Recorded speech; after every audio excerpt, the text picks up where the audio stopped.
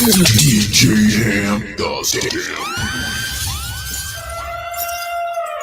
I do that? Yeah, I did that. Yeah, I did that. Yo. Check.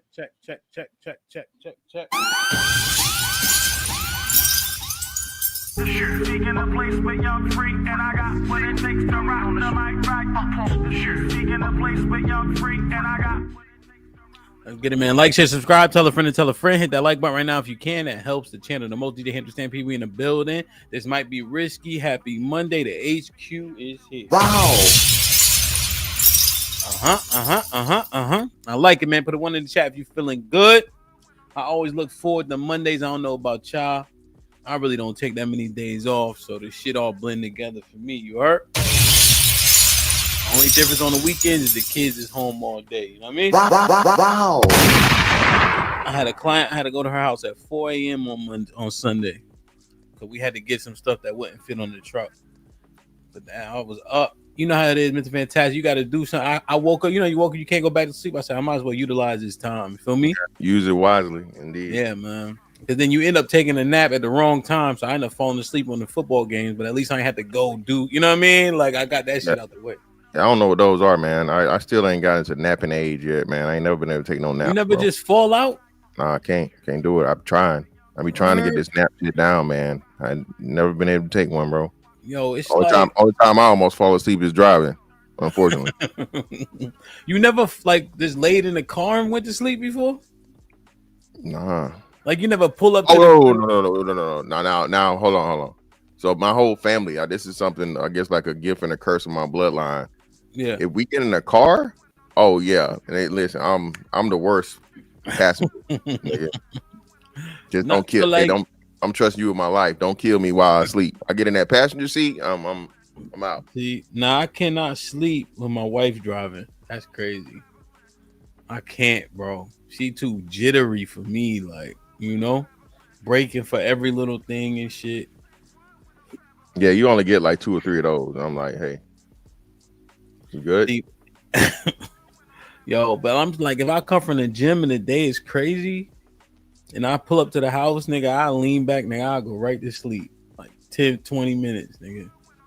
Real shit. Aaron, you good now? You're on mute. As good as I'm gonna be. MacBook Pro. Fuck that. What's your exception with Mac? I don't like anything about Apple. I don't like its user friendly. Wait a minute. But let's get on with the show. We're not selling Apple computers up here today. It's for old people.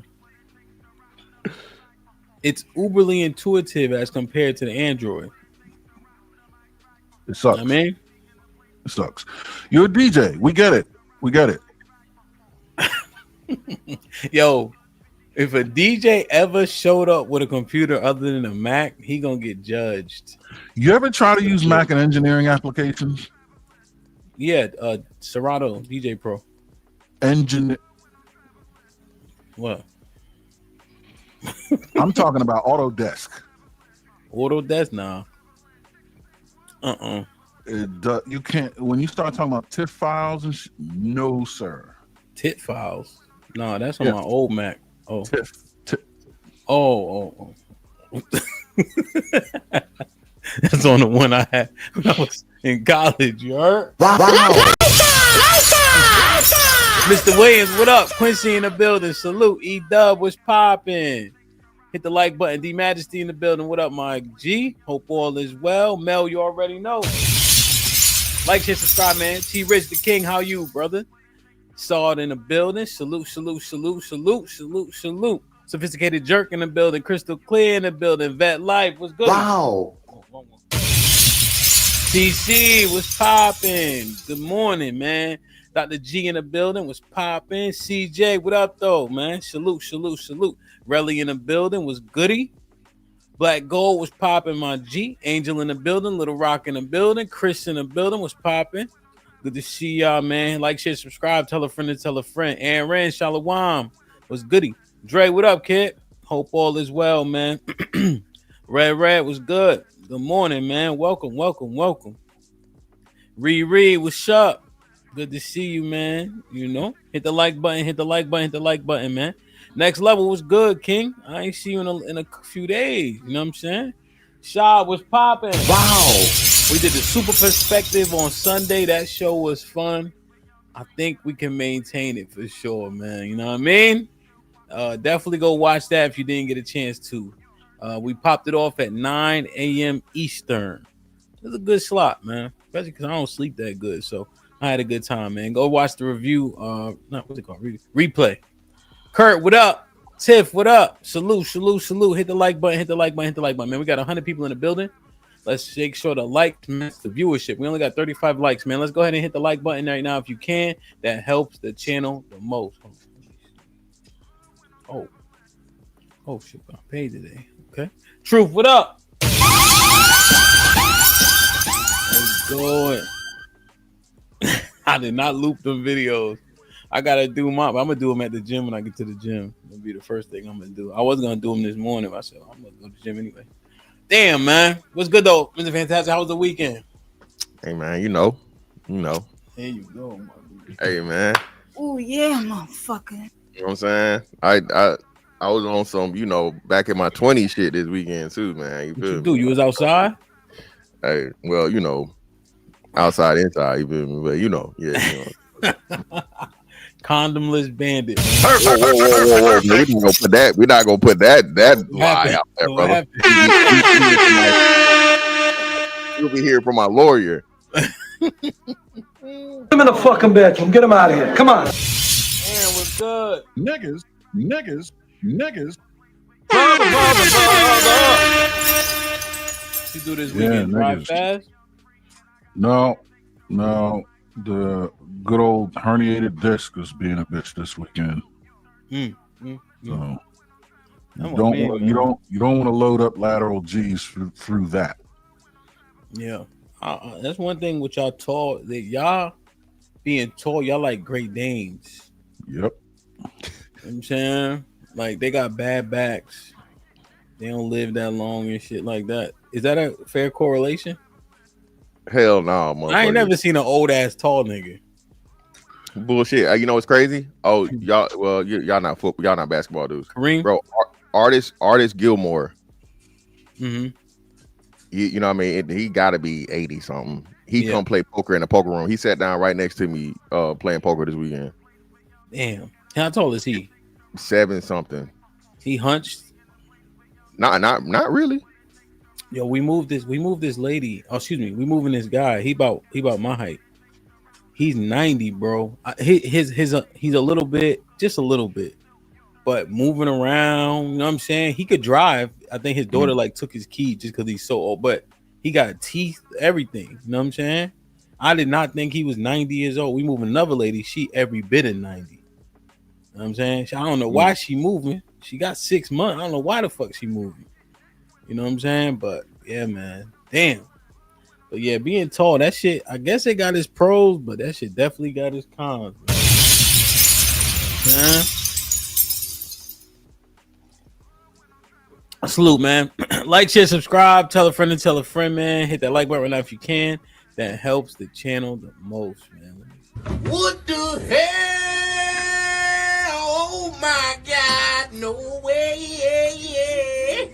Talking about. So I wanted to show y'all this, man. Yo, you ever seen anything like this, man? Hit the like button, man.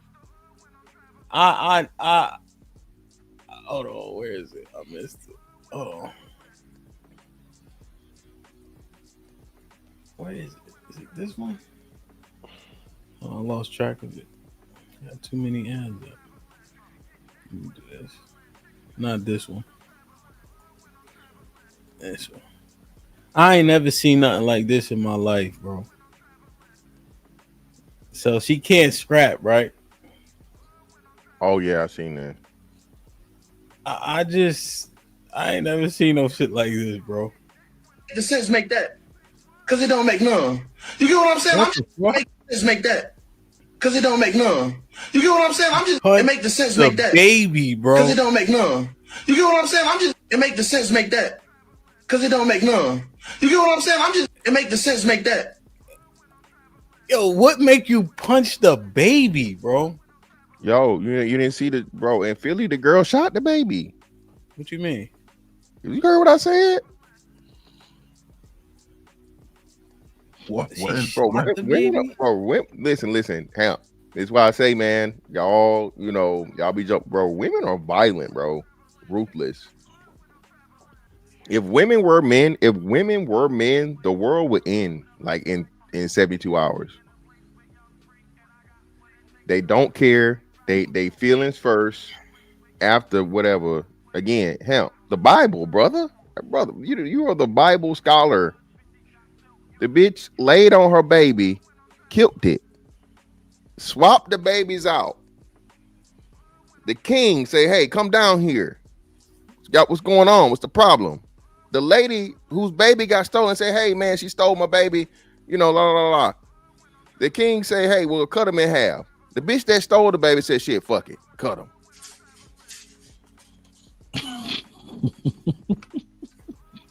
Like a motherfucking Subway $5 foot long. Cut. I don't give a fuck. But the king's wisdom, the man, had to be like, "Hey, man, yeah, the real mother would never say no wild, crazy shit like this. So take your baby back, man." Oh, hold up. A woman shot a baby in Philadelphia? Yes, y'all didn't see it, bro. Listen, man. Well, I know, Aaron, you're not really, you know what I mean? You don't do the content shit, bro. Shout Ham. We was just saying this, what's name, right? Bro, when you do this shit, you know what I'm saying, for content, you really do this shit, bro. The shit you see and the shit you come across, crazy. It changed your, that's why I said, bro, it really changed your perspective on life, man. People do wild shit. I get so many clips sent to me, man. Yeah. Like I can't even check all them shit, bro. But woman arrested, charged after shooting baby in Philly, in Northeast Philly. Told you, yeah. It happened probably, I think, either early this year or late last year. This was published July 18, 2024. What? Damn. In July 2024, a woman in Philadelphia shot a 7-month-old baby in the leg. Yeah. During a dispute on a $100 drug deal. It was on camera. Hamp. The victim of a 7-month-old baby boy was shot in the leg, but was later reported to be in stable condition after being treated at the hospital. The suspect, Dominic Billups, 28, was arrested and charged in connection with the shooting. The police said the shooting was connected to a $100 narcotics debt involving the baby's father.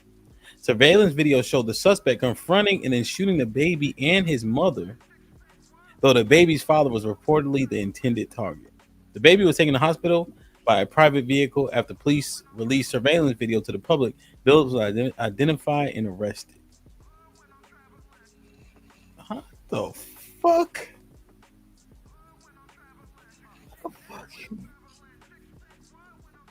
Telling y'all, man. Baby? I covered this shit right after it happened. That's crazy, Sean. Like, you keep. Did you hear about this baby getting shot? A 7-month-old baby was shot in the Northeast. Come on, son. St. Louis Mook, what up, my boy? Rainbow Kid, what's goody? Jay Miller, what up? Yo, come on, son. That just messed my mood up, bro. The lady with the punch is crazy, but shooting a baby.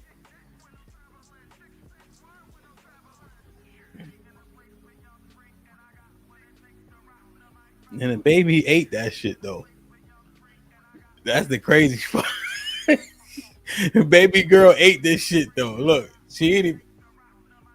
That's crazy, son. Yo, she ate that shit, but still, bro. Yo, God. Man, you gotta watch it. You gotta watch who you hanging around, bro. Like, hey, go back, Hamp, to the beginning. Pause right there. Bitch got a big ass grease stain on gray sweatpants, man. Get her out of here, man. Hey, man, that's horrible. Big ass chicken grease thing, man. Get her out of here, man. She looks like a silverback gorilla with a bonnet on. That too. Look, she built like a gorilla. She got a long torso, short legs. Now this shit. Yo, I just wanted to watch this for the creativity, nigga. This shit is hilarious, bro. Hold on, let me see. This AT-alien is funny. Huh?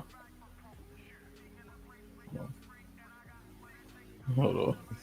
Yeah, boy. This dude is funny. Man, that nigga broke. You know ET? You fuck with him? Man, that nigga broke. Man, I'm just keeping real. Okay, so this thing. ET or OG? He from my hood. You know what I mean? He from my hood. This thing. Nigga got his little buddy from a little movie and shit. Moved away, didn't hit nobody. Yeah, what? I ain't mad at him, but I'm just saying, tell the truth. You weird, nigga. You were broke. You ain't even had no phone to call home. You had to get some kids. That nigga, y'all didn't even know that, man. That nigga was an eon old, man. Home was grown. He hanging with some kids, bro. That's like if I come to Earth, I don't come to hang kicking with y'all. I go kicking with some little ass kids. Living in their house, rent free.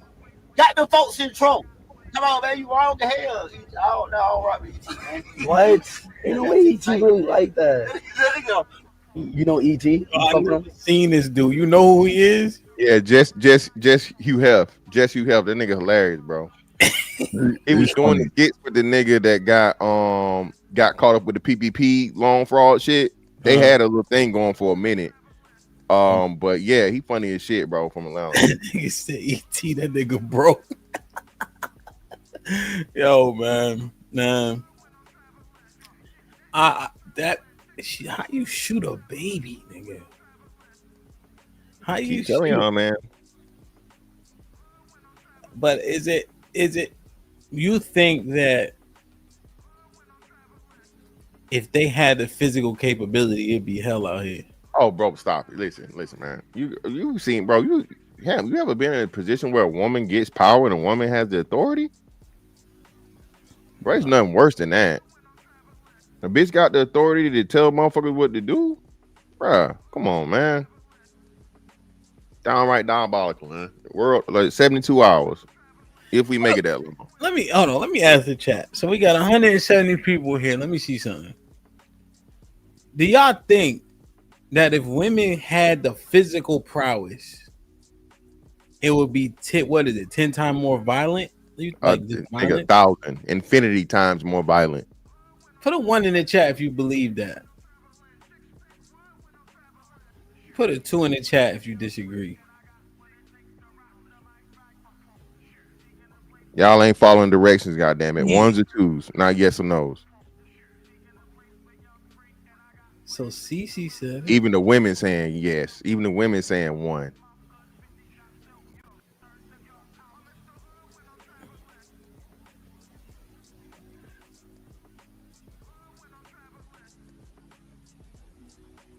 Damn. Even the women say women say all the time, I don't trust them hoes. I don't fuck with no women like that. I don't be around females. Why? Mm-hmm. Everything about it. Who's the most violent relationships, Hamp? Lesbians. If women could, they would. Okay, you know how they love talking about how if men could have sex with all the women, they would do it. If bitches could beat niggas up, they would do it. Okay. It's so the women who, well, I don't know if who's a woman, everybody per se.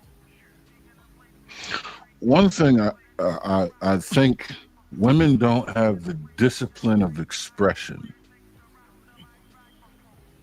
Right? We too emotional. Exactly. Sorry. Exactly. Women react first and think later. How many times a woman done did some shit you done seen them? Oh, I'm sorry, I didn't mean it. All this other shit. No, bitch, you did it. But even the logic of it, right? So if men who overreact, right, violently, we call them emotional, right? Mm-hmm. So if they had the same proclivities, right, and had the prowess and are admittedly emotional, Yes, then the logic is linked. Same result, exactly. You can get the same result at the greater numbers because those men that overreact emotionally are a minority, right? You know what I'm saying? The men that, and furthermore, that men are worried about consequence. So I think that's another thing we don't ever consider. Men understand, hey, if I get crazy in here and I'm motherfucking, claim I'm gonna beat everybody ass, and it's me versus 20 niggas, I'm probably not gonna make it up out of here. Because there's gonna be one or a few niggas that take exception and want to prove me wrong. A woman gets to, step in and I'll beat your ass, all this, all that. Come on, girl, stop playing. Leave me alone. Go on now. I don't want to, And this is problematic, right? This is what I said, right? No. Dr. G, this is what I'm saying. We do expect to be emotional. Exactly. So the conversation is, if the prowess was there and men who are overly emotional commit these violent offenses, and then we give the physical prowess to the gender who is admittedly emotional, what would be the result? That's literally what's being said. Because if you could, you would.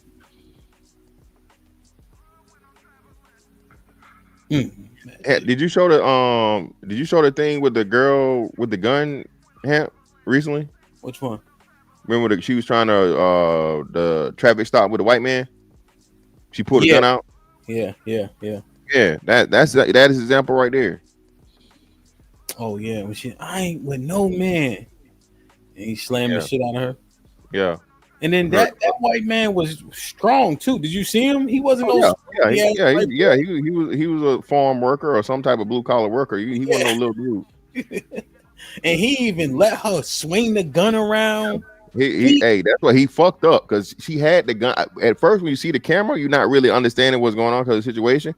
Yeah. She had the gun pointed to his fucking chin. Hell, he had the fucking gun to his face right then and there. For me, I was surprised he didn't crash out when she walked over to his son, like with the. That's when he started getting what's name. Yeah, putting the gun in his son. I think that's when he understood, because and she let her round off. So that was the most important thing, man. We covered that shit, and we had to. It was. I ain't even going. It was tough. But we had to walk it. I think Aaron here? We had to walk through that. And then we had opposition about who was wrong. Yeah, I definitely wasn't here for that. Yeah, no, you wasn't here for that. It wasn't. That's crazy. Right? Wait. People were arguing that there's a way that she was correct in the situation. Did they even know the context that it was a hit and run? She hit him. You know what I mean? Kept going. He was following her to get the tag information, and I guess in the process of getting the tag information, she got out of the car or some shit. So, but again, I guess it's a white man, so it's justified.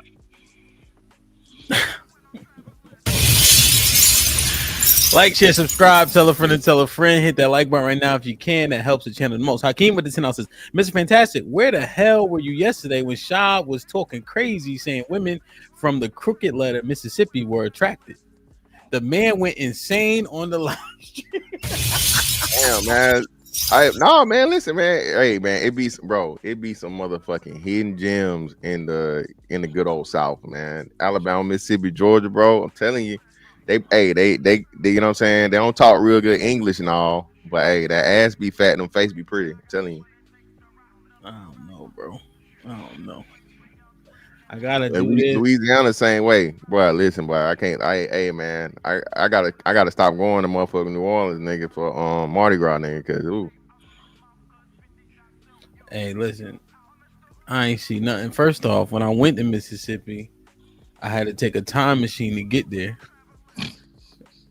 Where did you go though? What part did you go to? I had to take a time machine to get to Mississippi. First and foremost, it was called, one place was called Tupelo. Tupelo or Tupelo? Tupelo. I knew a dude from Tupelo. Yeah, now that's Tupelo. Country with a K. Yeah. Then I went to a place called Jackson. That's they, you know what I mean? That's they Atlanta. No, what? Now I don't care that much for Atlanta, but you ain't gonna do that to Atlanta, Playboy. That's their Atlanta. I said their Atlanta. That's their Atlanta. Jackson is the Atlanta for Mississippi. It's that bad. They got 3 stoplights in Jackson. You feel me? Everywhere else. If you combine 4 7-Elevens, it'd be just as big as the airport. So that shit, boy, good gracious. They ain't had no name brand restaurants in the airport. It was all local shit. Soul food shacks and shit. Ribs, fish, chicken. Emphasis on shack, nigga. The hotel I stayed at, they was giving out drink tickets. I said, what? Not drink tickets. Stop it, man. Swear to God. Drink tickets is crazy. Swear to God. Ask Bravo. I don't think Bravo here. They was giving out drink tickets. You know what I'm saying? Y'all know the truck don't come in the next week now. We only got 1 bottle. They was like, we got top shelf. So they had Hennessy and then they had 1800. I said, good God almighty, boy. That shit different, man. I'm talking to the Uber driver. He's like, yeah, a lot of black on black crime here, man. The black people just, you know, they tend to shoot each other in Jackson. So we had to move out here. Old white dude. Just speaking freely. You know what I'm saying? So, salute, man. I'm excited to get to this main topic, but I gotta be consistent. But I don't know if these is funny, but I'm gonna play them anyway, nigga. Fuck it. Like, share, subscribe, tell a friend and tell a friend. Hit that like button right now if you can. That help the channel the most.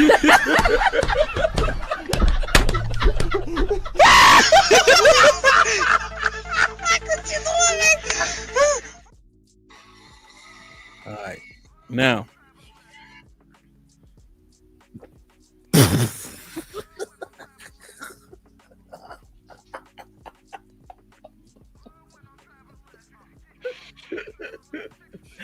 Yo, all right, it's fantastic. You knock me down for $1 million. Would you knock me down for $1 million? Would you knock me down for $1 million? Would you knock him down for $1 million, Mr. Fantastic? Oh, listen, man. Hey, this is Sparta, nigga. I'm front kicking. Don't care what I hit either. Chest or head. Don't matter. Yo, chest or head, nigga? Chest or head. Don't even matter. $1 million, bro. He get a put up the field goal sign. That ain't right, bro. That ain't right, man. All right, I got one more. I've already watched these shit, but at least I figured out what was being said in this song. I just tell him stop choosing top and just have my lifestyle. I just tell him but I don't even know if you go without the beginning. I just tell him stop choosing top and just have my lifestyle. I just tell him but I don't even know if you go without the beginning. Yo, if you laughing at that shit, you ain't shit. Mr. BX, you wrong. You're wrong. Hit the like button, man. Son Kid, perfect. Angry Snowman in the building with 2000. I would do it for 10. Jesus Christ, bro. Perfect. Wow. Yo, y'all be laughing at anything, bro. All right, man.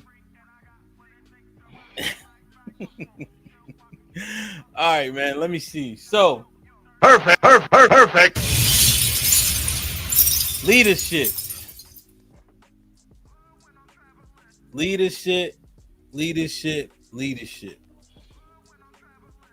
How do we see leadership in our community, man? I hear so often, yo, Matriarch. Matreon with a 20. I ain't shit because I'm crying. Hey, man, I said if you laugh, you lose, man.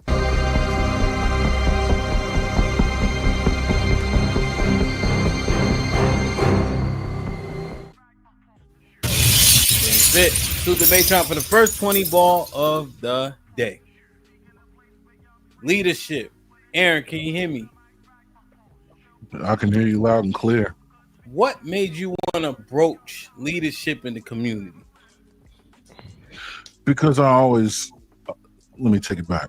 Because I often hear that it's missing. I'm driving home from the office today, and I'm watching all these black men taking their kids to school. Mm-hmm. I left my wife at home. She's getting the kids together. I'm in the car on the way home right when I texted you, and I'm like, every time I go to the kids' school, I see all these black men everywhere. We just had back to school night, parent-teacher conference last week before. There's black men everywhere. So why am I hearing that there's this lack of leadership when I'm watching these men lead their families? And then I thought about the panels. You, Mr. Fantastic. I'm like, it's more brothers up here doing the right thing than it is the wrong thing. So what are we talking about? Where's this gross lack of leadership? I'm not seeing the black hole. Well, the panel is a microcosm. Are you saying that we can take the men who join the panels and then extrapolate? To a degree. I mean, yeah, I don't think it's a complete accurate picture, but I take that and add it to what I see in my day-to-day life. When I go to the kids' schools, when I'm in supermarkets, what I'm seeing, even in the hood, I'm watching brothers push strollers and shit across the street. The kids look happy and healthy. Would you now? Yeah, so I see them. Have you compared them to what? How many moms are pushing the strollers by themselves? Yes, right. Great question. Yes. And I do see mothers alone, but not as much. Not to the degree where it would suggest that leadership is totally missing. What degree would it have to be to suggest that leadership is totally missing? Is it 60%? 60 to 70 to render it like totally missing, like 80. Like, come on. But even 60 to 70. But I'm seeing it the other way.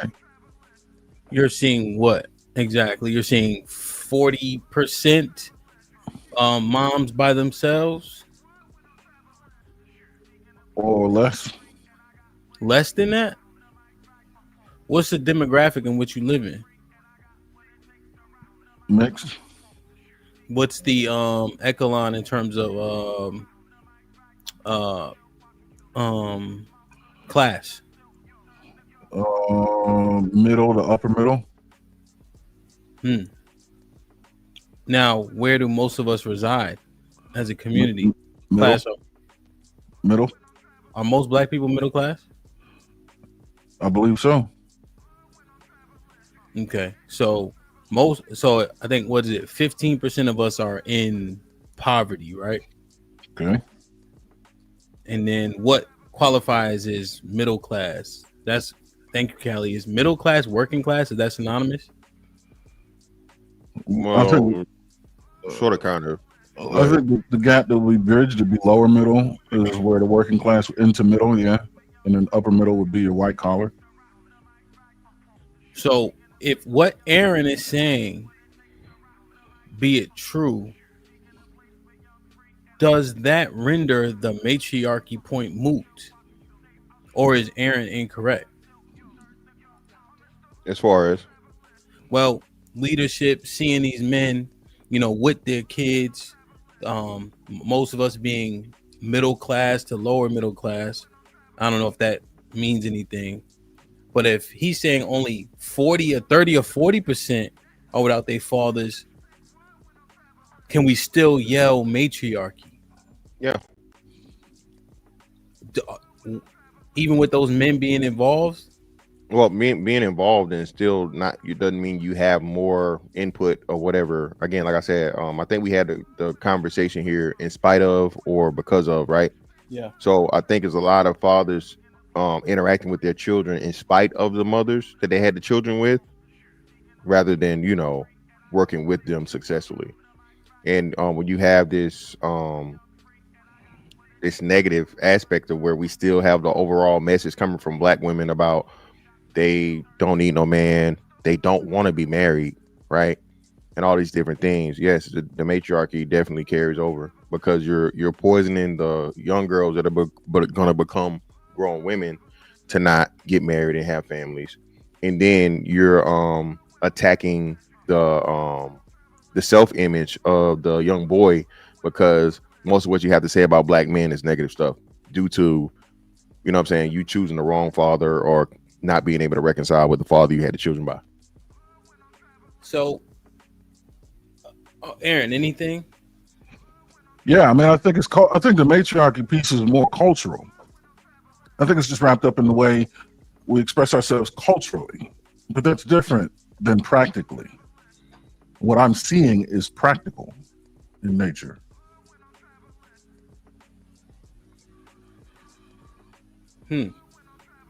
But if the ideology is matriarchal, then how does it manifest practically? That's a good question. And I'm not sure I have the answer. It does seem to be a contradiction of terms. This is part of also why I was saying I don't know why we're so wrapped up in looking at celebrities or looking to celebrities for the formula on how to do it right, or a representative cross-section of what's happening in the community. I think that is where you can find your answer. My complaint with the Black community usually is the culture. It's usually just the culture and the way it falsely represents us. Okay, let me ask this question. The violent part, the materialistic part, we're grossly misrepresented in our culture, yet we invest too much in a culture that doesn't represent us. So I think that is more of a explanation. Okay, so all right, so how long does it take, right? Does this go into a bootstrap type of equation? Meaning, at what point do you overcome the shit that put us at a deficit, right? So in terms of you know, people pulling themselves up, they have an opportunity, right? When we look at the construct of our community being matriarchal, at what point do we get to continue to? I'm not saying it's an excuse, but it's like the women are doing X, Y, and Z. At what point do we blame? Like, do we put it on our shoulders, or we can't as men? Like, how long do we get to keep talking about how much they suck at leading? Well, I think that's the problem. Well, first off, we haven't been talking that long about how much they suck. Shout out to Media Man, right? He's actually started chronicling it about HAMP, showing the 90s shows and the topics and stuff that people claim never happened. Yeah, I actually use one of his videos to review it. Yeah, so but no, I think the problem is, right, there hasn't been enough talk, because they've had control and they've had reign for so long. So now you have to speak about it, and people have to accept that there's a problem before we can move on to the fixing. Again, the first steps of AA is admitting that you're a fucking alcoholic. The first steps of, you know, drug recovery and whatever is admitting that you're a fucking drug addict. I don't think Black community has realized that we have an issue and problem from the matriarchy aspect of this thing, of the women running shit. Now, I'm with you as to where we definitely should be, and we are doing it, but I think there's being purposeful sabotage. I think it's being purposeful sabotage done here, because a lot of those fathers, and I'm one of them, that had to go through the situation of where I was a great dad, but I had to fight my motherfucking, you know what I mean, the woman I had my kids with, to be a great dad, right? So you're limited. And then, oh, you supposed to do this. Well, okay, I understand that. I'm doing what the fuck I'm supposed to do, but I shouldn't have to do it, you know what I'm saying, through the means and go through the bullshit to do it. So until we get to the point of where it's a standard to where, hey, regardless of what you got going on with this man, right? If he's trying to be a father for his kids, let him be a father for his kids. Don't fucking purposely tear down or whatever what he's got going on that's positive, that's going to be overall good for the kids in the long run. And then, you know what I mean, I think a lot of this stuff will start to turn around. But until we still have this ain't can't don't want mentality and I can do bad all by myself and, you know, all this other shit, so on and so forth, being perpetuated within the culture, as Aaron said, there's going to be very, very little progress because there's so much to overcome to get there. Just blocking out the, you know what I mean, blocking out the solution. Yeah, I think I understand. I understand the point, the premise. And I'm looking at several other factors that we've been able to overcome, you know, but this part we can't seem to figure out, essentially. Yeah, right? All of those things were external. All of those were external. What do you mean? Exactly what I said. Slavery and what's the name is external. That was a other group of people. Racism is a other group of people. So once you have a house divided cannot stand, right? So when you're supposed to be working with the women and we're supposed to be building families, we're supposed to be building confidence and love and concern for each other, and you're not able to do it within, this is why it's so difficult, because the people that should be working with you are working against you. And you have to do it for the sake of, like you said, just you know what I mean, sociology and understanding how people work, right? Races of people, there's never been a situation, I keep saying this, right? There's never been a race of people to where they date out or mate out more than in, right? So in order for us to fix our problem as the black culture, right, the black community, however you want to put it, we have to get this internal turmoil, you know what I'm saying, lesson. It's never going to be, you know, completely gone. Everybody has their intra-racial issues, but ours is just so broad, man. Progress just can't be made. Do you think that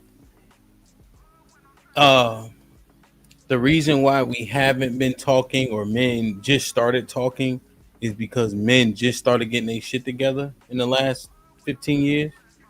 Nah, just start. No, hell no. I think I know for a fact there's a huge overrepresentation of the negatives of black men, right? Okay. Despite all of the 50% of the prison population, let's say 20 years ago, that was still 5% of the population overall. You feel what I'm saying? At the highest of the high. So I think because we've all been told, especially our age group, right? Hey, you're not gonna live to be 21, and you only, I got a selling rocks on the block, I got a mean jump shot. You know, we were inundated with all of this, out the mud, out the gutter. This the only way you're gonna make it, bullshit. And I think that we're the first generation to be able to say, like, hey, nah, man, that's a whole bunch of bullshit. The blue collar brothers are killing out here. Brothers are turning their blue collar experience into entrepreneurial opportunities and killing out here. Brothers are, taking care of their families, taking care of their kids, all these different things. I think it goes back to what we alluded to with the, media man situation, to where everybody was just shitting on us, bro. Everybody was shitting on us, man. Your dad, how many kids I got? I mean, your dad had. How many of y'all was it? Six kids, Ham. Raised 6 kids. Right? You know what I'm saying? Mm-hmm. That nigga still wearing overalls to this day. Okay, he probably picking up a transmission somewhere right now. You feel me? Concrete construction. That's something like that. That's what I'm saying. So we literally never even talked about that, bro. My granddad was a fucking farmer, a real life farmer. Hogs and chickens and shit. You feel me? So that's what I'm saying. It was a overrepresentation of the negative, no appreciation or promotion of the positive. So we were all brainwashed into thinking that niggas ain't shit.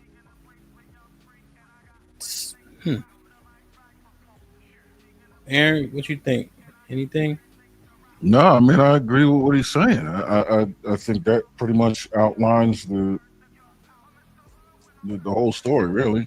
I will say this, that no, I don't think within the last 15 years, men getting their shit together is what gave us our voice. We were always speaking up. It just never was heard because it wasn't lucrative to be heard. Now that we have social media and the internet, that's when we started to be heard. because these conversations became available. But they were always being had.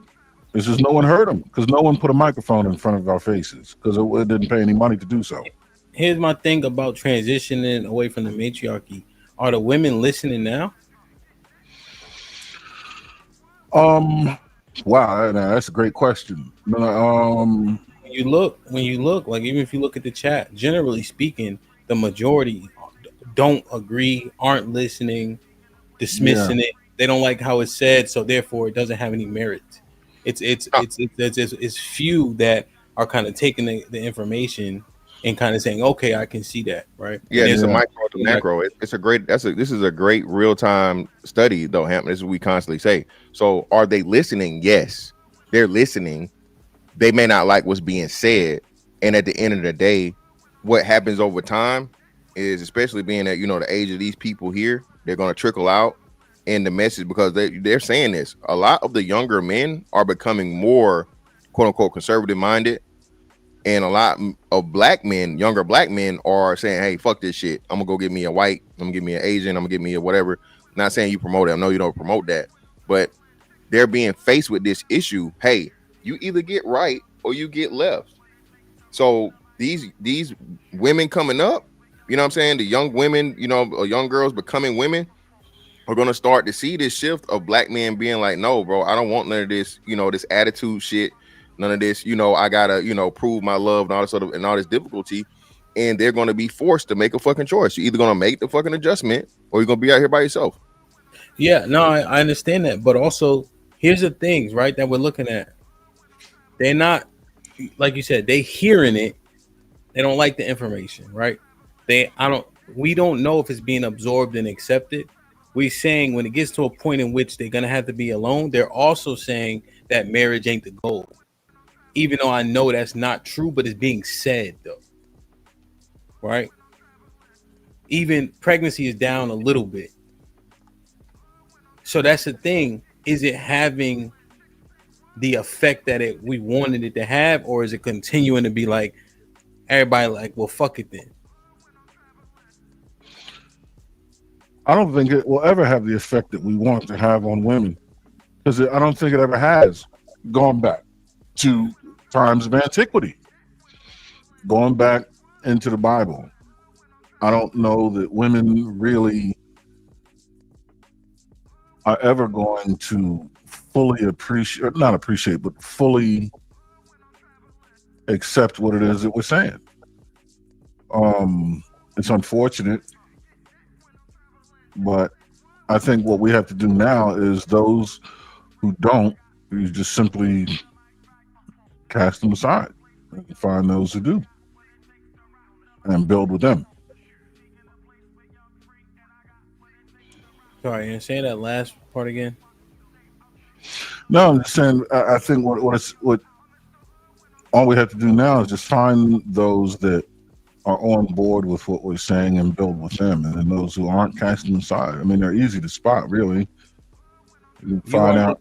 What's that? You aren't their inspiration or aspiration, right?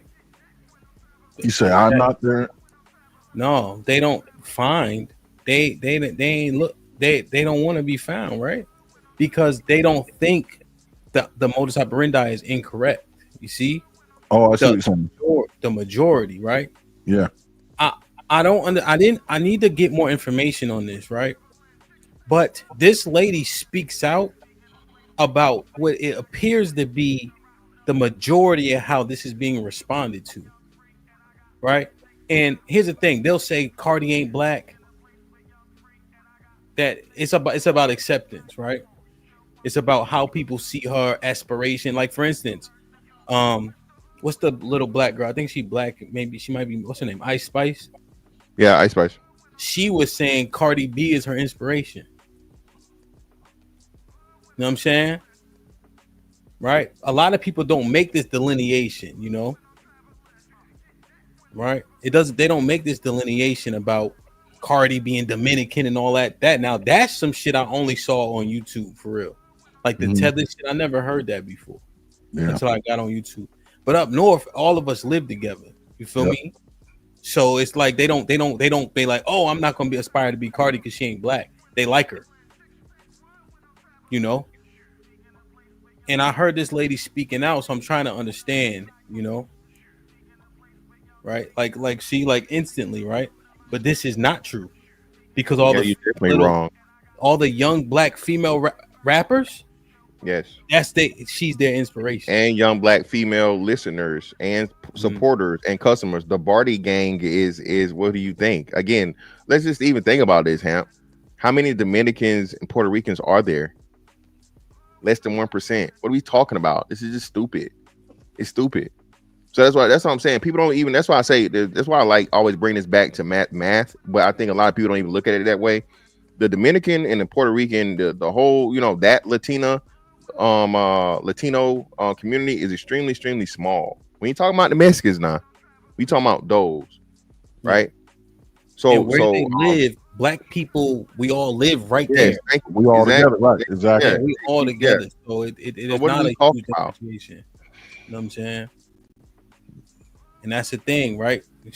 I'm saying the rappers who the girls look up to Cardi. Nicki had made fucking music in how long? Yeah, they respect Nicki. You know what I'm saying? But like this, right?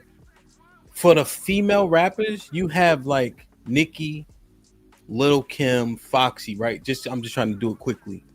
They're more like in a stratosphere, like OGs now. Nicki's an OG now, you know. But the people that get inspired by, Cardi's like right there, Megan's right there. So then you got Ice Spice in them, Sexy Red.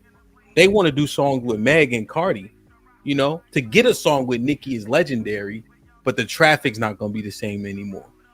Yeah. Just think of it logically. Like y'all make a determination so quickly. Just think of it logically. They can't do it, Ham, because this goes back to what we said. Hey, they don't like what's being said. So it's no, nigga. Like, bro, you old. Shut your old ass up. You an auntie, okay? You don't know the brand new shit that just came out. Can you even name the fucking, you even know that Cardi B's album dropped like I think last week or a couple weeks ago? What the fuck it was? You know what I'm saying? No, you're not even keeping up with that.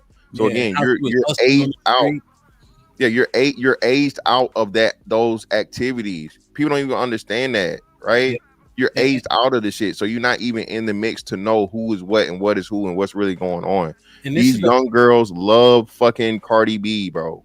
Love them, black girls. Yeah, and that's what I'm saying, right? Like as a DJ, you know, you kind of understand these dynamics too, especially when you know you in the club, especially down here because it's all trap music. You know, and you know who they want to hear and who they don't. You know, like you just know who they want to hear, who they relate to. You know, like even when Glorilla had that song with Cardi. It was like 2 years ago. Oh, it was a pretty popular song, right? But you know what verse I had to skip through DJing? I had to skip to Cardi's part. Yeah. On the twerk song with the City Girls, you skip the Cardi's part. With the Tatiana, right? A few years back, you played Cardi's part. You know what I'm saying? Like that's just what it is. You know what I mean? So why did she say this? You know what I mean? In this clip. Yeah, tomorrow. Thank you, homeboy. Right? You go to Cardi's part. Right? Thank you. Thank you. Oh shit!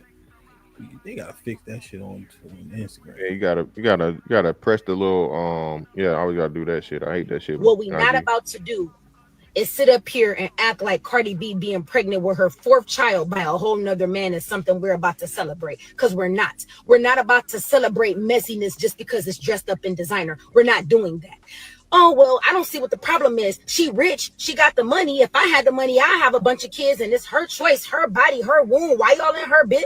Man, be quiet, because y'all will literally get on this internet and crucify Clarissa Shields for simply dating Papoose, for dating a married man, just dating him, ain't brought a kid into the situation, ain't brought no ties into the situation. She just dating a man, and you'll crucify her every day because you messing with a married man. But it's okay for a married woman to be carrying another man's child. What we not about to do is sit up here and act like Cardi B being pregnant. Is that true though? Yes. Are they really cooking Clarissa Shields for real? Yes. Hamp. I saved it Joey. on. It was they would hold on. Let me see what I Miss got. Jilly said now that is a fact. Yeah, So, exactly. Yeah, what it's are they cooking Clarissa hypocrisy. Shields for? It's fucking hypocrisy. If the man is doing it, it's a problem. Everybody talking about how Future's horrible, Cam Newton's horrible, Nick Cannon is horrible, bro. For one, remember Cardi B said this now. Offset came out and said, "Hey, you was, you know what I'm saying, you was having sex with that man while you was pregnant with our baby, wasn't you?" What Cardi B say? Hell yeah, yes I was. Now was she trolling, or you know what I mean? What did it really happen? I mean, can you say she was trolling now? And like I say, her youngest kid is like a one in some seconds. She not even fresh off of 1 year old, and she already pregnant by this man, Hamp, that's got apparently 3 other kids within the last year. But what are they fucking? What are they cooking Clarissa for though? Because her and Papoose sat down and did an interview somewhere, and they was talking about because they're taking up for fucking what's her name? What's his white ex-wife name? The rapper. Remy. Remy, yeah, they taking up for Remy, bro. Mind you, hell, Remy cheated on the nigga, and Remy been out here on a campaign with the Temu motherfucking version of her husband way before he even started fucking with Clarissa Shields. It's hypocrisy, bro. I just hell, he was going to jail. This bitch was in prison for shooting her friend over a minuscule amount of money. He was there every day. They both admit this. This ain't something he just made up. Going to visit his wife in prison daily just for her to get out and, you know what I mean, ride the meat, pause, of a knockoff version of her husband. And he knocked him out too. Yeah, just to get that nigga knocked out, which he didn't even bring to light. The nigga that got knocked out did because he couldn't shut his mouth. He wanted clout. Pap knocked the nigga out and kept it to himself, kept it private, right? This nigga had to run to the internet and tell it. So leadership, right? Damn, so they don't aspire to be Clarissa Shields?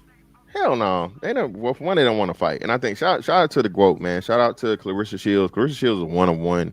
So most women don't have the prowess, right? She's like, her pedigree is totally different. But no, they don't even see Clarissa Shields as successful because she's not attractive, but they don't see as attractive enough. And she doesn't fit all the things that women want. Hell, women don't want to work for shit. And Clarissa Shields is hard work, the hardest of work, right? Women don't want to work for shit, hell. They want to be pretty. They want to get a man that they want that's going to take care of them for life. That's most women's aspiration in life. Yeah.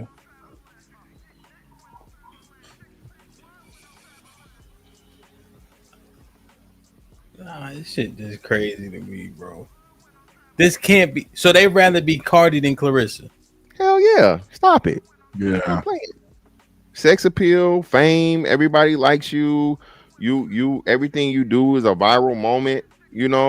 Again, women want attention. Hemp. Women's number one preferred currency is attention.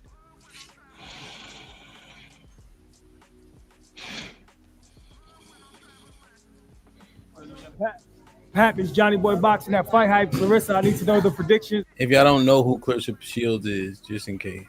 Of the fight. Greatest female boxer of all time, just in case. Yeah, no middleweight, heavyweight. Like, she got $10 million for Layla to fight. Layla tiptoeing. Yeah, she would kill Layla Ali in the damn ring. Stop it. Would you and your opponent? Yeah. I can only speak on if she comes unprepared, she'll get knocked out early. If she comes prepared, she'll get knocked out late. Absolutely. Now, Pap, I gotta get a verse from you, man. I gotta hear you. We gotta hear you spit, man. I'm with Clarissa Shields. To spend time wisely is a skill. doing everything that losers won't, but winners will. We ain't chasing a good time. We just sit and chill, eat and watching Michael B. Jordan. That movie Sin is ill. When the love is genuine, you can tell it's a different feel. Babyface was right on that song. She got that whip appeal. Whoa. Stole her heart like a ball player. I be getting still, and I pay for it in full. We don't split the bill. This ain't that fake vibe that you used to. Nah, this shit is real.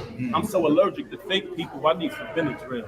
Whoa. Y'all would be house niggas. We in the field. She fight for the people. George Floyd, Emmett Till, Olympic winner. First female boxer to get a meal. So much motion that she be moving while she be sitting still. It's a heavyweight title. They gonna say it's still. Oh, Brooklyn. Yo, man. And then I was looking for Cardi, cause put a 1 in the chat if you, because I know there was some pushback, so we gotta clarify it.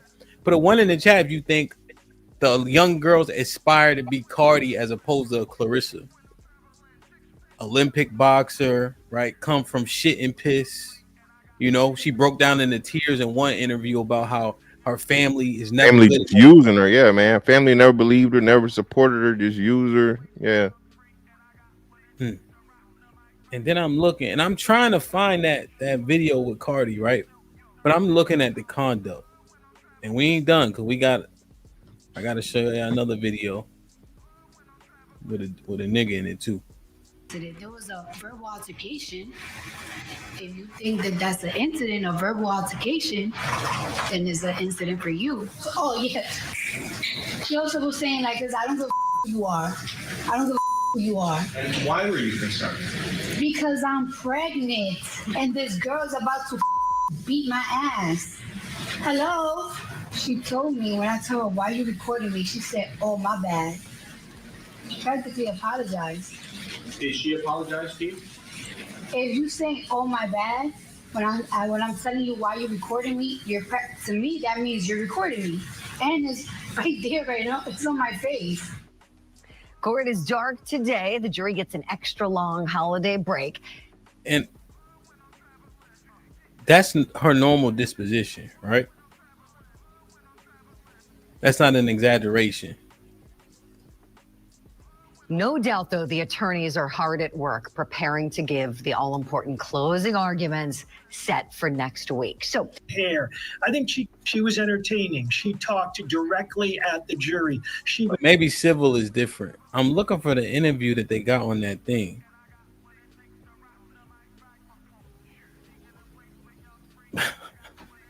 But even who's the representative? Cardi? Share this real quick before we do it.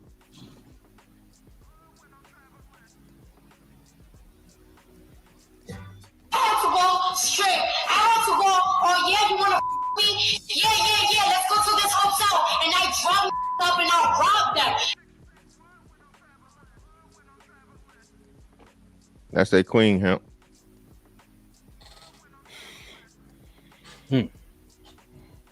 That's when she was saying drugging niggas and shit like that, right? Yeah. Drug niggas and robbed them, you know. Bring in, you know, Decepticons and, you know.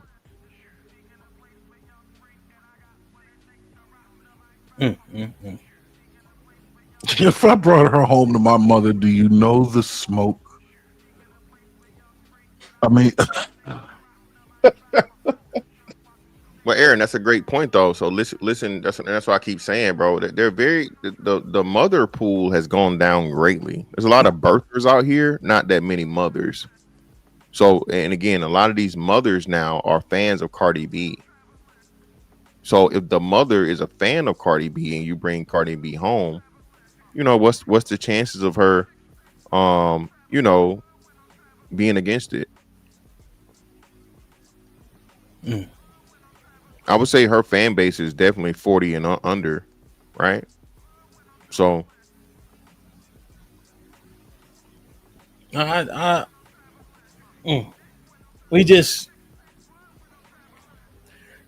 The key is these are our leaders, right? Right. In terms of the women, the entertainers are the leaders, are they not? Oh, most definitely, yes. Most people are aspiring to be entertainers, This is why. athletes. This is why I say it's cultural. They're the leaders of the culture. But I don't think the culture represents us accurately. When we talk about how violence is shown and expressed in the culture, but then when we actually take a look at what's happening in the street, the amount of us in jail versus who's on the street doesn't reflect.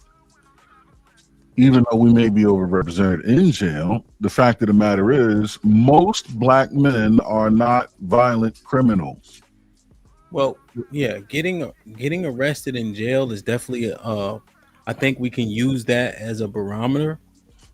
But what is the disposition of most of us? Right? Most black men, we say, wouldn't bust a grape in a fruit fight. Well, what I'm saying is the snitching conversation is a conversation in the community. Right. Right. Regardless of class to an extent. Mm-hmm. Right. In order to be a rapper, well, this is probably less now. You have to have lived it. Right? We still have the same heroes, regardless if I'm making $1 million or $100 a week. Right? The same movies, right? We like the same things. We like salacious shit too, as men. And the thing about it, if women do it, maybe this is an antiquated way of thinking, right? The women do it as one thing, but when we do the same thing, I think it has a more like lingering and powerful effect.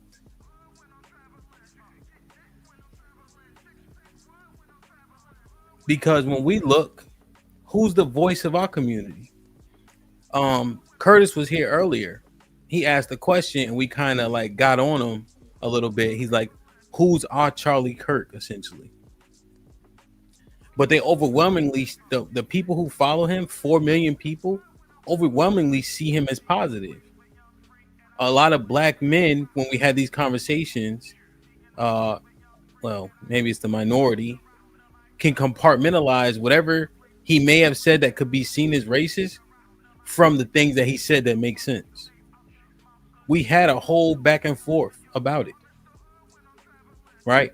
Were the statistics in which he was sharing, were they incorrect? Were they inaccurate? Right? That's the conversation we were having. You know, who disagrees with his talking points? These are Christian talking points. We were having that conversation. You know, when you watch most of that shit, because I was trying to see more of it, right? Most of the conversation isn't like super duper hyperbolic. Like when you watch his shit, it's pretty just, you know what I mean? Just talking. Almost like Tim Pool. The motherfuckers just talk. The shit really be boring. But they got 4 million people watching them. Who do we like into that? And what type of representation is this? Like, share, subscribe, tell a friend to tell a friend. Hit that like button right now if you can. That helps the channel the most. This guy. Who been more viral than him? Right? There's been people speaking out, but it's not as viral as this guy.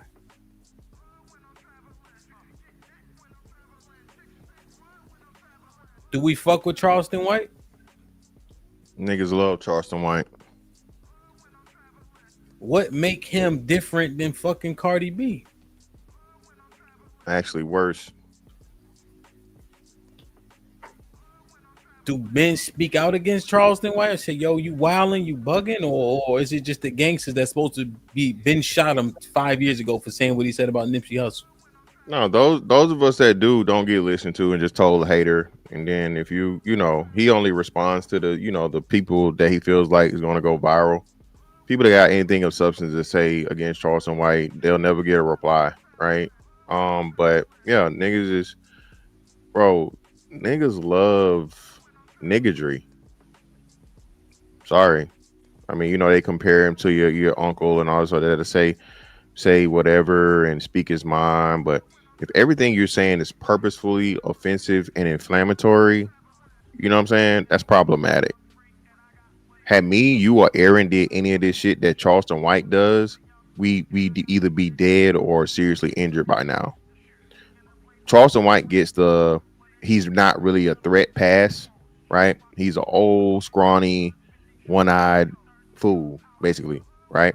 And he comes on and then says, "Oh, this is entertainment. I'm an entertainer, and this is comedy and whatever." Well, I don't think Richard Pryor did it that way. I don't recall Eddie Murphy doing it that way. I don't think Dave Chappelle does it that way. So how do you get to just be incredibly disrespectful, you know what I mean, and say the most vile things and then try to hide it under the guise of comedy? That's bullshit. I was listening to this one. This is the newest one. Yeah, he does it under the guise of comedy and etc. Right? And he's a troll and he little as hell. So niggas, like, I guess you don't get no picks for doing him dirty, right? You know what I'm saying? Like, there's no wins on that. But I just listening. I don't know. Does he have does he make good points? I mean, when he's sitting down and he's doing an interview or whatever, he says some things about black people and so on and so forth. He definitely has some points to where he makes decent points. It's just the problem as to where you say things that are so inflammatory, bro, to where you got to throw the baby out with the bathwater. The bad definitely outweighs the good by a lot. So, you know what I mean? If you got to dig through 10 pounds of shit to, you know what I mean, to get to fucking whatever it is you're trying to get to, the 1 pound of fucking, whatever it is, like, come on, are you really who's doing that? Why don't black men know about Robert F. Smith? Right, exactly. I said this because Robert F. Smith is an entertainer. Robert F. Smith and I'm still ashamed of this. I can't even think. I want to say not David Stewart. It's a guy that's richer than him now. I want to say it's like David Stewart. Somebody correct me if I'm wrong. Yeah.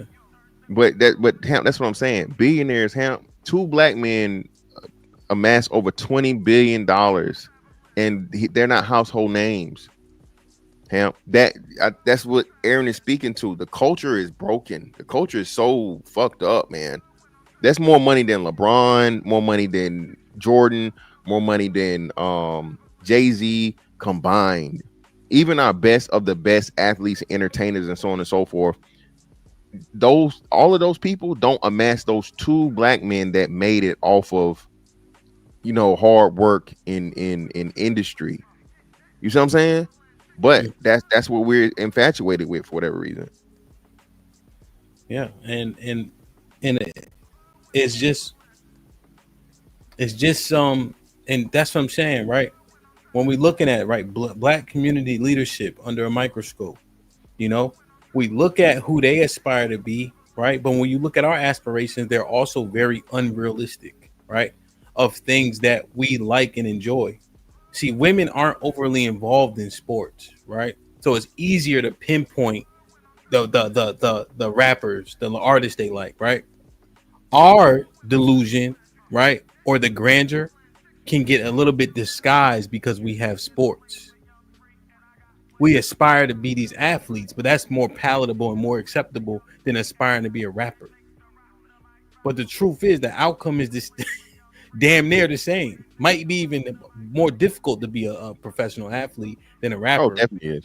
Yeah, it's definitely more difficult to be an entertainer or a high level athlete than what's name.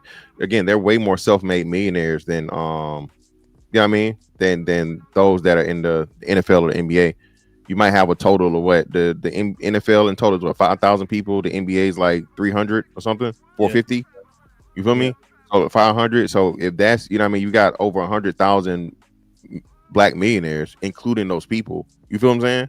Yeah. It's a lot easier to go it the other route. But because we only glorify, you know what I'm saying, the 1%, and not the correct 1%. You know what I'm saying? Not the correct 1%, because the 1% of the 1% still did it the way that, 90% of people gonna do it. And I know Aaron kept saying cultural, man. The culture is too concerned on perception. It's too concerned with perception rather than substance. Not only is it we have to look the part, but whatever it takes to achieve that has to entertain us as well. At no point is anything that's considered boring, cool.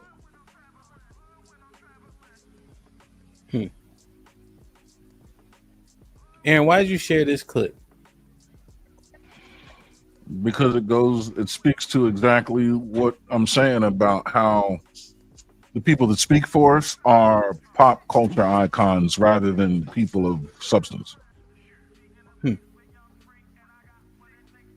told you a little while ago, these leaders that they call leaders, this included Lena Horne, this included Dick Gregory, and this included comedians, comics, trumpet players, baseball players. Show me in the white community where a comedian is a white leader. Show me in the white community where a singer is a white leader, or a dancer or a trumpet player is a white leader. These aren't leaders. These are puppets and clowns that have been set up over the black community by the white community and have been made celebrities and usually say exactly what they know that the white man wants to hear. And it is an honor, actually, that they endorsed Dr. Martin Luther King and were against the Honorable Elijah Muhammad. That's actually an honor. I just told you a little while ago, these leaders that they call leaders. It's been that way for a while. Yeah, Malcolm been talking about it, and a lot of these people didn't understand, man. I think that's another horrible thing too.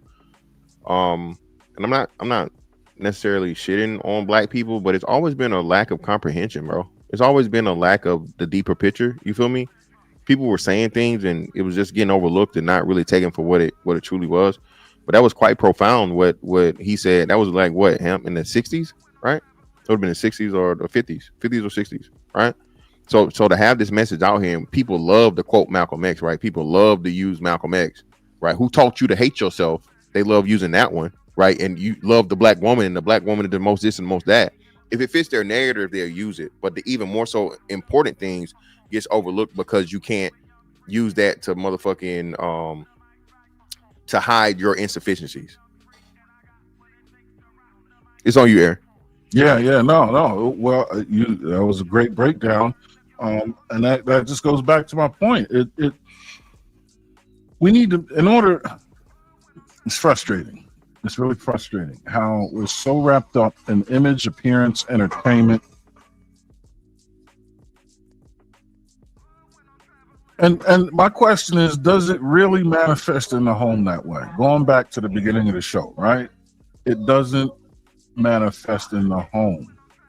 All of this pop culture shit, when you go out into the real world, when you go and observe the middle class, it's not represented in these homes. It looks more like what it's supposed to be. But my question is, why isn't that dominating the culture? Why isn't that something to aspire to when it ends up being what we end up kind of doing anyway? If we aspire to it, we'll be better at it, which is what these other cultures are doing. Their aspirations are aligned with their abilities and with family. Our aspirations are aligned with entertainment. But the way the world works, the way the universe works, you're forced into aligning with family because you have no choice. Existence isn't predicated on entertainment. It's predicated on a man and a woman getting together, making a baby, and that baby growing up and doing the same process. And all of the different operational necessities around making that successful, which has nothing to do with entertainment. So we aspire to be entertainment. Yeah, but we have to reconcile some shit though. Are most men proponents of marriage at this point?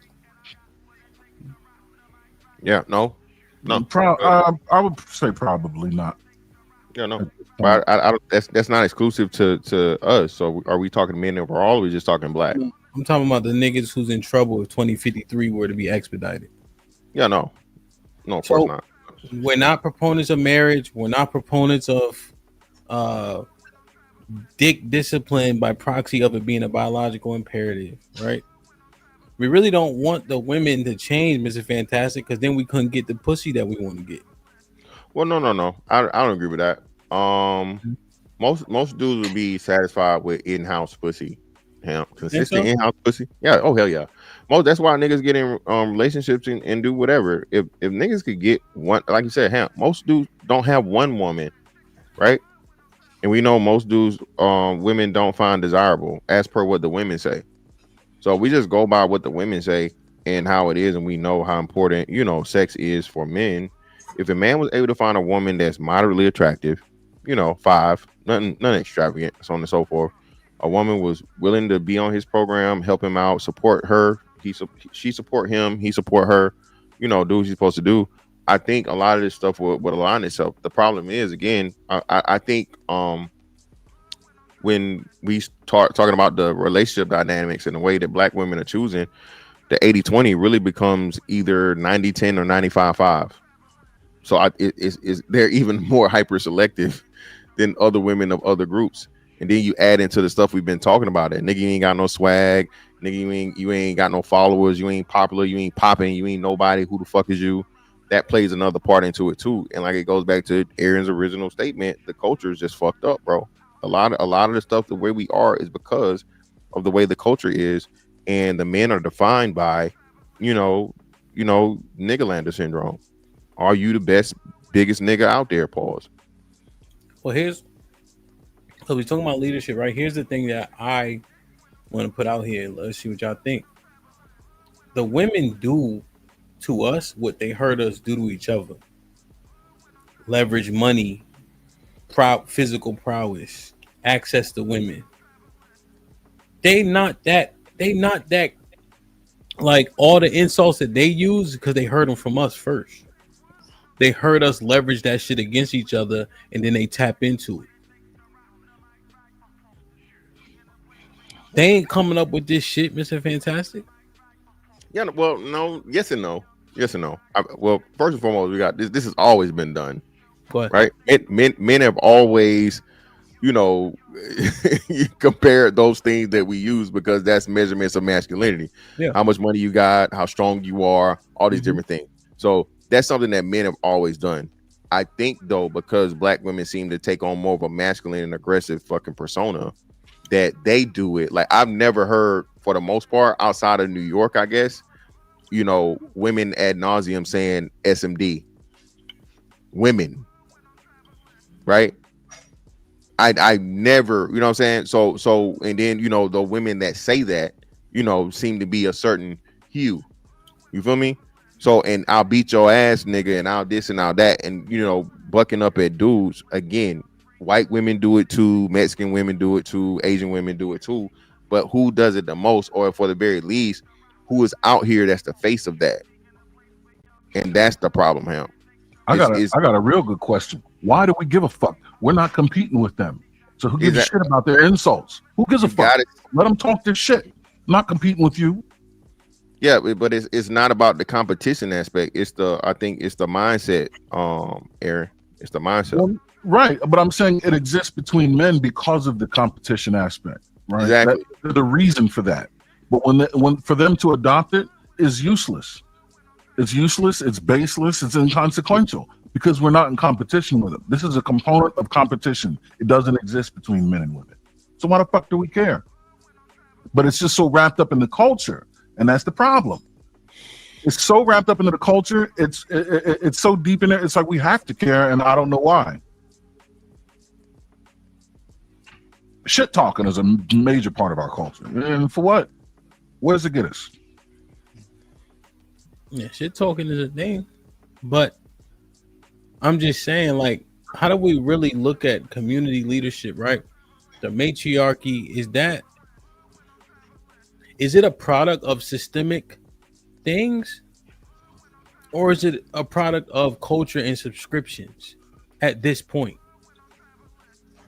At this point, a generation is 15 years, right? That's how they do it. 81 to 96 and all that. So, right? Like, is it a product of prescriptions and subscriptions? The things that we agree upon are generally adverse to us being successful. I don't like women. Like we was talking about this the other day, right?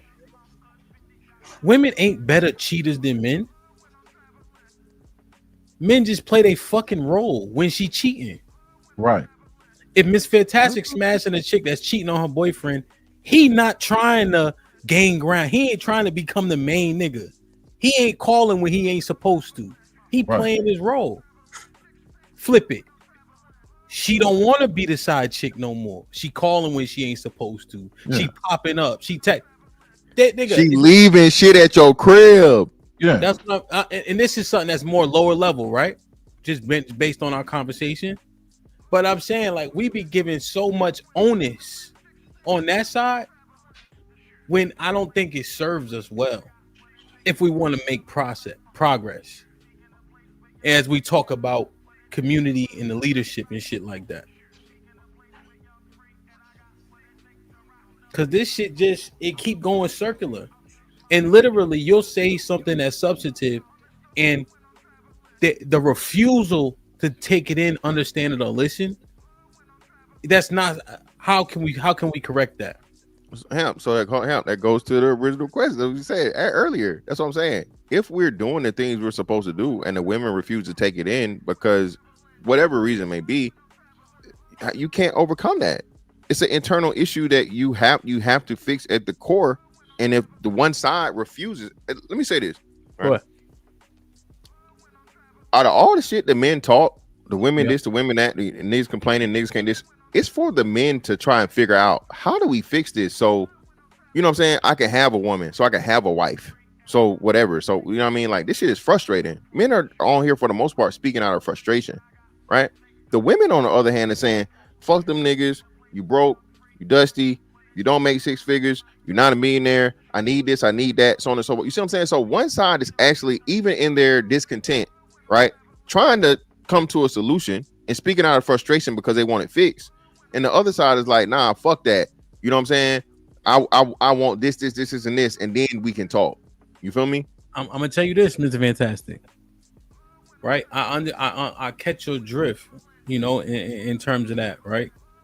I lost my train of thought, but I got to get it back because I got to say this. Oh, do you ever give up leverage in any situation, really? Would that be your... Yeah. Me personally? Yeah.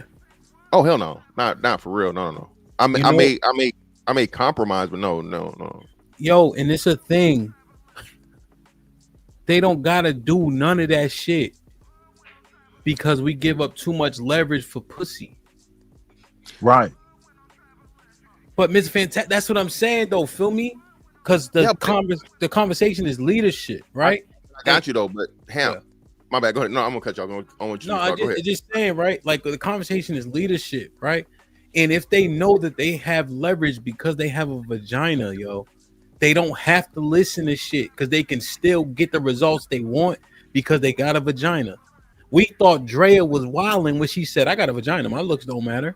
Because there's a nigga out there that will still do X, Y, and Z for her, regardless of her attitude, because she got a vagina, right? And it's just not working for us, bro. Like, it's not working. See, Mr. Fantastic, like you said, they listening to us. They dismiss the shit they don't give a fuck about. And they know that we say that our biological imperative makes us want vagina to the point in which we can't control it. That's the part they latch on to. They ain't dumb. I could talk to this nigga how I want. You know why? Because I can give him some pussy and never have to say sorry. Yo, think about that, Mr. No, you're right. I'm with it, but at the same time, and this is the part that I think is the biggest part. We gotta start pressing, and we gotta start. Listen, we're not holding them accountable for using their powers for evil, right? With great power comes great responsibility. So if the women are only using pussy for nefarious reasons, bruh, and they come on, there has to be some type of nobility, some type of goodness in the fucking situation. If the women are only gonna manipulate the shit to where the niggas is coming out on the bad end, bro, we can't just say the men, because we know the men want what the women have. So if the women use that shit, just again in a bad way, bro, it didn't always come back to the men because it's something that men need. Yeah, but but fuck them, right? Because it's in the culture. It's still in the culture. Because look at how men evaluate other men. Oh, you don't get no bitches. And if you do, the quality of women that you're getting is under scrutiny. Because that's what the culture said, right? But what did I say earlier? It's all about appearance. It's all about perception. It's all about what's entertaining. It's all about controversy that's going to sell. It's never about righteousness. It's never about progress. It's never about success or solutions. It's transcended beyond dick discipline, actual dick discipline, because the lack of access that men get don't require us to employ dick discipline. It's in the culture. You don't get no ass, so now I got to go get a bunch of ass so I can take pictures with them, so I can say I get ass, so people stop, playing the dozens on me. It's the culture. Fuck them. Fuck them. And fuck the perception that I'm not successful because I don't get no ass. It's a double entendre. Fuck them. No, but that's what I'm saying. That's what Aaron. That's what I'm saying, man. Aaron, it's so much rap. Yeah, I mean, up there using language and don't get no, double negatives and all this other shit. But you get what I'm saying, though. No, he got you. No, but that's I like a nigga and shit. The fuck. No, but Aaron, that's what I'm saying. So when the women refuse, when the women know, it's literally like a person. Fuck it. It's like a motherfucker having control of water, bro. It's something that you need. Okay. So if they're gonna make you fucking do extra XYZ to get the fucking water, you have to hold them responsible too, Ham. And that's what we're not doing.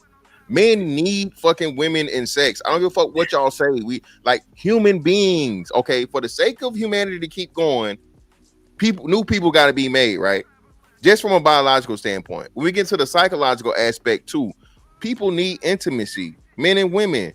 So I'm not saying this off no simp shit or so on and so forth, right? But you're not gonna die if you don't get no sex. I'm not making that statement. But whenever I say this, niggas, I don't need no. All right, my nigga, live the rest of your life and don't put your dick in no pussy, and let's see how you don't want that. Stop it, okay?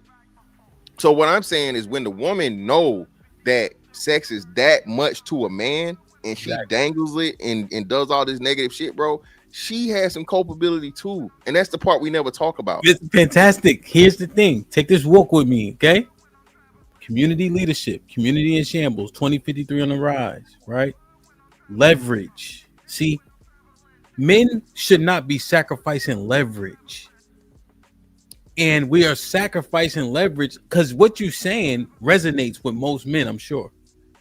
But when you tell men you giving up your leverage, he has to process it differently.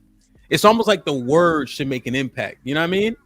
Yeah, but like, I think it should be a trigger. Like submission for them is a trigger. Yeah, but I think No, I agree, but I don't think most men know what that is. I don't think, and not disrespectfully, I don't think that's something that's in most people's vocabulary or vernacular, to leverage, right? So most dudes aren't used to having leverage and don't really talk about it. So they don't really have the concept of what it truly is. You feel me? They just see it as like, most shit is give and take and, this and that and so on and so forth. Most dudes don't have the necessities to be like, okay, this is what we're going to do, and I'm not moving off this spot.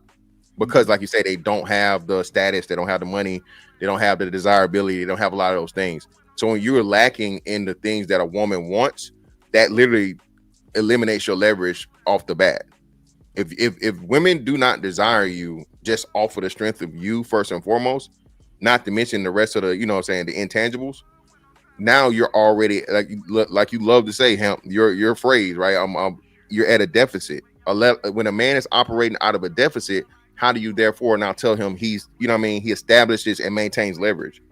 Mm-hmm. Yeah, 100%. And I understand that. Touche, right?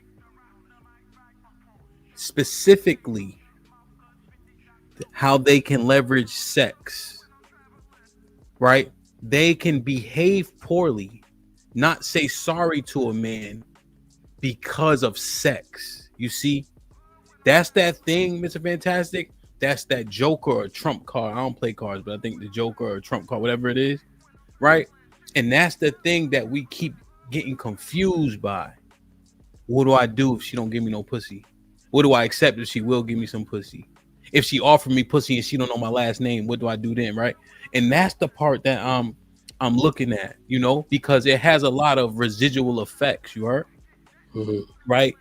Negative effects, you know what I'm saying? The broken homes, broken families, kids can't read, et cetera, right? It goes down the line, you know?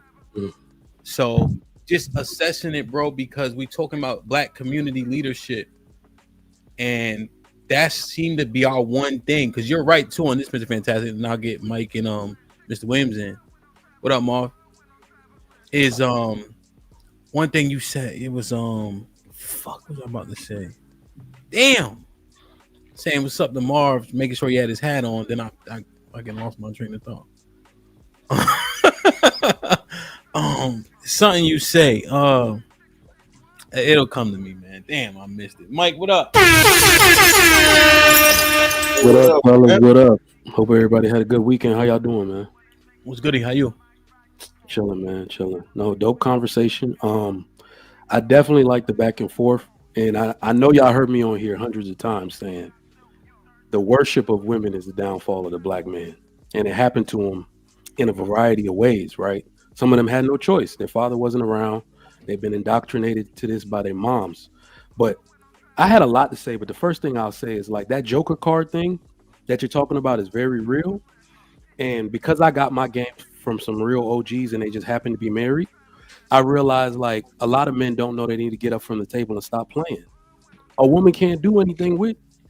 She can only play the game when you're playing with it. When you decide to play, you flip the whole table over and say, I ain't playing this game. That is the most powerful man. Like, you know, I learned a lot in the military. I forget his name. Chief something was like, he had us in there for like an hour trying to figure out the answer to this question. What's the one thing they can't take from you in war? And everybody just giving all these random arbitrary answers. He said, your ability to choose. You can say, I'm going to talk or I'm not going to talk. Pull my teeth out. I ain't going to say nothing. So a man can say, oh, you're not going to give me no box. If I don't do X, Y, and Z, I'm not playing this game with you. You don't get the benefit from me. Bye. That completely disarms a woman in anything that she wants to do. That's how other men play the game. That's how they maintain their power. I choose not to mess with you. You fine as shit, but you ain't gonna do me like that. That's how men take back their power, and I don't think enough men think like that. I'm telling you right now, the only reason I got the body count I got and all that type of stuff is because when I realized that these women can't play with you, like those are the only women that actually call you back. That's the only way to get a woman to apologize. You think this is a game? I'll leave your ass today and mean that shit. She might walk out. You might lose her, but I guarantee you, most of them will be like, all right, this nigga I ain't gonna find another him. Let me apologize real quick. That's the only way to keep your control. Mr. Trigger Mike, though, and I had to say, but Mr. Fantastic made a point that my overwhelming minority of men are operating from a place of leverage in the first place. Absolutely. I agree. That's what I'm saying. So how do we help them normalize what you're saying? So yeah, exactly. To normalize it is to understand the other side. So they're not thinking three-dimensional. They're only thinking one-dimensional. They're saying, unless I acquiesce, I don't get no ass. We need to teach them to be patient and say, you will never get your power back until you're able to say no to the things that you want. It's a complete man's game. Like to say that gives them the power. When you're a puppy dog for what she wants, that's the worship of women. I don't worship women. I worship God and I serve my purpose. And in that particular endeavor, I became the most attractive to the women that I wanted. Every woman that I wanted, I got because of that. Like that's what powerful men look like. So until we are able to train our sons like that, and when people are asking us questions, we're not just being like, oh, I get the pussy because I got the Benz and no. I don't let women play with me. That's why I get what I want. They got to do what I say in order to be in my presence. So we got to let them know what real masculine power and masculine energy looks like. shout out to Trigger Mike, and that's why I said fuck them. But we teach young men this already. When it comes time to making deals on the golf course, what do we say? The best negotiating tool is the willingness to walk away first. Yep. Why can't that matriculate over into what we're talking about now? It should. But that's why I said fuck them. Fuck them. What they think they're gonna leverage. Okay, knock yourself out. Yo, y'all, this is the thing, right? I hear it. Maybe there is no good answer. Sorry. This is. I could probably say this about anything, right? So this may be a tad bit disingenuous, to be fair to Trigger Mike and Aaron. Everybody got a plan until they get hit. To get bumped in the beak, yeah. Until she actually got a fat ass and D cups and she pretty and her breath smelled good and she got on that, you know what I mean? Mm-hmm. And then all that church, Bible, grandma, keep your dick in your pants shit started to get real gray.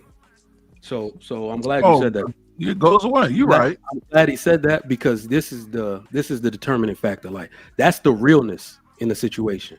Right. But what dictates how it's going to keep going for you is how many times you're going to accept that. Like, every single person on this panel, we all got it together now, but we can't leave out those stories of how we were a simp. I've said it. You heard me say it. Man, I used to worship the pussy. I was a simp like the mother. Like, you see what I'm saying? Like, this AKA was fly as shit. I was out this motherfucker. Like, but I don't leave those stories out because it helped me become the man that was able to deny that woman to her face. I don't leave those stories out when I talk to young men. It's like, how many times are you going to not show self-worth and self-respect? At some point, you got to start respecting yourself as a man to take your power back. And that's supposed to come with maturity, right? I think that's what women are looking at when they're looking at a man that they want. It's like, I can't really infiltrate this dude's defensive. He could do with me or without me. That's what's attractive to them. So, that's what I think. Like, it's going to happen to you, but just don't let that become your modus operandi. At 40 years old, you ain't supposed to be acting like that. I remember one thing that impressed me when Earl Thomas first got to the NFL. He'd sleep in the locker room before every game. I'm like, that's focused. That is focused. Now that the chick, I think she burnt them and all that other shit, got a divorce. Not burnt them like that, but was like spending money on other, all it's Earl Thomas. But I just don't see how I understand it where it'll happen. Don't make it your modus operandi. I think that's more palatable. I'm saying, I think that's more realistic, but you can't be a leader if every time your follower can do something where you instantly acquiesce to what they want. Because when we talk about accountability, right, and how it be a 4-letter word for them, right, discipline by proxy gotta be a 4-letter word for us. Has to. Because when it matters, we ain't disciplined.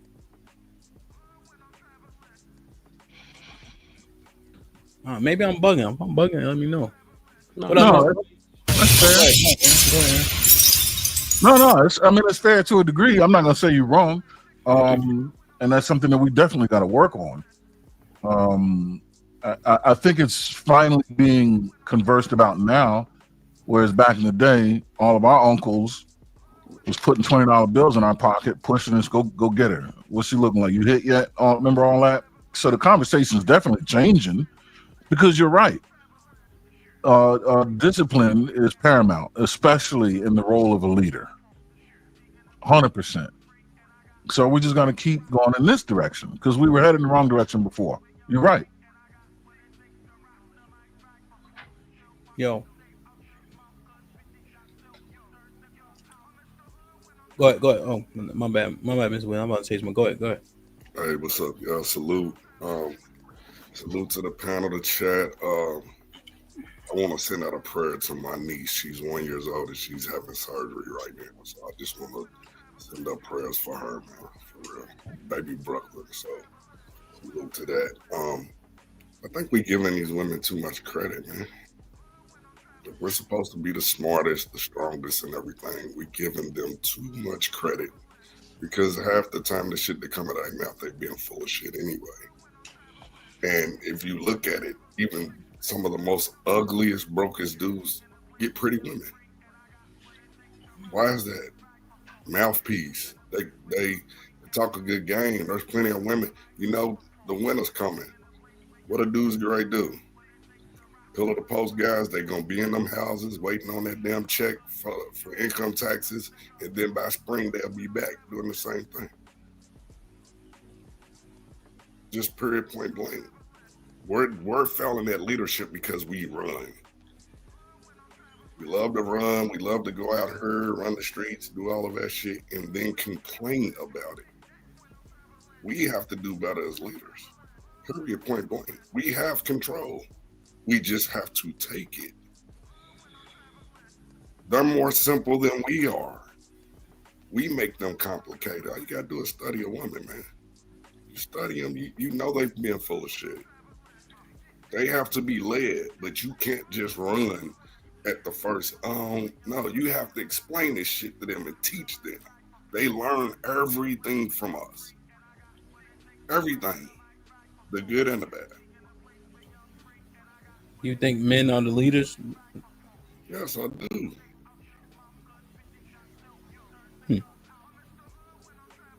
We're just doing a piss poor job at it, though. Marv, what up? What up, man? Shoot, man. Congrats on that 60, man. Oh, thank you, bro. Dope piece of work. Thank you. That's my baby right there. But so I look at it like this, guys. Life is a decision-making process, all right? And if it's a process that comes with steps. Now, to be honest, I'm gonna give it half and half about what I'm saying. I think half men don't know what they're doing. The word is knowing. They don't know. The second thing is, I believe a lot of men are just being stupid. And I want to explain that too. So the process comes with steps. First step, wisdom. Second step, knowledge. Last step is your feelings, your assumptions. All right. I give grace to people who use feelings every now and then because you don't know any better. I give you grace because you don't know. You know what I'm saying? But if you're a person that's gonna go out here and think you know it all and not question it, you're being foolish. Now, how you be stupid is simple. If you know something and you say, bump, I'm gonna go how I feel, which is a lot of men are doing right now, you're being stupid.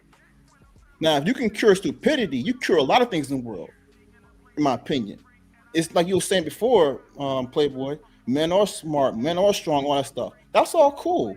But like I prefaced before, life is a decision-making process. It's about how you make decisions. And that's how the outcomes you're seeing right now, because it's like dudes ain't really trying to apply nothing in a sense because they too much in their feelings.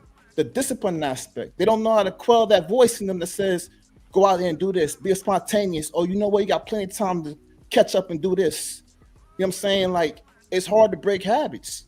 And then you get the temptation of everything else around you, not just the temptation you deal with shorties, but then you got peer pressure from society, also the stuff. And it's like, you know why you shaking? Because you can't even stand on you. You don't know how to do that. Being still and know how to stand on you, be comfortable in you. Most men don't know how to do it. No, they don't know how to approach that in life. You can start by saying, I look in the mirror, but that's just the start. People can't even stay looking in the mirror. They can't because they don't be reminded. It's easy to take the path of the easy resistance. You know what I'm saying? It's like, it's easy just to go out there and get it and fuck shit up. It's hard to clean up. It's hard to do right. You know what I'm saying? Like, it's really just that mindset that says, okay, I'm gonna start questioning why I'm moving. Like, men, like, there's nothing we can say right now in this panel, honestly, from real talk, that's gonna be a cure-all. Because every man has to look in the mirror and figure out their own self.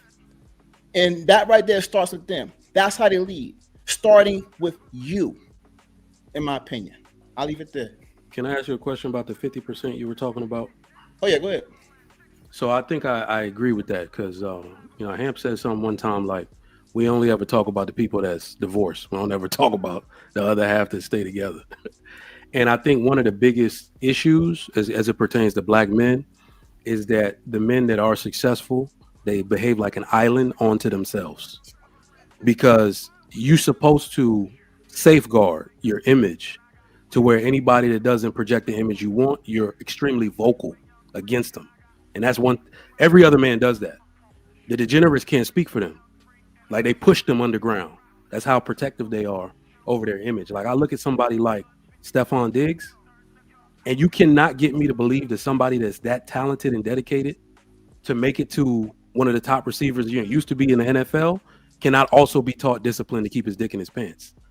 He has all the he has the ability to become the greatest of anything, but we don't shame his behavior enough for him to want to do anything else. You see what I'm saying? We act like all these dudes out here are just, they can't be taught anything. These dudes are literally world class at something. So we could have taught them to be world class in anything. Does that make sense? So that's why I'm like, the dudes that are not, because I know Shad gets on here is like, why y'all always talking to the women? It's because if 50% of the men that were successful came out and was like, we not standing for this BS, and 50% of the women who are successful were like, y'all 304s don't speak for us, do something. Like if we started putting on that aggressive posture, like y'all can't represent the community no more, a lot of things would fall back underground, right? So I just wanted to talk about that 50% that you were talking about. That's why I came out. You know what I mean? A lot of people don't like you, and I don't give a damn about being liked because I got all my results. So they're afraid, like, oh, ain't nobody gonna like me if I speak out against these hood niggas, the 304s. But yo, there it is. Hold on, I'm gonna speak to that one thing he just said, right? Being scared, right? There's 3 things that make you guys powerless. Only 3 things, all right? If you don't know something, that's 1. 2, being complacent. 3, fear. Those are the only 3 things that are ever going to compromise you when it comes to power. Nothing else. Usually you complacent, you don't know, or you scared. Y'all That's are it. all over the place. Okay, CJ, how you doing, brother? Nice to meet you, man. And it's frustrating listening to y'all. Bunch of men that can't be consistent. So Hamp said earlier, you don't give up your leverage as a man, right? So who got the most leverage right now? Stephon Diggs or Tom Brady when he was married? What are you talking about? So y'all shaming, y'all say shame Stephon Diggs' behavior. What did Tom lose? That's the question. What did Tom lose? Huh? What did Tom lose? Well, he lost his woman. He lost his he lost his family. Huh? Like he lost his family. What you mean? He's not married anymore. She left him. He didn't have the leverage in that situation. More money than him. Let me step in real quick, bro. Oh no, Mr. Fantastic. I'm not saying the money though. I didn't say the money. It's not Mr. Save-tastic. It's Mr. Fantastic. It's not Save. I actually don't agree with him though. I don't agree with something he's saying. Let him go first. Yeah. Let's see. So Stephon Diggs is doing his thing, living it up. He hasn't given up his leverage. If he get married, he would give up his leverage, which you just said earlier men should not do. So y'all telling me to give up their leverage. Y'all telling them not to give up their leverage. Okay, one question. When are men's rights to his child guaranteed? Or assumed? Automatic? I guess when you're married. What leverage he got? Because he put a baby in her? That's not leverage because you don't get no extra points because the custody is assumed. So what? That means nothing. She still get leverage. More. No. But your parental rights are automatic when you are married, right? You have to real quick. You have to establish them when you're not married, right? And so just by proxy of that, you have leverage in marriage. That's in terms of a child. That's easy, huh? They want to establish them rights anyway, especially if you're a successful man. They want to establish you are the father so they can take them resources from you. So you're not even arguing anything because they want to know that you're my father's kid. I mean, you're my son's father because I want them resources from you. So they're not even going to argue that. They're not even going to force you not to. Okay, but that point is moot then, is what you're saying. Okay, no, but you didn't. What I'm saying is you didn't establish that you lose leverage in marriage. Yes, because Stephon Diggs has more leverage than Tom Brady did when he was married. What happened to Tom? He's not committed to any one of these women. They still have to try to force him to get the commitment. They still have to try to do things to get the commitment. Once you marry them, they have the commitment. Now they have more leverage than you have, or they have more leverage than they did when you did marry them. Isn't a child leverage, CJ? Yes. They have leverage over him, and he has no. That's the difference. That's leverage as well. You can do that. That's leverage, and the marriage is leverage as well. Y'all making it just like the child is the only leverage. No, the marriage is leverage as well. And half point was in the beginning. In what way? In what way is a marriage losing leverage? You're committed to this one person, and we know that now she made a choice though. Go ahead. Well, you made a choice to be committed to one person. So what did I lose leverage? To give up leverage. But what is the loss in leverage though? Because it's only one woman? Because she feel like she accomplished. It's like post relationship clarity or whatever. You know, once women establish that relationship, they feel like, okay, I got the man that I want.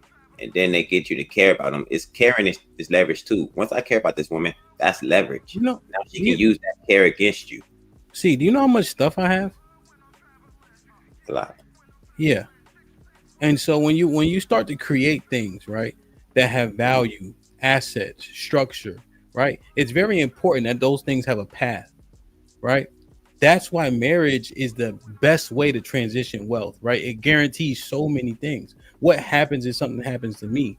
A lot of times people have these estates, right, that get lost in the wind because they don't have attachments.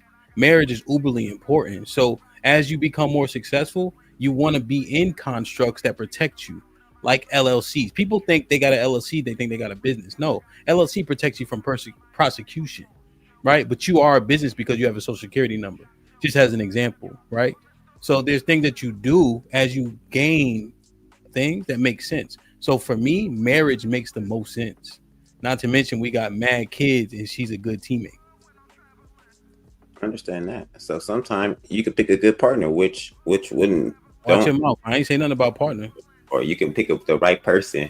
A feminist? Who you can pick the right person who won't use that leverage against you, or who will be on your side, who won't. Once they get it's like posting clarity. I can pick the person I really care about after I have sex with the woman. But some women I don't care about once I have sex with them. I got the leverage. I mean, yeah, it's like pretty much what it is. So she still cared about you once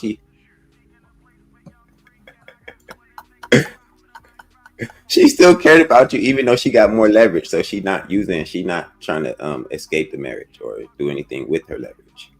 Yeah. So yeah, and I think that's been said a lot, right? But marriage isn't divorce, nor is divorce absolute, because 50% of people are getting divorced. That means 50% of people are married. But I think divorce scares us off, and we put those two ideas as a mutually exclusive when they're not. You know, now I catch your drift in terms of divorce based on how it manifests, that men don't often have leverage. It's also how we approach divorce, CJ. Now, this is more ideology, right?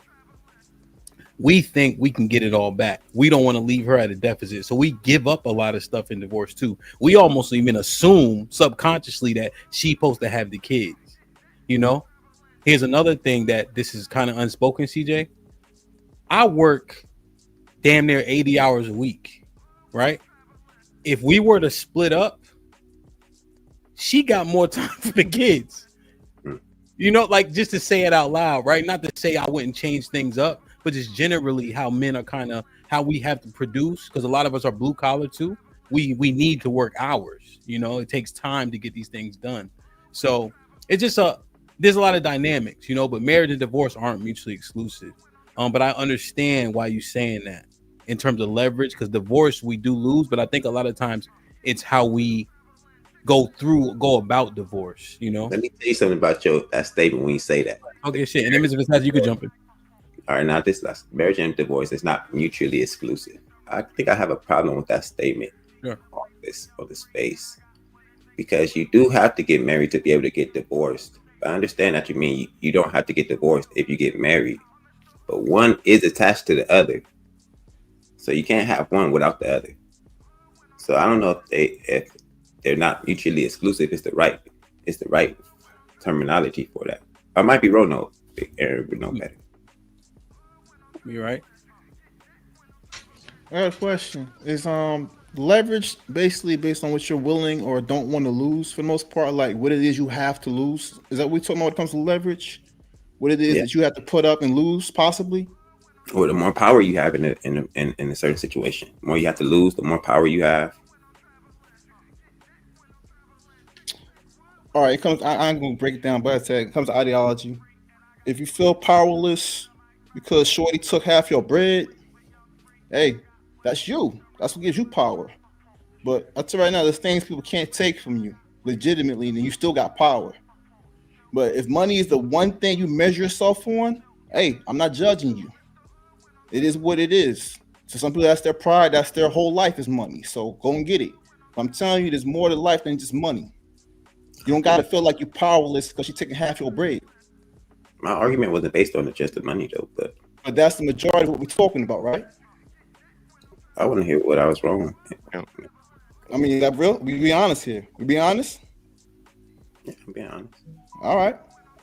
So like I said, if most men come in for the most part scared of losing half their shit, half their car, half their house, half the kids, all that's Gucci, right? You're scared of losing that. The word I'm using is you scared. That's the problem with men now. I told you, only thing makes you powerless is if you out here being scared. If you don't know what you're doing, again, if you don't know what you're doing, then yes, you're gonna be compromised. You was compromised before you even got married. You had fear in your heart before you even got this person in your heart. So that's the reason why before you came in here, I talked about what power was. I said you're only powerless because where your mindset's at. If you want to be a person that's gonna come in and say, I'm scared to lose this, I'm scared to lose that, and you're not even married yet. You married, but you're scared of divorce. You never even been married, but you're scared of something you never even received yet. You already compromised. So the situation, if I put myself in a situation, I'll become powerless. No, you're powerless before you come into the situation. I'm scared. That makes me powerless. Yes, it is. Being scared makes you powerless. In the situation, I will become. It's like men saying, "Hey, don't fuck any woman because once you give your seed up, you'll be powerless." You can't say those men are scared. Though that's the whole what I talk about. I said you got to know what you're doing. You know what you're doing because they know that once I get my seed up, I'll be powerless. CJ, if you know what you're doing, wait. If you know what you're doing, you're not gonna make no mistakes like that. You go by what you know. No, that's exactly what I said. I said go by what you know and stop being scared. Y'all act like y'all don't like. If you go out here and want to be stupid, because there's no cure for stupidity. I'm sorry, a lot of men gonna make stupid mistakes out here with their dick. It is what it is. But you got to own up to it. That was your stupid mistake. Now you can correct yourself and have some discipline, which is the whole antithesis of this whole leadership talk we're talking. How to be disciplined and lead accordingly by starting with us first. Because ain't gonna be no one answer, but we can look at the mindset and how we make decisions and men are being stupid by going by how they feel a lot. What I'm telling you, CJ, is this: if you have this, I'm going to have to worry about this and I'm be scared of this because she can take half of all that stuff. You already compromised. Your mom's will never get married because you can't even deal with it. You already defeated yourself. She don't got to defeat you. You already defeated yourself. Man, he just talking. Okay. Yeah, so I wanted we got to get out of this thing about if a man has kids with a woman, right? This is not just my personal thing, and he gets a divorce, especially when is it safe to say or fair to say that divorce is commonplace now, right? Divorce is commonplace, right? For us, overall, 50%. The 50% thing is across the board, and then just surprised when people get divorced.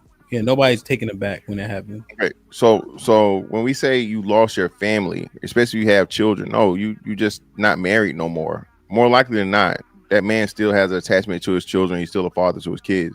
So we got to get away with this bullshit of where something that's commonplace, everybody getting divorced, but you lost your family. No, you didn't lose his fucking family. Somebody that you was in a relationship with say, I don't want to be in a relationship no more, and you still a dad to your kids. You just not married to them in a relationship with a motherfucker that you had the kids with.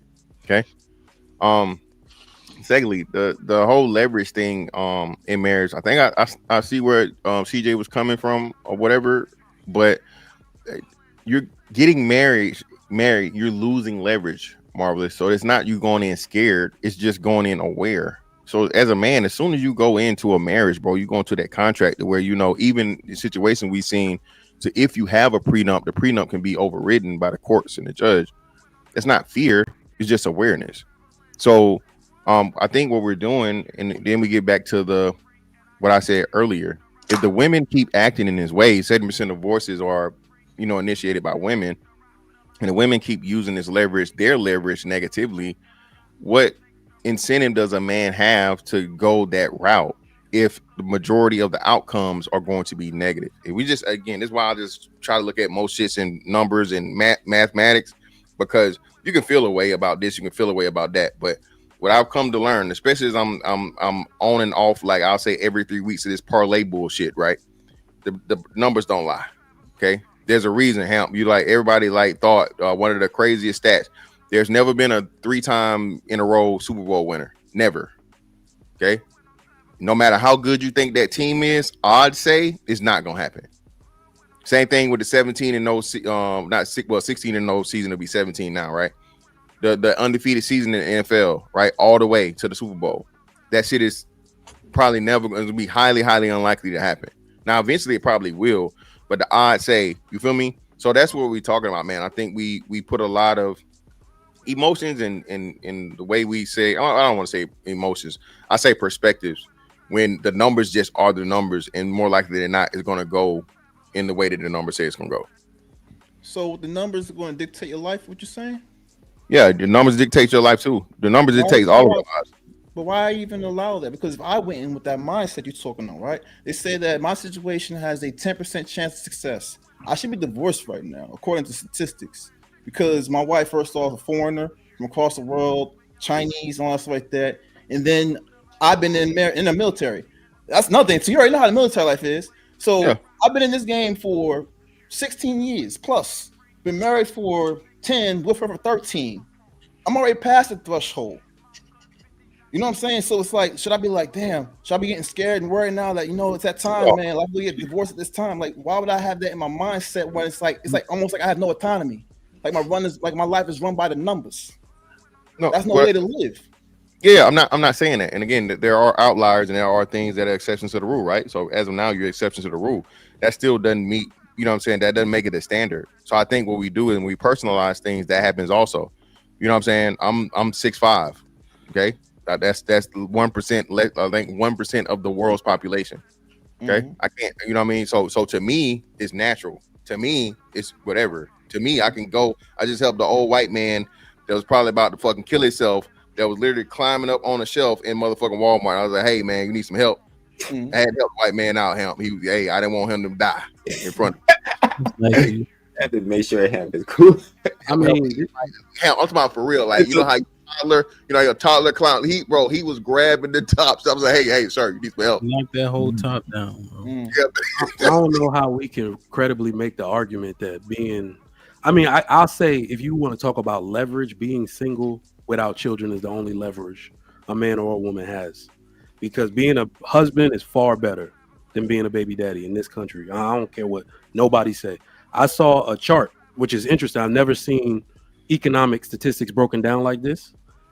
It's married men at the top, way at the top. Then below them, way below them, is single men. Then it's married women. Then it's single women. Married men make more money to absorb everybody else, the other three groups. So all the wealth is owned by married men. 80% of Fortune 500. Hold on, bro. Hold on. What I'm saying is the only way you can have control in this country if you have children or assets, like Hamp said, is to be married. Otherwise, hold on. Otherwise, a woman you're not married to or the state is going to dictate what happens with your stuff. That's no leverage at all. That's not true, brother. Hold on. Go ahead. I'm sorry. Well, Mike, here's the thing, right? Because y'all said you lose leverage in marriage, but nobody's articulated how. And so what has been articulated are the pros. I got you. I thought we did articulate the how you lose leverage. It was said, but nobody really said how. Well, again, because men's fantastic. Because the reason why I'm pinpointing that is because Black community leadership, right? And then before you respond, we talk about the communities that are doing the best are the most married. We have to reconcile this stuff. No, I got you. So, and shout out to Sugar Mike for bringing that up. And I think this is a thing to where, again, all of that data is comprised of like the standard and the ideology of people seeing marriage as a standard and seeing marriage as an expectation. Y'all got to realize, bro, this new generation don't think that way. Women are about to be 50% single by 2030, right? So everybody after our generation doesn't see marriage as an asset. So for now, you're right. You're correct. Okay. Now you're right, but what we're not adjusting for, and we really can't adjust for, Nick, yet, is the change in concept of the importance of marriage and marriage being needed in order for you to have a family, to have kids, and all these different things, right? Yeah. So where you lose your leverage in the situation is once you get married to the woman has the say so whether or not the marriage continues. If you are a man of means and wealth and all these different things and so on and so forth, she can decide to leave and take not necessarily half, but some portion of what you're going to have. And then most importantly, the biggest part is the relationship with the children. And this is where most women, even if they don't get alimony, we know what the majority of women are going to get child support, right? So even when the woman can't get alimony or whatever, say you don't have enough money or you don't have enough assets for that, they still get payment from the children to where they're getting paid for taking care of the children. And then you still have to make time and have money for those children when they're with you. You see what I'm saying? So I understand everything. Yeah. So with marriage rebuttal, like I understand. Well, Mike, let's get a clarification. What does what you said have to do with marriage, though? I don't understand. But child support is imminent, like CJ was saying.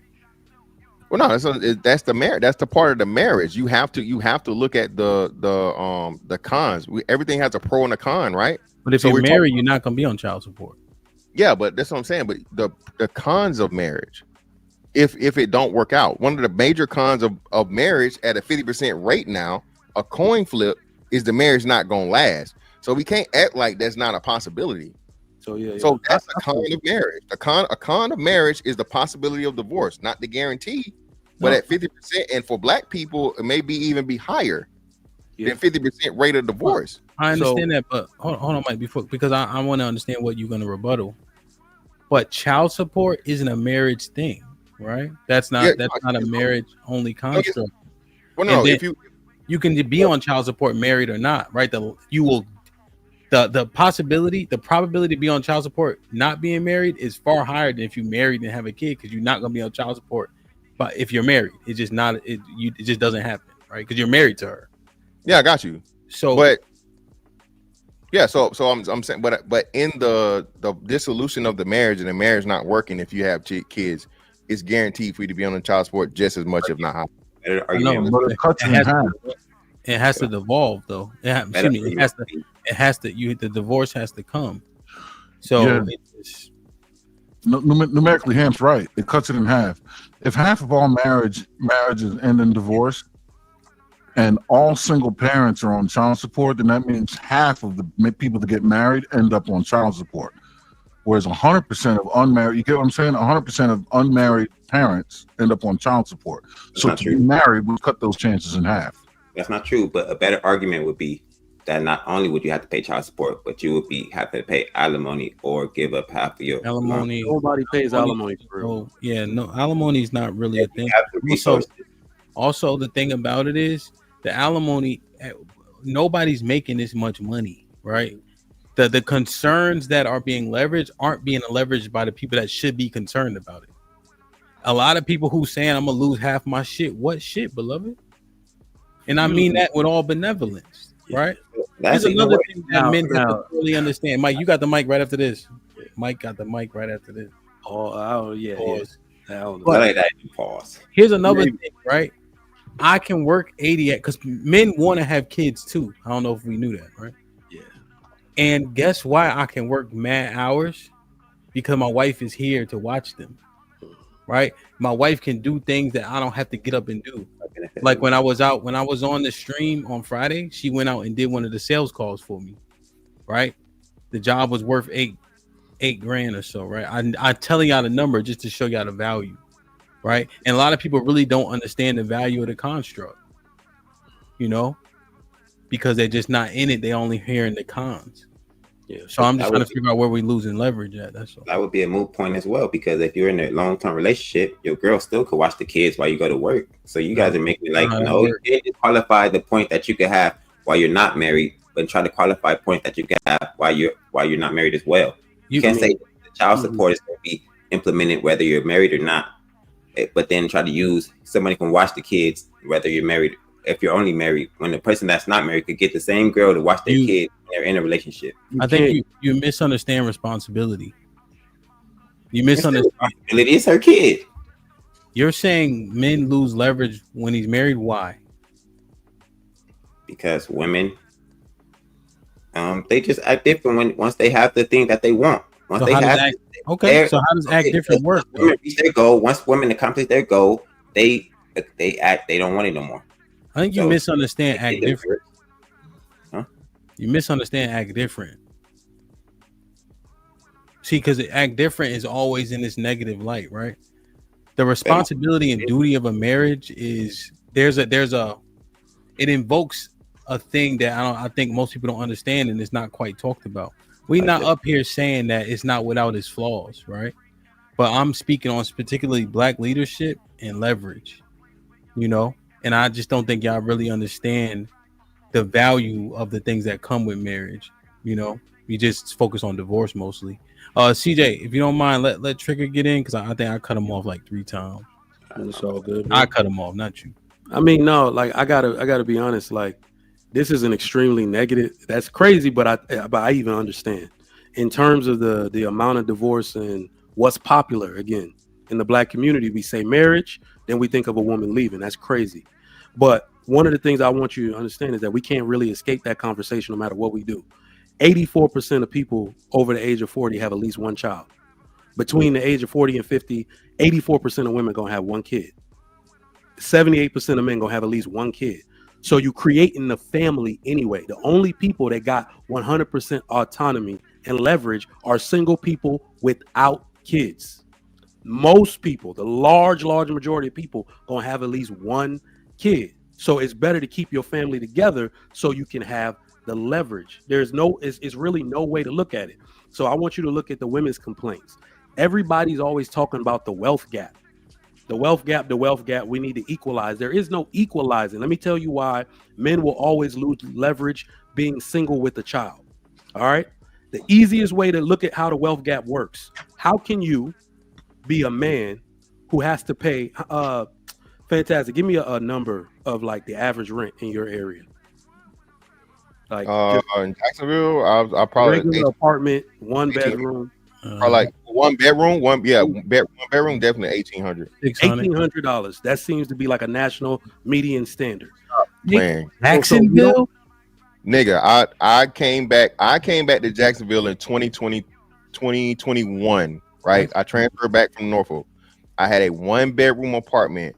My rent was $1,900. Damn, it's fantastic. Please, you lived in one of the 2 high rises they got in Jacksonville. No. Every time I see you in your car driving, I don't see nothing but land, nigga. No, exactly. It's Jacksonville, nigga, the biggest geographical fucking city in the country. I want to hear that shit. I live right down the street from base in a motherfucking nothing extravagant, no gates, no Bentleys, no Benzes, none of that shit, bro. Regular motherfucking apartment right outside the motherfucking NAS Jacksonville base. Brother. All right, so let's do this. That's $1,800 a month.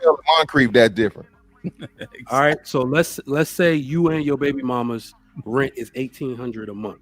All right, that's $1,800 a month taking out the black wealth establishment per month because y'all live separately. That's how a wealth gap is created.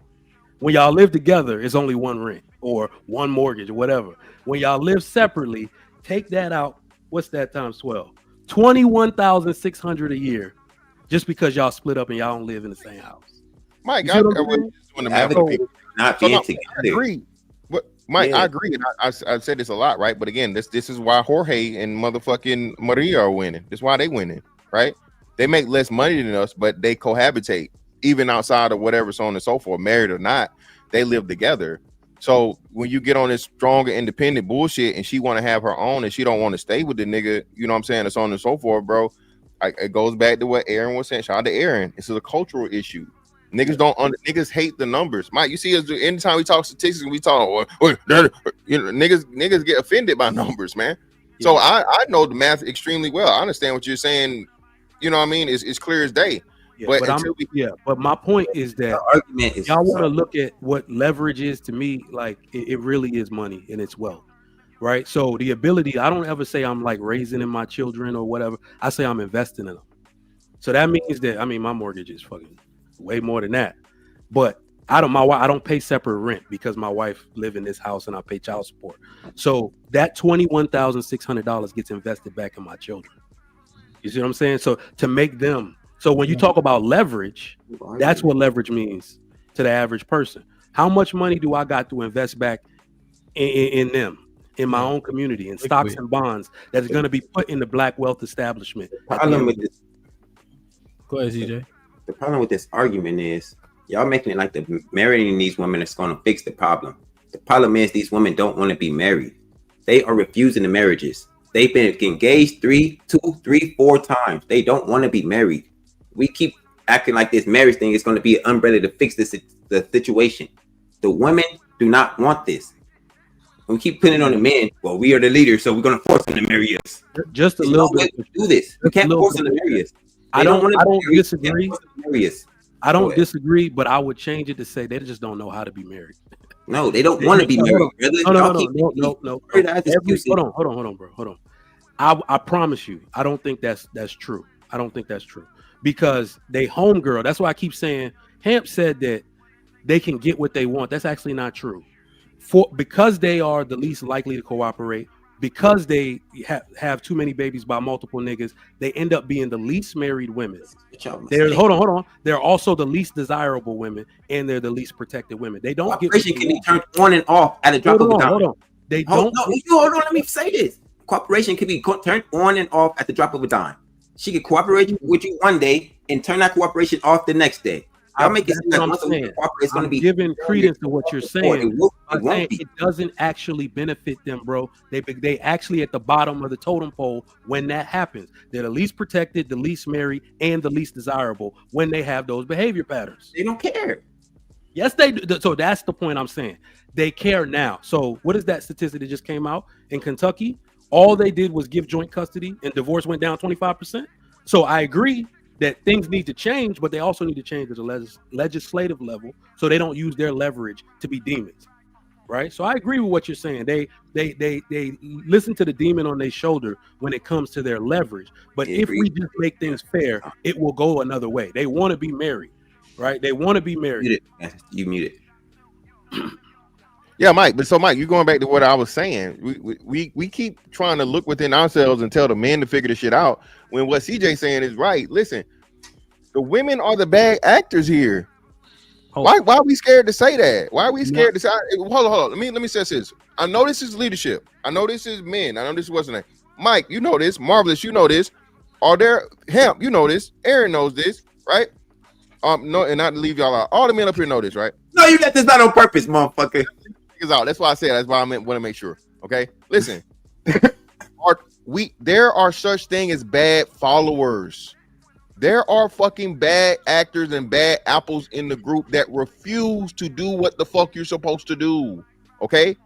Now I can't put a number, and I don't want to put a number on the black women that are in that barrel. But what I'm saying is, right now we got to go back to what your granddaddy and grandma used to say: one bad apple spoiled a bunch, boy. All right. So what we have are these bad apples, you know what I mean? The Cardi B's that we was talking about earlier that these women make as the sexy reds, all these bad behaviors that they make as the standard and they want to emulate. And now it gets into the core of actual regular schmegular black people, the culture, as what Aaron was saying. So we keep telling the leaders, be better, use leverage, use this, use that. None of that shit gonna work with a fucking bad follower, with a motherfucker that refuse to follow, bro. That's the answer right there. You just said it. That's it right there. Like, for a man, right, in your position, and most men up here, like, this ain't gonna be an issue for you because you were able to mine out the bullshit. Most people like the Cardi B types, they're not gonna want to follow you anyway, like you just said. So that's not your problem. Now, if you're seeking out a Cardi B, you're being stupid. I don't know why you mess with a chick like that. You know how she is. Again, you're not going to know what you know. That's what I'm saying. I think most guys are just stupid these days. It's not just like they don't know. They do know. But they, like I said, man, like if they're not following you, there ain't no problem. Yeah, but quick interjection though, Marvelous. So that's why I said I can't put the number. So now what percentage of black women are the Cardi B's? They show themselves. You ain't got to know the number. They show themselves. I'm not. I know. Understand they show themselves. That's what I'm talking about. So what I'm saying is, the more that number rises, the less amount of women that men have to pick from. You feel me?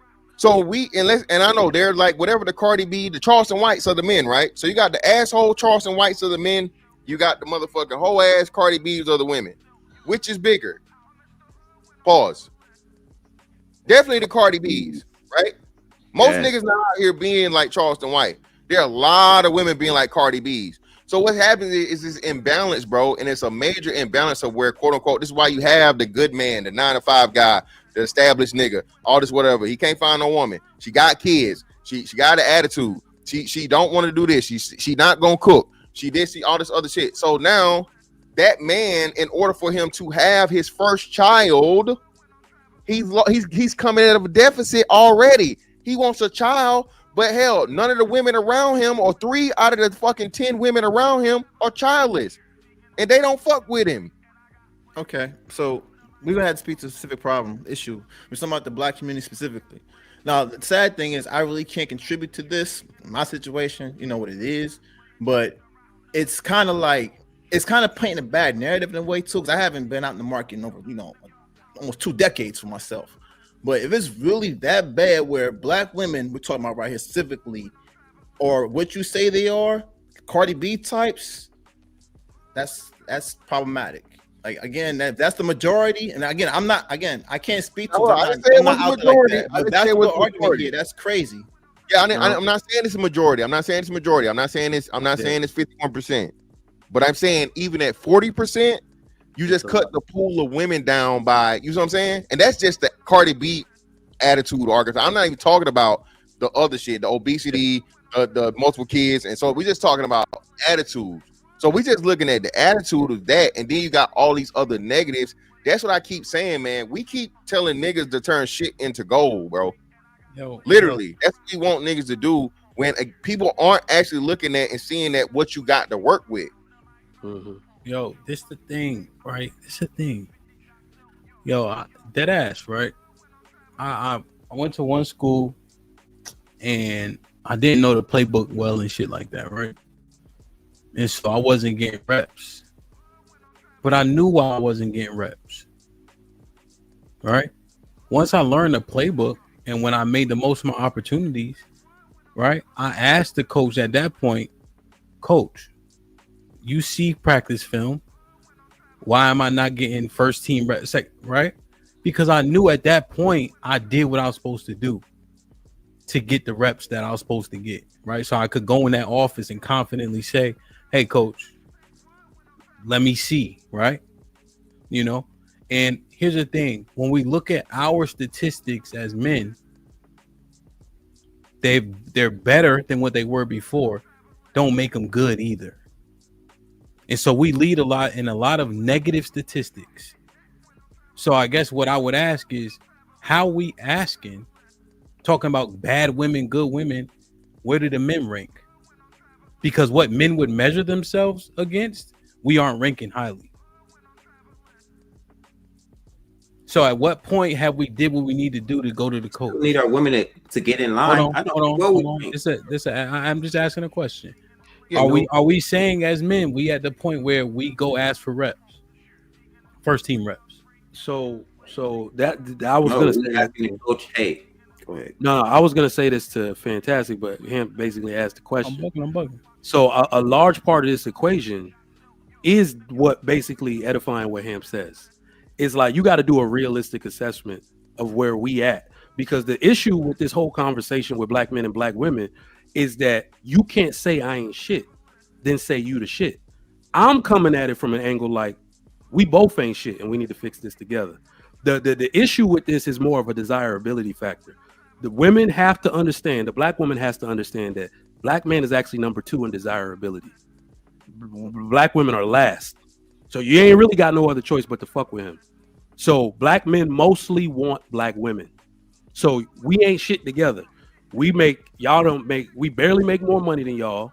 We both out here losing jobs. Both of our family is torn apart.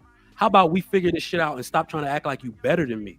That is the biggest part about this, that people don't understand that We are in the same boat. The black man's issues is the black woman's issue. The black woman issue is the black man issue. And the second everybody stops trying to one up each other is when we'll actually start to get this thing in motion, because nobody is actually better. I made that. I want y'all to take that that 1700 rent thing. It's like the wealth of this group is inseparable. A bunch of individuals can never amount to shit. It's the people who keep their stuff together, their business intact, that will end up beating everybody else. So we all hate me saying this, but we're tied together. Yeah. So if they're raising the men to not be shit, how could we keep acting like we're going to be better than what they're raising us to be? So why are they just raising them though, CJ? That's the bootstrap. Because they're choosing a man that they don't want to be there. Nah. Why Yeah. are they, You got 10 kids. What are you talking about? Why are they raising the men? They're choosing a man that they don't want to be there, or idiots. Well, no. Well, not that they don't want to be there. They're choosing poor fathers from the get-go, Mr. Williams. So if you're choosing an ain't shit nigga that to have kids with that's not going to be there to help you raise them, that's Hold up, real quick. Hold on, but the conversation what that does is strengthen the fact that where do the men stand? We're trying to. That's a minority of men, though. That's clearly a minority of men. Are we going to make those men the standard? Have kids, right? Huh? Half of us have kids, isn't it?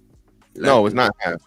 No, I thought Mike said it was like 80% have kids around 40. Oh, no. So that's Mike gave you the stat for when you're at 40. So when you're at 40, it's like 80-some%, and that's what people like to conflate and like to use. So by the age of 40, 4-year-olds, 40 to 50-year-olds are going to have children. But overall, all black men from I think 15 to whatever, 50%. It's only like 46%. Okay, I thought the stat was like 50%, but you're saying it's 46%? Yeah, 46, 48, something and like at that. what age though? You saying 40 exactly? It jumps to almost 90%? No. So when you do the when you do the bracket, people in that age group, you're gonna have more. 80% of the people in that age group are gonna have children. That's 50. That's the younger group have kids. So about 20% of those people. The smaller the number, the less amount of kids. 100%. But here's my simple thing, right? You know, the average age is 28 to 31. We get married at 31. So at marriageable age, what percentage is that? So what percentage of black men have kids at 31? I guarantee is more than 50%. Let me see. Google it. Because that's the substance of it. Because just like you're saying, remove the old geezers. Well, damn, I'm 40. Damn, I'm almost 40. I'm talking about geezer. Aaron 40. You better watch how you say this. My bad, Mr. Williams, Mr. Fantastic. My bad to yourself, brother. I know. I'm 39 though. I'm 38, baby. Damn, them three niggas next to me old as a motherfucker. Okay. Sorry. So now, but if we remove the 40-year-olds, we gotta right here. I'm gonna share him. Right? You know what I mean? You gotta get the 25-year-olds out of there. You know what I'm saying? That's only right. I'm about to share it. Okay. Damn, I was gonna say so. Oh, that's King Randall. I had up. Man, it was something. There's something CJ had yelled out, but I couldn't remember what it was. Oh, my bad. Go ahead. So it tells you it's only 25% in their 20s. So it's not gonna jump up to 50% at 30. How? No, it has to, Mr. Fantastic, because it jumps to 85% at 40. So the extreme jump is definitely probable because it jumps so high. 5 years. Said 20. You said specifically 28 to 31. So if it's 29 is included in this, there's no way at 30 niggas double children having mathematically in a year. How? It's just literally mathematically impossible. So 15 to 49. Excuse me. What did I say? Yeah, 15 to 49 is 46%. Yeah. Right. So and it says additionally, research suggests that 24.9 of black men become fathers in their 20s. 20 would include 29. So if you said the average marrying age, which would be 28 to 31, that would include the fucking 25%. And there's no way that the number doubles in 2 years. Okay. Don't happen. Including married men, right? Or no? Yeah, that's what I'm saying. Overall, it doesn't double in 2 years. I wish they had a metric for that, right? Because I think it's important just because I catch your drift, though. You know, I think I even concede. I just went under what that number would be if it's 46% for all of them. Once you remove, I just wish we had a real number, but I understand the point. And what's crazy, that the ridiculous shit though, they skip 30s. Let me reshare. It's crazy. They for whatever reason they skip 30. I don't know what they doing, but you know what I'm saying. So they give you 15 to 19, 3%, 20 to 29, 25%. They skip all the way over fucking 30 to 39 and jump to 40. That's the part we need. Yeah, exactly. Nigga blame Google, not me. Crazy. I have a rough skim. It probably looks like that. It probably could be around 50% though. That's probably what the curve of having children looks like. You see how for minutes later, you see what a 30-year-old mark is. If this is early in life, and this is later in life, the women's curve probably happens earlier, and men's happens later, and that would be 30 years old right there. So let me read it. Cali with the 2000, 62% of black men aged 30 through 39 have children. Where did she get that from? I don't know. You gotta ask her. Hakeem with the 10 ounces. Mr. Fantastic and Big Aaron. I don't know how it was in the Marines and in the Navy, but in the Army, we had this game in June called hunting season because college girls came to party after graduation. Marv with the 10 ounces. My blessings for the show. Salute, my brother. I appreciate you. Free Man's Journal with the 2000, 70% bastardy rate. No. Cardi B are the vast majority. Hakeem with the 20 ball. Trigger with the 20 ball says, Trigger, these girls don't care about marriage no more than OG. Just let me, no more. Trigger, these girls don't care about marriage no more, OG. Just let me be honest with you. I was on a date last week and she brought her girlfriend with her saying they wanted a triple with me because they were besties. Red Pill with the $5 says you have to be stoic in all circumstances because once you allow things you are not comfortable with to slide, it's like them tasting blood. AL with the $5 says black people to tap into. Marvin Ellison, Melody Hobson, Renee F. Jones, the Sunda Duckett, Chris Womack, Dr. Calvin Mackey, Tony Whitley, John Rogers, etc. Red Pill Crip with the $5 says problem is 19 men will say what it is to women, and then the 20th dude will come with the pander talk, and they will say, "See, I told you I wasn't tripping. I'm just saying." Matriarchy with the $5. The most popular leaders of the Republican Party were entertainers: Reagan, Trump. Li with the $10. Mr. Fantastic. When you say control, do you mean control over the media image of black people as a whole, or saying overall control over the black community as leaders? That was a little while ago. Yeah, the latter. Well, that's what I'm saying. More so the latter, but both. So again, the image of the celebrities, do both. Mr. Beans was popping with the $5. Proverbs 6:16-19. God hates liars. We expose 11 lies Charlie Kirk told.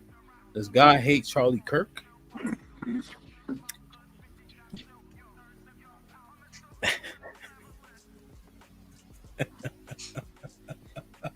I don't know how the hell we brought Charlie Kirk into No, I was confused. I was like, somebody gonna say something because we literally not said that name, but hey, it is what it is, man. All right, he got to get his shit off. I'm gonna check it, Callie. So she got it from the census. So 62% sounds because it does cover the range, right, from 30 to 39. Yeah, right? and then the range goes up to 80 when it's 40 to 50.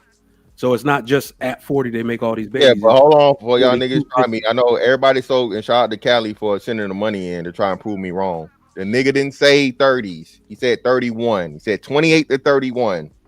Okay. So if he said 28 to 29, no problem. But I promise you, niggas is not motherfucking pumping and humping double as hard in 2 years, nigga.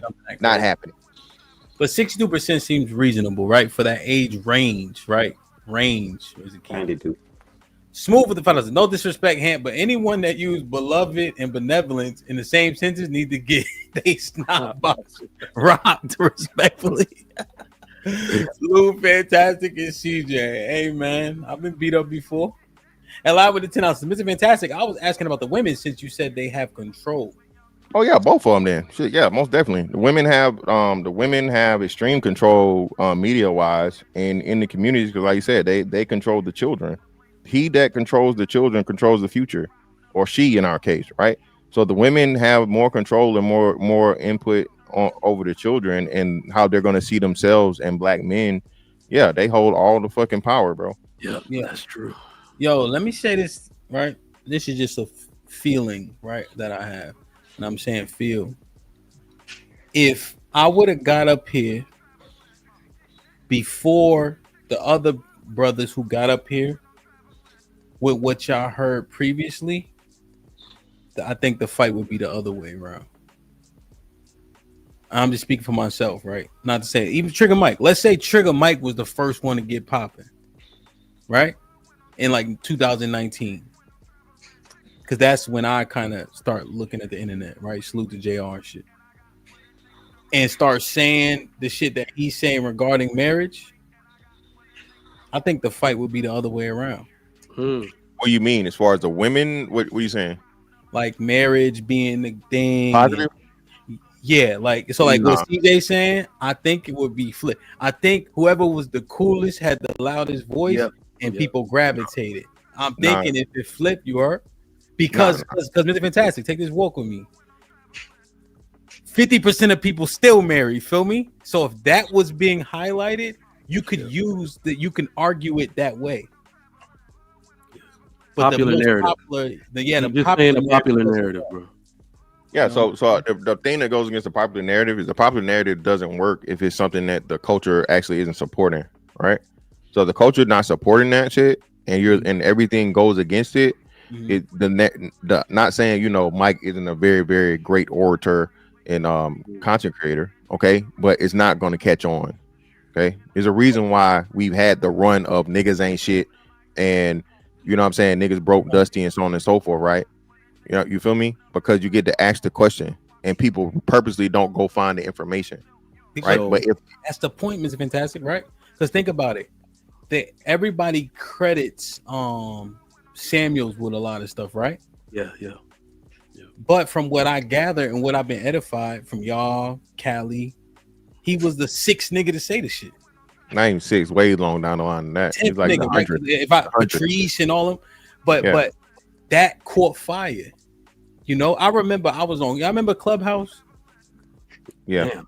I was on Clubhouse and they were like, "Yo, y'all seen this average at best nigga?" And it was some I don't know what group I was in, but it was women going ham sandwich on this nigga. Yeah, that's what I'm saying? Clubhouse became a Kevin Samuels hate fucking app. That's all it was 90% of the time. Well, that's what, and that was like 2019, 2020, and that bubble. But the fact that he was the 100th nigga, that's what gives me that notion. But I said feel because I'm just thinking through it like as we talking now, Yeah, you had plenty of examples of black marriage though, in what's the name, and again, it just never caught. So if you have, even when you have that, what's your buddy name? Omar Epps been married to the girl from Total for 20 some years. Denzel been married to his wife for 40 years, 30 years, right? So what I'm saying is the examples are there, right? It's just the fact of the matter that not just black people, but when the America gets a cold, we get the flu. I think our repercussions are just amplified by a lot. So the American standard of marriage is decreasing across the board. Yeah, I mean, we have a lot of influx. I got you, Taz. I'm gonna share. We have an influx in a lot of shit though, right? That reduces these constructs. Homosexuality, as an example, right? It can't be ignored. You know what I'm saying? Like a lot of shit is just overly accepted. You know what I mean? Let me say this though, Mike, cut that shit out. Talking about black women on the last on somebody's list. Have you seen white women? Have you seen Jewish women? Have you seen East Indian women? Huh? Man, Mike is right. He's just talking about the data. Mike is right. They marry and they sloppy looking at overweight.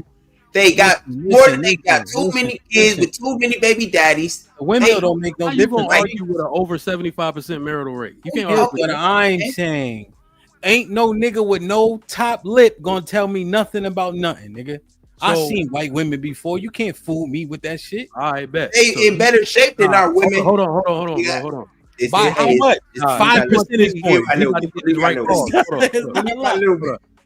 There's a difference between a woman you want to fuck and a woman you want to marry. Hey, at least they wear their own fucking hair. Who? Our women put their hair on top of their hair. What we talking about, man? Is there not a difference between a woman you want to fuck and a woman They you want to marry? getting ass shots to duplicate what our women ain't. Yeah, that's a horrible That's a horrible example to use. You getting killed. Last 5 people to die from BBL. Hair on top of their head. I'm windmilling. I ain't worried about that. You can't keep giving them this, brother. Those women do not look better than black women, though. Y'all need to stop that shit, man. Yeah, but we're not talking about looking better. Let me finish women. And Mr. Fantastic, I know you ain't gonna let him get away with calling them fat now. You just told me she got to be 250 to get busy. Don't tell me. No. Damn, man. 250 is the limit. She got to be real fine at 250 though. Oh man, That's crazy.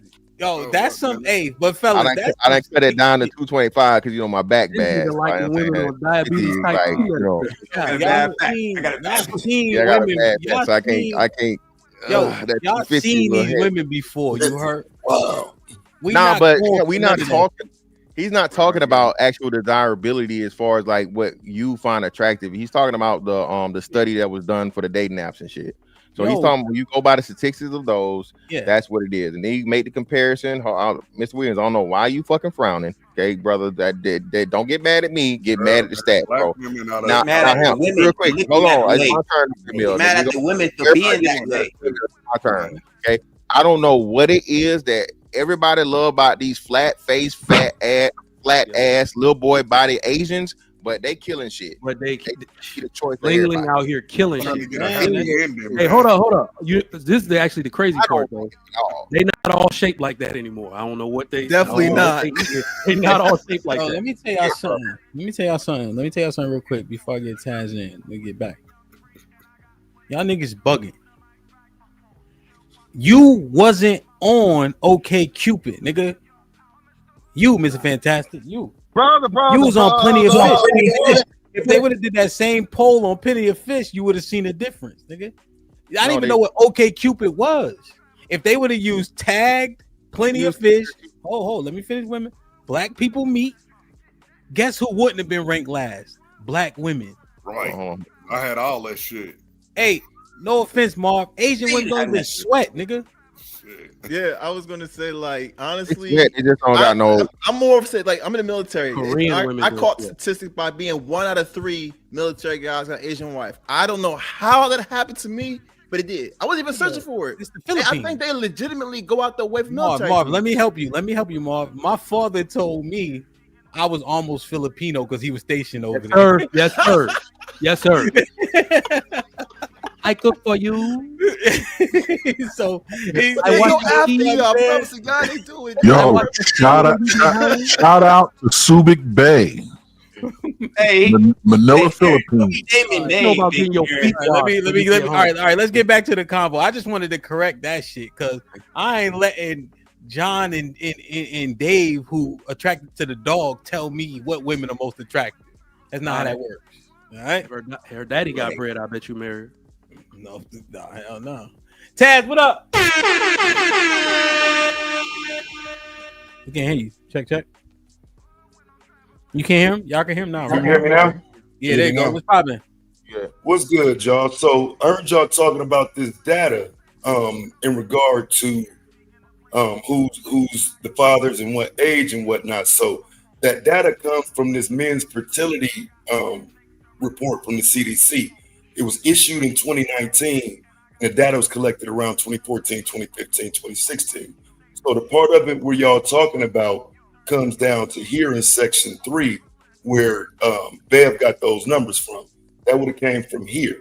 Percentage of men who are fathers by age and race. And so right here you see black men at age 20 to 29 are at 24%. But that jump happens at age 30 to 62.5%. So it breaks it down by age groups. This is why you get to that 80% of most men having children by age 40. So when they're talking about those lower numbers, they're talking about younger men age 15 to 19 or age 20 to 29. Because when you get up in here, for every group, it's at 72, 52, 62, 63. So by 30, at least half of men have a child. That's what the data says. No, that's not what the data says. Taz, you're not reading that right. So what you just did was you took it gave you a 10-year. Yeah, you took a 10-year and you turned it into a 1 year. That's not what it says. That's why they give you the age range of 9 years for every age group. So it's not, there's no scientific, there's no mathematical thing for you to be able to say at 30, 50% of men have children, when again, mathematically, it makes no sense. It makes no sense for within a year's time, a man that didn't have a child at the age of 30, they all have children. It's mathematically just insufficient, bro. It don't make sense. It's the reason why they give you the 9 year gap. You know, there's another consideration I want to put in there too. How about the fact that, like, the guys who was having children, right? How old are the women, you think? When they get up in age, do you think they get in with women who got kids already, or for the most part, like, they get women who are younger? What do you think that is? Nah, most people. One more time, Marvelous. Most people marrying and having kids with people in their social age group, like 3 years. And that's what I was trying to figure out. Do you think it's like older guys getting younger women? Do you think getting the same age? Do you think they're getting sharing baby mamas? Where do you think that comes into play at? Definitely in the 30s, bro. Definitely. But I don't know what baby mamas, honest to God, tell you the truth. I don't know what you were saying though, Fantastic. I didn't imply anything about 1 year. So the breakdown of this is by decades, is by 10 years. And so it does say from age 30 to 39.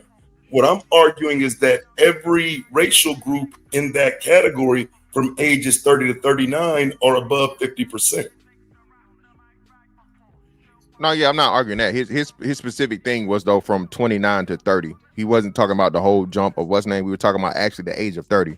So that's what I'm focused on. I'm not saying that data is incorrect, but what I'm saying is it's not saying that at 30 more than half of the men have kids. That's just not what it says. That's all I'm saying.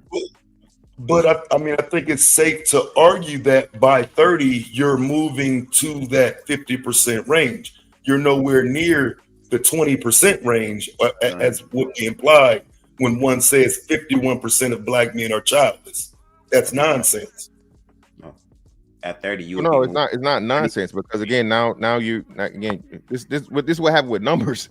Okay, so again, this is giving you an age group by bracket. We know that the I don't know what's the median age, right? So half of the people are under, half of the people are over. So if 50% of the people are under the age range, right? When you're talking about that, and 50% of the people are over, you're still assessing from a percentage within a percentage. So it does make perfect sense that half of the men still don't have kids, because half of the men aren't at the age of having kids. And 100% of the men, hold up, and 100% of the men in none of the groups, 100% of none of the men in none of the groups all have children. So when you do the math that way, it makes perfect sense. Yeah, I'm still confused on what you're saying with that, because again, I'm only stressing that the older you get, the more likely you are to have children. Oh, we agree. So, but it sounded like you were challenging the fact of the matter that less than 50% of all men have kids. That's what it sounded like you were. Yeah, I am. I'm saying at age 30, you're not at that 50% anymore. That's for children. Still 15 to 30 at best. Yeah, but still though, like I said, so from 15 to what's name, it gives you and it tells you if you're at 3% from 15 to 19, and you're at 25% for what's name, we know that makes up half of the men, right? And black man's life expectancy, they only start even doing the thing, I think, to what is it, 49 or 50 or whatever, for the numbers that they take. That's what it is. It's just simple math. So you said the majority of men are 15 to 30 and not 30 to 70? What's the median age? The median age for black men. For what? For black men. I don't know. I can't tell you right off. You know what? That's Fantastic. the median age is somewhere around 30. But they know this math is missing in this though, because you gotta figure like how many dudes even know they fathers. For real. Like how many even know who the daddy is? You know what I'm saying? Like these numbers aren't really telling the whole story. 34 years old. No, but one thing that we know for sure, you don't have to know who the dad is for these numbers to dope out. The only thing you need to know is each child has a father. That we know by virtue of the child being existing. But I think to Fantastic's point, the 80% of people that have children at that age, you got to ask yourself, what's the age of those children? They're probably in the 20s. So you have a lot of people in the 20s. So if you have 10 men over the age of 50, 8 of those men have children. But you have 100 men at the age of 20, and 20% of those men have children. You see what I'm saying? You're going to have less men, less children at the top, but the bulk of men overall, you're going to change the number because you have so many more young people. And that's indicated by the percentage rising at the older ages. What are the ages of those children and how many children do they have? Now you're looking at the grandchildren number. That'll tell you about the overall number across the board. And it's probably closer to 50%, not as high as 80%. You know what that number, you know what strikes me about that number too? Is that if most men 40 to 49 got at least one kid, because that's the age that most men are supposed to financially peak. So if you got too many kids and you're not married by that time, you probably not even gonna be able to start making money. You probably somewhere stuck in the middle or at the bottom. So again, marriage is probably the best leverage you're ever gonna have, financially speaking. What you say? Marriage is the best. It's the most leverage you're gonna have. What you say? Financially speaking, marriage is the best leverage you're gonna have because you're gonna every single situation. You're likely, hold on, TJ. Every single situation you're likely going to create is gonna chop your money up in ways that you can't hold up, and you can't dictate where it goes. No, that's some bullshit. Marriage is not the best leverage you're gonna ever have. What? That don't even make sense. Financially, how does it not make sense? It makes zero sense. What leverage do you get because you married financially? All right. Give me this. Why are single men more likely to own a home or married men? Probably, I don't know. Married men, probably. Married men. Married. I mean, anything. I mean, leverage in the relationship. I mean, that's about leverage in a relationship. Trigger Mike, you just saying shit. We talking about leverage in relationships, not leverage. Wait, I got one. Remember, I said everybody's trying to speak over each other. Wait, give it a second. So hold up. Mike, make your point, then Marvelous, and we'll come back to CJ, then Taz. Mike, go ahead. I'm saying that marriage is the ultimate way for you to have any control at all. If you're going to control your situation as a man, you got to marry the woman that have your kid. If your situation is being dictated to you, by that woman or the state, you're fucked. Okay, Marvelous is on you. Yeah. So I would say honestly, like you got a few things, guys. You do have leverage. If you're the breadwinner, you got leverage. You honestly gonna make a lot of decisions based on the bread you're coming in with. Then you got honestly moral leverage. People don't think about that, but things that men sacrifice, that's a moral leverage. You know what I'm saying? Like there's all types of leverages if you guys really think about it on some real shit. Because like you don't have to just look at it as a financial thing. And if you do got the money, you got the leverage. I don't get how you don't have the power if you got the money in your hand. If you're talking about losing it, that's you lost at that point, but you still got it under your control. If you're in the marriage, you got the leverage. You got the, you know what I'm saying? Like I got leverage right now. I know where I'm at.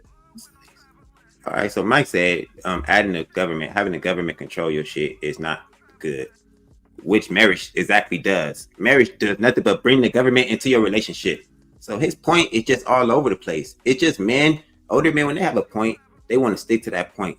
Marriage, if you're in a relationship, the relationship is going to be the same. But once you put the marriage on top of it, all you did was bring the government into your relationship. Okay. That's it. So would you rather? I think what you might be highlighting is that man would bring the government into your relationship. All right. But what I'm saying too is that maybe that's inevitable in this country. No, what I'm saying is, remember, my first point was the only person that has complete autonomy is a single person with no kids. man or woman. You just said the opposite right now. You just said the opposite. The only person that has control is the married man. No. I said that's the way to keep control. That's the only way to keep control, or else the state or that woman is going to have control over you if you have a kid by her. So explain to me in detail. Hold on. This is married men versus single fathers. Explain to me why a single father has more leverage than a married man. It's not a single father. It's just a man that's not married.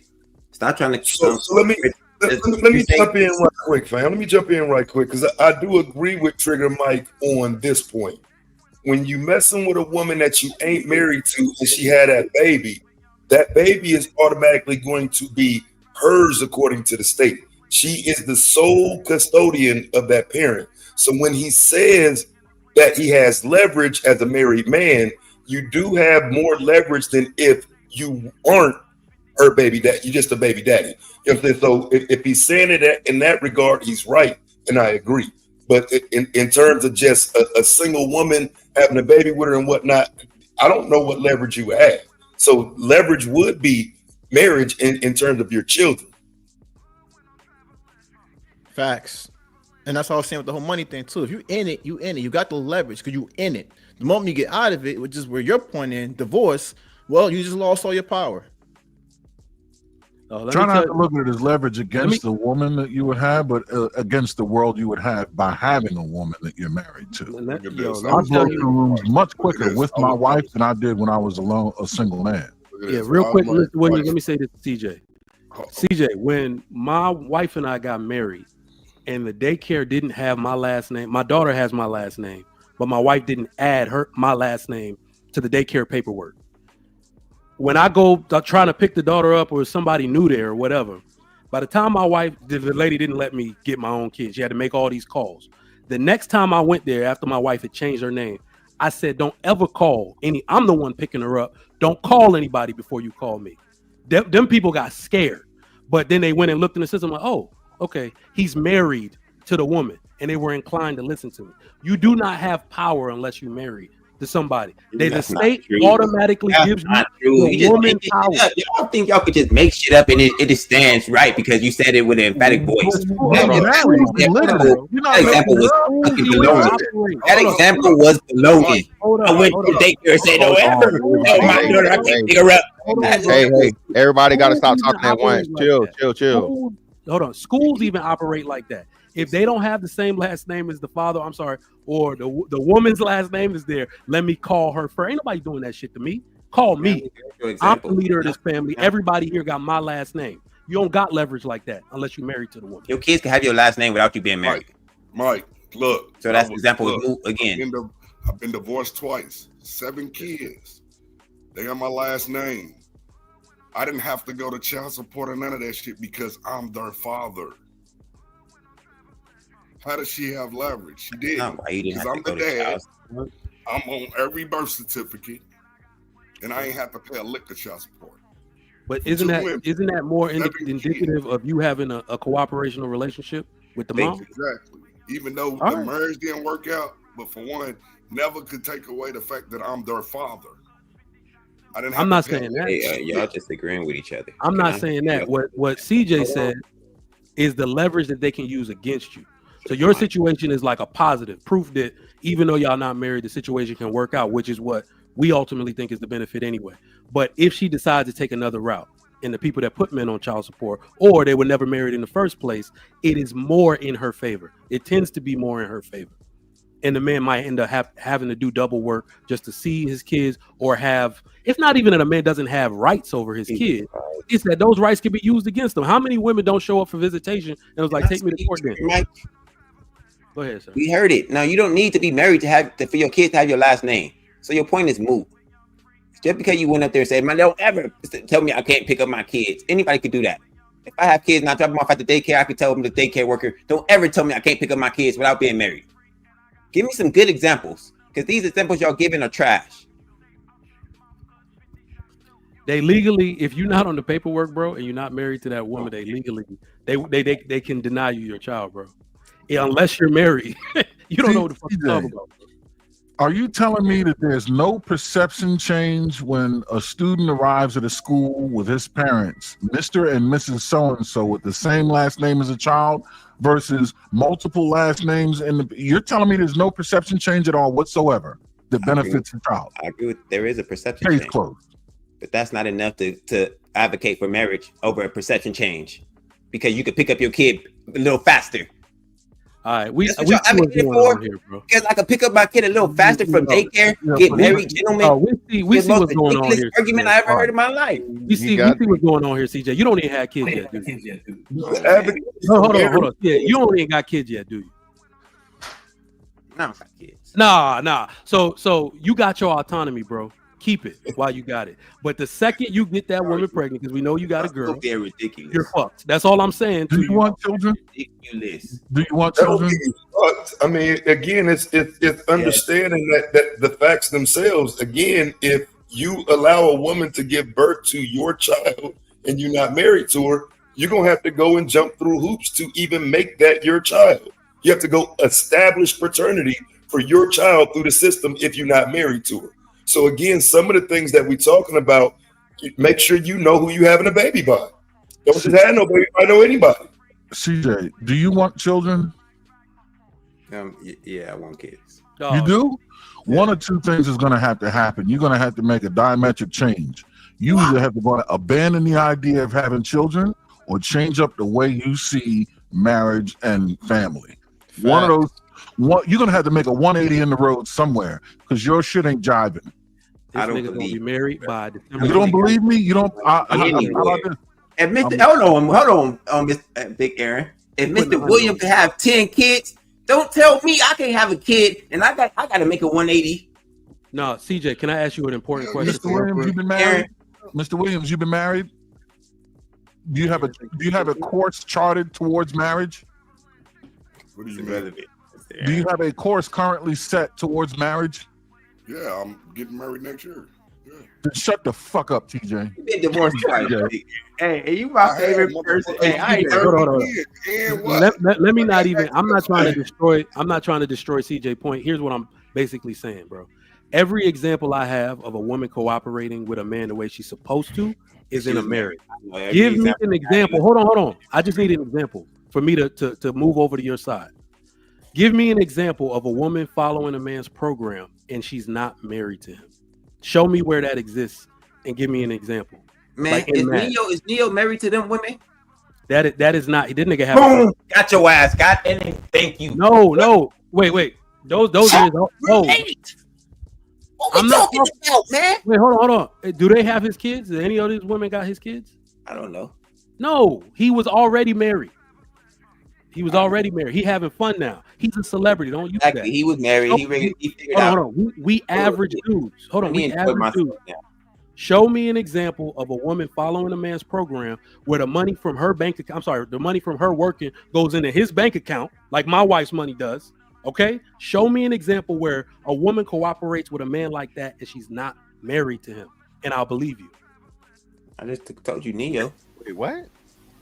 Hold on, Mike. Hold on, I'm confused. So hold on, you said show you an example where if you're talking to us. No, I was just saying that's the normal situation. I'm confused on where you go with that. It's plenty it's plenty of men that aren't married with a woman that where the woman's on their program, bro. Again, people are engaged before they're married, Mike. So you reaching on that one. I'm not. If they're engaged, hold on. That doesn't count. They're on the way to be married. Even not engaged, even not being engaged, boyfriend and girlfriend or whatever. That we know, like I can't have it both ways. First is these women don't want to be married and they don't cooperate. Now it's plenty of women on a dude's program. I can't have it both ways. I don't mean they want to get married. Yeah. If you laying down great dick and and she happy for the moment, I mean that's not hard. It's not hard. I'm not even trying to have a big old disagreement party. What I'm trying to say is there a bulk of people who share accounts that aren't married, own homes together that aren't married? Gotta be a bulk of people. Yeah, they share homes together. They aren't married. Is this something happening in mass, like 20%? Or something No. So sharing accounts and things like that. Yes. saying yes. I'm saying non-married people not sharing no account, bro. I'm saying yes. One of those things that we talk about a lot of times with the Black community is cohabitation, and we say we're not getting married, but we're still cohabitating. We're still together. We're still in these places, and we're still doing the same things that a married couple would do. So I would say, Trigger Mike, I get your point, but a lot of women, I would say most Black women are getting on somebody program that they're not gonna marry to. Like, it's just a fact. I would say most. I would only amend that to say that they just in that situation, but it don't look like that shared account bullshit. Like, I had to realize there are some married people that don't even share accounts. So that's smart ones. That's what the smart ones do. The smart ones do that. No, it's not. It's a wonderful fucking habit. This all I'm saying, right? Cohabitating, all this other shit, right? Not reaping the benefits of what that construct should provide, given when we even went over the benefits of marriage and etc. We don't take shit serious, bro. We do shit half-assed, haphazardly, and then we complain about the results we get. Consistently, we do this shit, B. You know what I mean? Like, we contradict ourselves by accident. We complain about the behavior of the chicks, and then we want to make sure we can exploit the behavior at the same time. Just as an example. And we talking about Black community leadership. We really don't give a fuck about 2053 as long as it ain't me. As long as I'm not the nigga that's a permanent underclass, I'm good. But we selfish as hell. That community, like I said, the community talk is just. I guess I'm just gonna summarize it to bullshit at this point. So then, here I got one question. Then, do you think the culture lack integrity in general? TJ is the leader of that community, by the way. I'm saying, but like, do you think the biggest issue is integrity? Yeah, I think so too. Who do you think lack integrity? The men? All of us. You. I got integrity. Because, like, I was talking to my I was talking to my little brother about this because we trying to rebuild our family straight up. My family, we trying to rebuild our stuff. You know what I'm saying? I said, bro, I know you're young. You know what I'm saying? He's 25 now because he's born 2000. I said, you gotta be sure, like, whoever you marry, man, you gotta make sure that you're looking out for the family. You can't just marry anybody, bro. We gotta have standards. And that's the thing. How many families you know legitimately got standards and actually try to hold something to their name, like the name actually means something? Not making the name for themselves as being individuals, but actually supporting and building their families. You know what I'm saying? Like, are you really thinking about your brothers and sisters? Y'all make decisions together? Or y'all even try to make decisions together? Are you trying to build off each other? Are y'all actually socializing with each other? You know what I'm saying? Or are you just trying to make it on your own? That's how you're taught. You know what I'm saying? Like, we were taught to be independent, self-sufficient, but then we look at other cultures. We see how they come together as a family and start building stuff. We've seen plenty of examples, but we don't look at that in that way. Actually, we look at things in a way where it's like, you 18, you 19, you better be out of my house by you 21. You know what I'm saying? It's like, you better have it got together by that time. It's like, but you look at other places around the world, it ain't like that. Not even close to being like that. But we know that these are issues. We know, but we still trying to manage with the same bullshit. And it's like, well, where's the integrity in? Integrity. Listen, man, before I get out of here, all I got to say is, like, a lot of this is putting the onus on the woman, which there is deserved. It has to be deserved. You can't fix everything without the person who's birthing your children, right? But the one thing my children can never say, no matter what my wife does, is that I bastardize them on purpose. All gestures of honor come from men. Y'all don't really get that? We can fuck it up or we can fix it. It's all on us anyway. I never bastardized the woman and I never bastardized my children. She gonna have to fuck this up if it's gonna be fucked up. You see what I'm saying? Her father, my own children, her brother, her sisters can never say I never took care of business. Men got to be stand-up men regardless. That's the burden we carry. So I get what you're saying, CJ. I never told you you were wrong or Mr. Fantastic. But guess what? She don't make me honorable. I do honorable things. She's going to have to dishonor this union for it to break apart, bro. I'm solid always. Because guess what? She leave me. Where the fuck she going to find another me? Another woman going to come in this house and I'm going to marry that woman too and do what I'm supposed to do. This me all day. That's why the woman take the man name now. That's what I'm saying, bro. You're gonna be married by next year, and I'm gonna call you a dumbass. But yeah, until then, we can, we can pretend we know what you're talking about. Man, these men with these high fucking, and where is she gonna find another me? Women get all kind of y'alls. All up in their DMs all day, every day. Stop it with this nonsense. They don't get the rings, bro. That's what counts, bro. They gotta get the rings. They collecting bodies, man. We gotta stop counting that shit. DMs don't count. Yeah, that's what they want. Bodies. They like bodies. Yeah, you gotta own. They don't want the bodies they collected. They want the bodies that they're collecting. They say they are the body collectors. Yo, they want all these fucking bodies. Real shit. Yo, this is a leadership conversation, right? Oh, my bad, Taz. Go ahead. No, I just was laughing at the body collector thing. Oh. Yeah. Yo, here's the thing. It's a leadership conversation. I never seen change without sacrifice, right? As men today, we scared to sacrifice. We scared to take risks. It ain't the same. You know what I mean? Which is fine. CJ is making good points, which further the point of leadership and lack thereof. Right? A lot of these things don't make sense to a nigga when fear is a mind killer. I understand. The pros and cons are being weighed, right? And so most of the time, based on the conversation, the cons outweigh the pros. Therefore, we refuse to do it. But I just stop talking about the results is all I'm saying. Don't keep talking about their conduct and the lack of fathers and the lack of the kids being intelligent and being raised by women. Stop saying that shit to me. You have to have. If y'all want to be married, I'm in the middle of talking. You gotta have more self-control.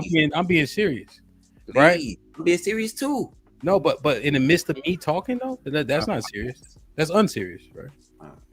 You know. Now you made me listen what I was saying, right? I'm just saying because we're not going to exclude sex while not giving a fuck, while not taking a risk, right? We don't want to take a risk, but it stops at sexual intercourse, right? And we know that condoms are not popular. So we know that these kids are being born. I just don't want to hear no more about the kids being raised by women as though we didn't assume that's going to happen based on our modus operandi. Right? Just stop saying it. Right, because we contradict ourselves by how we conduct ourselves. That's all I'm saying. Like we really don't care about what's happening to our people. Can I rebuttal? A community is a group of families. That's what it is. I agree, but we can't stop talking about the women and their behavior if y'all want us to commit to these women. Stop telling us to commit to women that have deplorable behaviors and then telling us not to talk about the behavior. It makes zero sense. It's not adding up, Hamp. Y'all keep telling us to commit to these women, be the better man for these women, be leaders to these women. You missed the plot. You're not. Well, let me just clarify before you finish. You're not rebuttaling me at all. I am. No, because I was only 30% finished with what I was saying, and you were already talking. So I just want to be clear, because I don't want them to think that you think you're rebuttaling me. You've been wanting to talk as soon as I started talking. I heard what you said. Okay, shit. Go ahead. I heard what you said. You said stop talking because I we didn't don't. finish. We are being better men for deplorable women. These women don't want to change. They don't want to be better. So stop telling us to keep raising our standards. I didn't say that at all. Keep getting worse. I ain't even say nothing about women. You said stop talking like that. He said stop talking about them, right? I didn't say nothing about raising your standards. I was talking about fear and men not taking risks. Let me be specific and direct. Men take risk. We don't mind taking risk. We are all risk, and we are in relationship. Most of us in relationships, we took a risk, knowing their behavior. We all took a risk.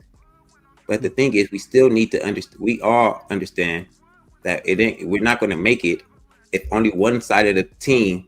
Y'all keep telling the offense be better while the defense is trash. Well, offense, y'all got to keep getting better. We are the top. We're the number one offense. The defense still sucks. Even if you say, and then they're bringing us down with their bad behavior, with their even if they suck, they can still have a better attitude, so we can play better offense. They can still cheer us on while we play offense. They playing trash defense and sucking the energy out of the emotion out of the offensive side. Pause. They're not helping the team. They think they're against. They saying, "Ha niggas, we suck. So what? Y'all fix it." That's the I'm problem. gone, bro. I ain't fucking with that, man. Y'all have a good day, bro. Chaz, be Good to safe. see everybody. Y'all have a good one, bro. All right, be safe, Chaz. So I got a question then, CJ. Is the point to try to shame women to do what we want them to do, from the sense, besides like pointing at you're bad, fix yourself? Do you think that's really going to work? In a sense, just keep talking. Like, that's the one thing I learned about men. We better off with actions. Words ain't gonna get far for us. We don't need to be talking. We need to be a men of action. You can talk all day. Women don't give a fuck about what you're talking about. They don't. So you can either fix yourself by making decisions, and they can see your actions, and you can inspire some woman for the time being, and then maybe they'll acquiesce to how you're moving rather than how you're talking. That's the thing. I wasn't even Marv. I wasn't even talking like what niggas should. I'm saying what it is. I'm saying what it is right now. Right? We are risk adverse. Right? Paralysis by analysis. You know, we forget about the women we had that had positive qualities. Right? Also, we put our totem pole leaves us at a deficit. Beauty is number one, right? And the higher beauty is, the lower her behavior can be, right? We don't ask for enough, and then we complain about the results, right? We don't vet. Mr. Fantastic and Aaron and I talked about that. We ain't vetting for real, right? We ain't mining it through to see if she's a good person to connect with, you know. So I'm not even telling niggas, get your integrity up, get your money. Fuck y'all niggas, right? Just stop just stop talking about the shit as though you want the shit to improve, because we don't actually care enough about each other, right? I know where we at now, because CJ, and he actually loved me, he cut me off and didn't talk about nothing I said. Man, imagine how he treat niggas he don't love. Yo, that's clarity, though. Yo, like, niggas making me sick. That's full circle to his point, though. That's full circle to his point. Where we at? Because the leadership shit, bro. Aaron can expound on this, right? And he sent me the clip, I think. Yeah. The Marines specifically, the officers eat last, right? From the privates, is that the lowest rank? Right? They all eat first. The Marine, the whoever's the highest ranking, eat last. Because they want everybody to be prepared to do what they got to do in the time in which they need it. If the lower rankings don't bring in their warming gear, I believe they call it, then the sergeant or whomever's the highest rank won't wear their warming gear either. Because he's saying, how did these assholes not bring their stuff with me in charge? You know, and I just see that we don't want that. Right? We want to do the shit that we want to do. So I'm just looking like, yo, that leadership shit is in limbo. And our families is depending on who got there first or who's in charge. We can't just emphatically say men are leaders, because we have proven over and over that ain't true. And like Mr. Fantastic said, there are bad followers, but god damn, you can't tell the difference. You don't know if the leader's bad or the follower's bad at this point. Because if you take out the octave and you had everybody sounding like chipmunks, we all sound the same. Except Tiff be wildin', so you could probably be like, oh, that's Tiff right there. Callie too. No, Callie. Callie gonna give it away with how she talk. You know what I mean? And then you'll give it away with you yelling and shit like that. You know what I mean? He's telling the truth, though. Let me tell you, Aaron is probably my favorite person, man. Such high decorum and a smart brother. I appreciate you, Aaron. He did yell at you though. He did, and he said, he called me. He said, "Fuck you, motherfucker," or some shit. Either way, you used to it. Okay. It's alright. Get used to that shit. You don't give a fuck. And one thing, you don't give a fuck about none of that shit. DC Slim in the $5 says, Mr. Charlie appreciates y'all help of destroying us. The quality of some. Y'all are worthless. Y'all ain't man enough for that kind of respect. Joel with the $5 says, Hemp, what are these risks you want us to take more of? Whatever risks you think will be a help to the community, good brother. So going to these neighborhoods, mentoring kids that we say ain't gonna listen and they dangerous, maybe that'll help. Build communities by forming families, because a community is a group of families, not a group of single people. Just a couple things that we see as a risk. Hey, Mr. Fatak, you read Aaron, can you read the rest of these real quick? I was going backwards. I gotta take this call. Jay Miller with the $10. Women should understand their leverage is children. Don't get them offspring without marrying you. Appreciate you, brother. You got fantastic. Can you pull them up? Because my screen is doubling. Oh, give me a second. Let me see. I'm trying to find Jay Miller. Yeah, you say he was going backwards? Yeah, I think so. Hold on. Because I can't find where he left off. Yeah, me either. Because it's just maybe because he got it highlighted. But let me see. Yeah. I know you read that one. I know you read that one. Hold on. I think we're here. Oh, okay. Okay, cool. Here we go. All right. Shout out to LI for the 10.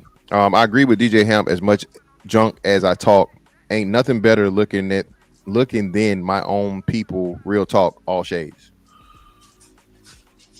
Shout out to Free Zone Lou for the 5. The folks that stats to prove marriage is bad won't use stats to prove the cohabitation has worse results than marriage, but will cohabitate quick. Shout out to DC Slim for the 5. We the only group that comes on the airways to disrespect and discredit each other. Some of y'all are just cornballs. Shout out to DC Slim for the 2. The Manosphere is a bunch of dudes with no swag. Shout out to Free Zone Lou for the 5. I knocked out my 100 push-ups listening to this goofiness. Talking points on both sides being dismantled. Shout out to Hakeem B for the 20. Hey, I'm sorry, me, Mr. Williams. Hold up. Mr. Williams, how many baby mamas do you have? Mr. Williams, there was Brenda, Letitia, Linda, Felicia, Dawn, LaShawn, Inez, Alicia, Teresa, Monica, Sharon, Nikki, Lisa, Veronica, Carrie, and Vicky. Shout out to keep people for the 20 ball. You were supposed to do that X voice, man. Yeah. Shout out to Jay Miller. I think you read this one. That was the one you read, right? Yeah, this one you read. Yeah, cool. Yeah. All right, we good. We caught up now. That was good. He answered for Mr. Williams. yeah, he answered for him. Bean, but hey man, if y'all want to extend the show, y'all know the drill. If not, we'll get up out of here in about 5 minutes. Beans, what's popping? Muted. You on mute, bro?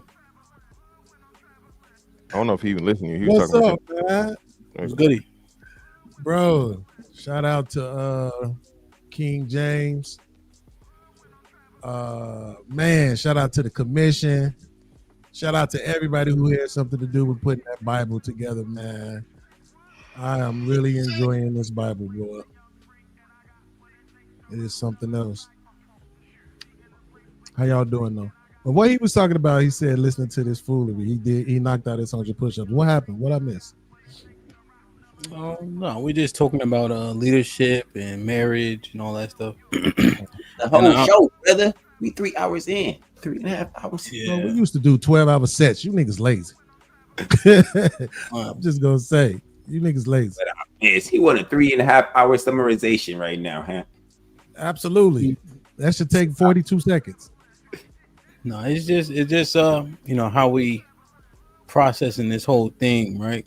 As we continue to look into the community, 2053 leadership, it being a matriarch, what we aspire to be, who our voices are, i.e., a Cardi B, right? Because whether they like it or not, they conflate her with black people, and then or a Charleston White, right?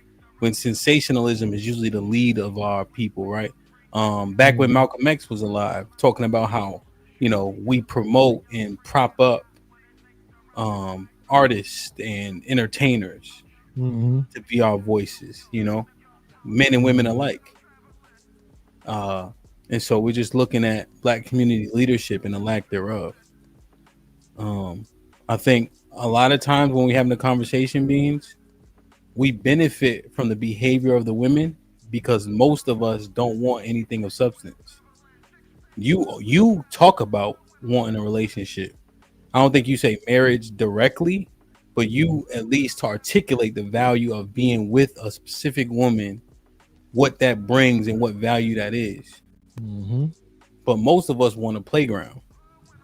So why keep talking about their behavior? If they correct it, then pussy ain't in abundance if they correct their behavior. So it goes kind of contrary to what we actually seem like we want, you know. And the leadership shit, I guess it's household to household. I may have to concede the point that men are leaders. It might just be household to household. She might run this one, this nigga might run that one. You know, I don't even say some or talk like that. But it's just like I just listening to us, you know, and then looking at us, you know, we the most homeless. Like that hurts my feelings. We the most homeless niggas, men specifically. And I understand we don't have the safety nets women have, but when it comes to men, Black men are the most homeless. Is that true? Yeah. Percentage wise or not? That's got to be percentage wise. Yeah, that can't be true. Yeah, Not whole numbers. Volume. Yeah, percentage. Okay. Yeah, percentage wise. Sorry. Okay. Yeah, I would say that's. Yeah, I don't think we ever lead in like whole numbers for real, but percentage wise, yeah. You know, I found out today one number that we do lead in whole murders. That got to stop. That got to stop, bro. Like I discovered 11 lies in just 2 videos that Charlie Kirk did. Well, we ain't even talking about Charlie Kirk today, Bean. Not either. But the one that he didn't lie about is the murders. Yeah, that got to stop, bro. Like and that's in that vein, right? Beans, homeless, murders, just in the vein, you know. You got people, they say I won't date a man unless he got more than 2 or 3 bodies or some nonsense like that. That's a thing. That's what I'm trying to tell y'all. That's what not a thing. King Von, what she say? That's not a thing though. What? That's what King Von baby mama said. That's her. She retarded. I need a man at least got 3 bodies or some nonsense. 10% don't count, y'all. Like yeah, but nah, Beans. That's he's speaking to the point of what we was talking about earlier. Cardi B said that she used to drug niggas and rob them, right? So that says something. So if you choose that person's a celebrity, they have a huge following. The same, you know, you have a huge following, and you're putting this stuff out here. It has some impact and some effect on the way that, you know, younger Black women look at situations. Yeah, I'm saying I just ain't buying that until I see the evidence. I'm not putting that. Y'all like to say jacket. I'm not putting that jacket on women, particularly Black women, until I see some real evidence, because I don't see it. I showed it on the show before. It's been said. He's not lying. I showed it. I'm not saying it ain't been said. But we talking about a jacket. What was the girl name? The other, she from Chicago. She one of them Chicago rappers, but she said it. Yeah, a lot of people say stupid shit. I'm saying before I start using something specifically against an entire demographic of people, I need to know that this thing is applicable to a majority of them, and that's not. That's all I'm saying. That's not. But but the leader thing has always been kind of diluted to me anyway, because like we pretend like leadership in the household is, you know, the man waking up and he got his bell, bling, ling, ling, ling, ling, ling, ling, and everybody up 2, 3, and 4. Like it's not that. That's leadership really be based. Stop wearing weave. Stop feeding the kids oatmeal and McDonald's and shit every goddamn day. Yo, kids, stop doing that when you need to tell them to stop doing that. You behaving and operating in a certain kind of way. It's not like this everyday thing that you making these grandiose decisions that affect your household and the world at large. It's like that's not what leadership is.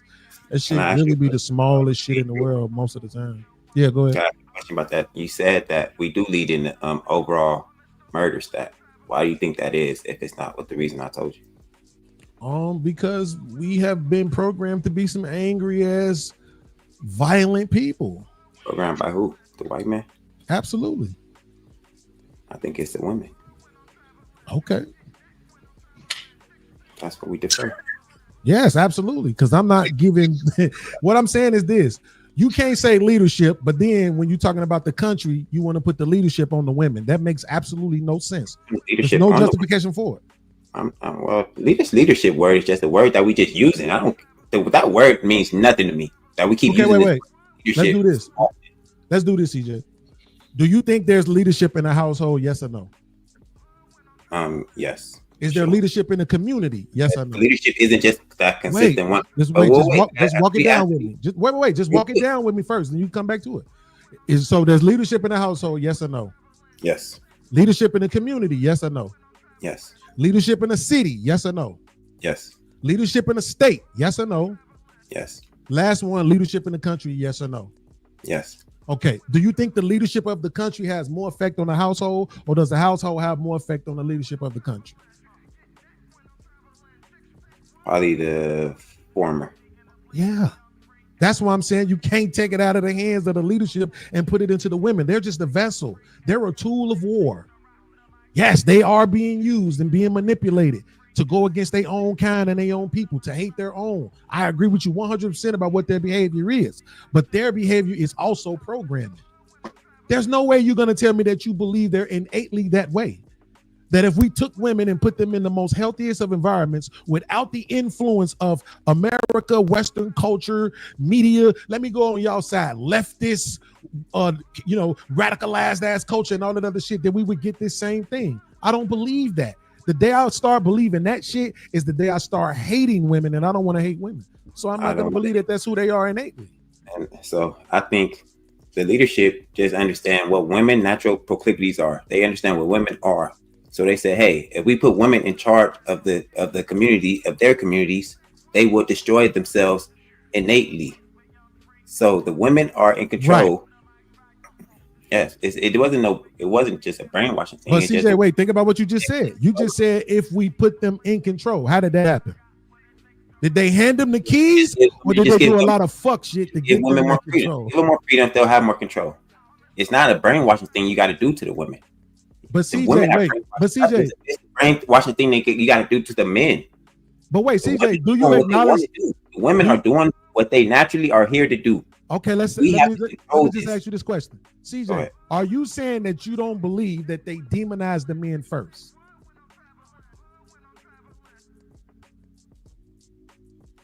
That might be right. You might got. Yes, it is. We all know it is. It wasn't like they just took these well-to-do women and said, here go the keys. And the women was like, oh, fuck these niggas, fuck these kids. It wasn't like that. They demonized the men first. They demonized their whole lifestyle first. This shit is some sucker shit. You in here, got to answer to this man. You ain't shit but a homemaker, taking care of kids, boring ass lifestyle. You can in that. Feminism, baby. Come on out here, these men ain't shit and blah, blah, blah. They demonize them first. Propaganda is a mug. That's what I'm trying to tell you. I was arguing with somebody earlier. I ain't gonna say his name because y'all keep saying we ain't talking about him, but they say, how come he's more relevant now? Well, because the propaganda still exists. That's what they use most of the time to convince people to go against themselves, is propaganda. It's usually bullshit. It's usually lies mixed in with the truth. Right? Y'all commit most murders, most arsons, most kidnappings. Only one of those is true, right? But that's how they usually wrap up propaganda. So they convinced the women that their lives was, wait, I'm almost done. CJ, they convinced the women that it was something wrong with their lives. You stated the premise before that you think that women are like black widows. You think that's part of a manipulation too, or that's their natural proclivities? Fuck you. I wasn't trying to debate. Why you gotta bring up shit I said before? Hey, because what do you think that is? Shit, because I absolutely said that shit too. I know you did. So is that natural to them, or is that something that they've been taught to be? I think it is natural to a small percentage, but I think you may be right when you talk about the proclivity. But I'm saying, I think for the majority of people, there's an incitement factor that has to happen, is what I'm saying. I've never taken a life. I can say that with a straight face. I've never taken a life, but I'm capable of doing it.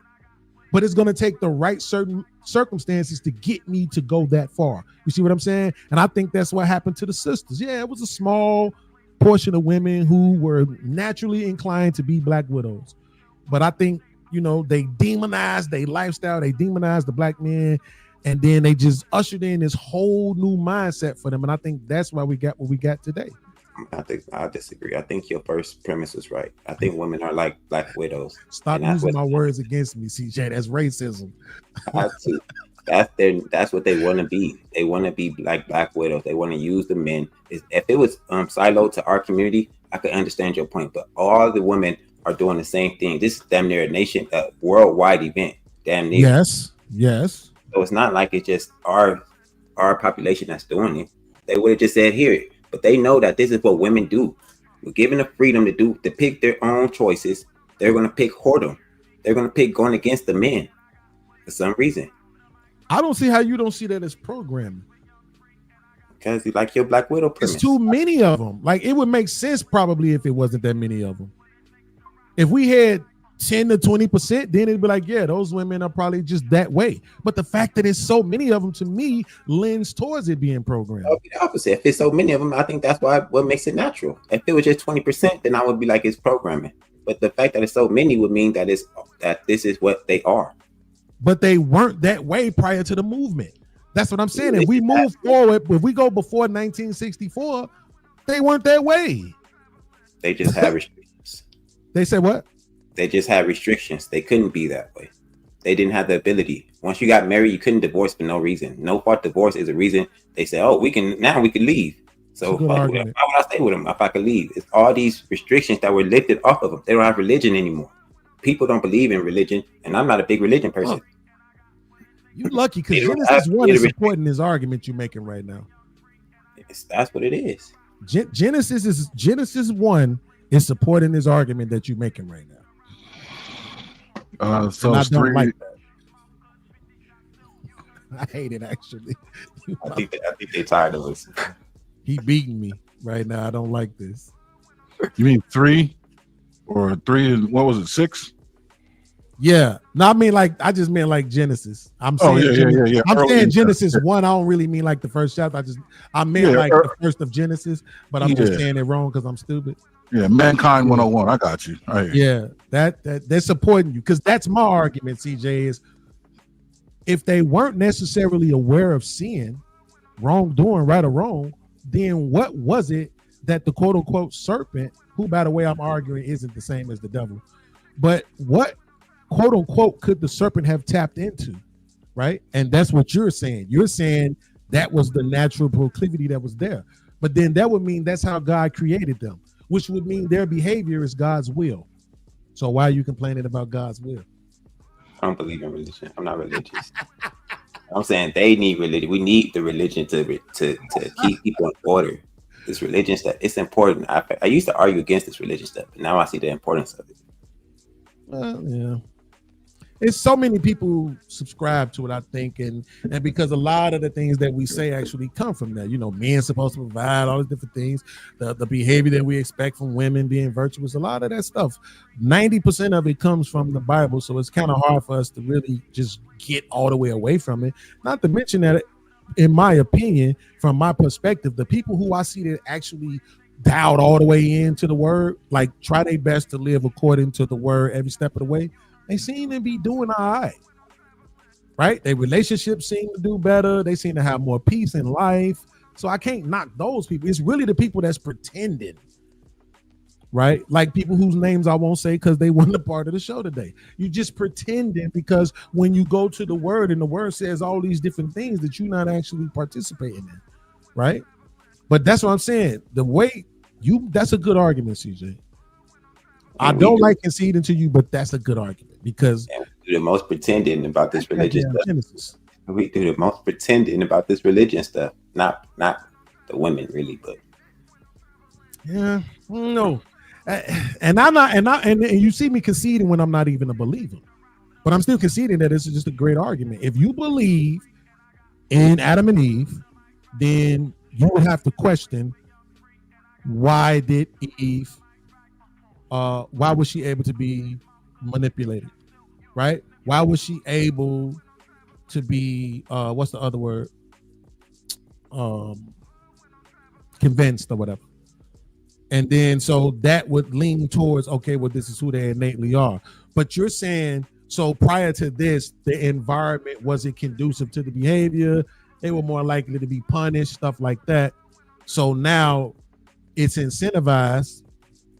Well, but I mean, they could say the same thing about us, to be honest with you.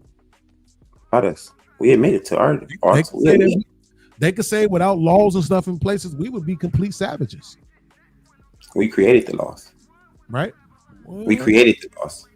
True, but I think that was about control more than anything, if we're being honest. No, it's about society. We want society to run smoothly. Like we wanted my stuff. I wanted my stuff to be protected. So in order to protect my stuff, we have to protect your stuff. So let's set up rules and laws to protect everybody's stuff. So we can live in a better. We can live better lives. But were the lawmakers common men? I don't think the lawmakers were common men, were they? They weren't like me and you. Aaron could answer that better than I can. No, Aaron? No. Lawmakers were always students of philosophers and stuff like that, and they were elected people. Yeah, they weren't common men. They were the scholastic class, the thinkers. I would think that the thinkers would take those into consideration more than the common man. I'm glad it was the thinkers other than the common man, because the common man wouldn't have thought that far ahead to say, hey, I don't want my stuff invaded, so I'm not going to invade yours. The common man, the thinkers were able to philosophize or whatever, make a philosophy. So there's a distinguishment between, like, because somebody said that the people who I want to say settled Georgia were criminals from the UK, I think, some shit like that. That's Australia sound like, really, because Australia used to be a prison for UK. Australia is a penal colony for the UK, yeah. Yeah. The laureates always had a lot of power and a lot of sway back in those times. I'm just wondering, like, if the people who settled, I hope I'm using this word right, settled these places, the Georgias, the Chicagos, these different places, were they involved with the lawmaking? You see what I'm saying? Well, businesses were, and the people that settled these places were business. They were business oriented. Large cities, anyway. Yeah, because I mean, it's like, think about it like this, CJ. When the riots was happening in Chicago in 2020, damn, I said riots. This motherfucker got me saying riots. I stopped listening to this white boy. Boy, smart.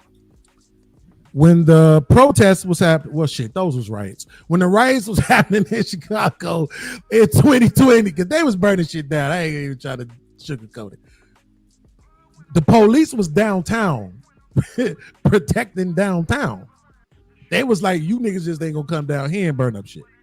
Y'all can burn up that bullshit on the west side. That's smart. Y'all can loot all that other shit, right? This is going to cost more to replace. So it's easier to replace the cheaper shit than the more expensive shit. So we're going to protect this, and y'all burn down that shit, and that's y'all's anyway. So y'all burn down your own shit, you dummies. We're going to protect the nice shit, and it'll be easier to replace that anyway. That's a good argument. Again, for the longest time, business is usually behind the scholars that make the laws. I mean, in a nutshell, what you're describing is a modern day iteration of that, or at least the protection arm of it manifesting. Yeah, but hey, turn on the AC now. This Sunday, 12 p.m. Just to let you. But tying it back into the women, though, I'm saying, I think that even if you say, okay, because I'm still saying that it's programming, the fact of the matter is that it benefits them. This new world order, this new way of the women behaving benefits those in power, including the lawmakers. Yeah. You see what I'm saying? So the previous way didn't. This does. So look at it this way, CJ. Even if I agree with you that these are their natural proclivities, that doesn't mean that is the complete of who they are. We all are a balance of good and evil. If they create the society right, to function in a way that incites the bad behavior, or that what they like to say lower chakras and all that other shit. I don't know how to use that language, right? But if they create the society in a way that taps into that and incentivizes the bad behavior, wouldn't that still programming? Even if it's in you to do it, right? That's still programming. In the military, you can have guys that are literally trained to snipe. When I heard that it's guys in the military, it's a dude somewhere right now in the world who is sitting with his eye in a scope and has been sitting there like that for hours. That's his job all day. That is insane, bro. Right? So I'm saying maybe he has a natural proclivity to do that, because there's probably a lot of people who tried and failed, right? But it still had to be pulled out of him, right? The circumstances and the programming around him had to be there for him to become that. I'm saying, why can't you give the sisters that grace to say, okay, sis, I'm gonna just extend. I'm not gonna change my narrative that y'all need to change your behavior, but I am gonna give you the grace that this ain't who you have to be. This not who you are innately, at least not 100% of you. Because it's like a lion. It's natural to want to kill or eat people, right? Now, if we cage it up and it can't do it anymore, then we can't not say it's not its natural proclivity to do it. We can say we controlled this lion. We got it under wraps now. But if we let that lion do what it want and it start fucking eating everybody up again, we can't act like it was the system that trained it to do the shit that it's naturally want to do. The system didn't make it not do what it naturally want to do. We just let it out the cage again. They just let it out the cage again. So you could say the person that opened the cage back up and let it out is the person responsible. But yes, we still need to put this motherfucker back in the cage, because we still need to understand what his natural proclivities is to eat people. And somebody has to fucking capture that motherfucker or round it up or put it back, get it back into its cage. That's all I'm saying. I understand. Is it natural? And I don't know this, so don't laugh at me because I don't know. Is it natural for the lion to eat people, or is it because of their normal environment? Right? I see too many videos of lions hugging and hanging out with people and shit, playing dominoes and shit. Like, that shit be blowing my mind. Right? I'm wondering, if I put you in the wild, then the wild is what's gonna come out of you. You see what I'm saying? So is it actually natural for the lion to attack humans, or is it the lion in the wild? Right? No, we're domesticating wild animals, beings. Okay, we domesticating them. You never remove the natural hunter instinct of a wild animal. You just give them a place to stay. That's why, you are prey to them. So they see you as prey. So that instinct never gets fully cut off. Even wild animals that are raised by humans from birth that's why they snap into the thing and they end up hitting motherfuckers with the Siegfried and Roy. Even in that, there's a primal. That's why I talk about this. Being, I don't think people understand this. There's a primal aspect that exists in mammals. You know what I mean? Specifically, to where I need to do this in order to do that. That can override everything. Society just builds constructs and builds us and trains us to subdue those thoughts and those impulses, but there can be times where it's overridden, and some people operate, more so in that realm than the norm, unfortunately. But fantastic, you acknowledge the effect that social media has had on women, right? Yeah, I say it all the time. Not just women, but society in general. Yeah. So then you can't actually blame them for it. Not saying that they don't need to correct it, but do you blame them or do you blame social media? If you know this thing will have this effect, do I blame you or do I blame the thing? I blame them. I was gonna get at. Yeah. I blame them because I mean, if it was the majority of people doing it, then we have something to say, right? It's not like cancer or some shit to where it's inevitable. You have the choice to consume it or not. Pause, right? And then you have the choice of what you can consume. So if you're on social media and you're only taking the negative aspects of it and none of the positive, I have to hold you responsible to some degree. Now we're talking about children. I got you 1,000%. Yeah, children don't know any better, so on and so forth. They're susceptible.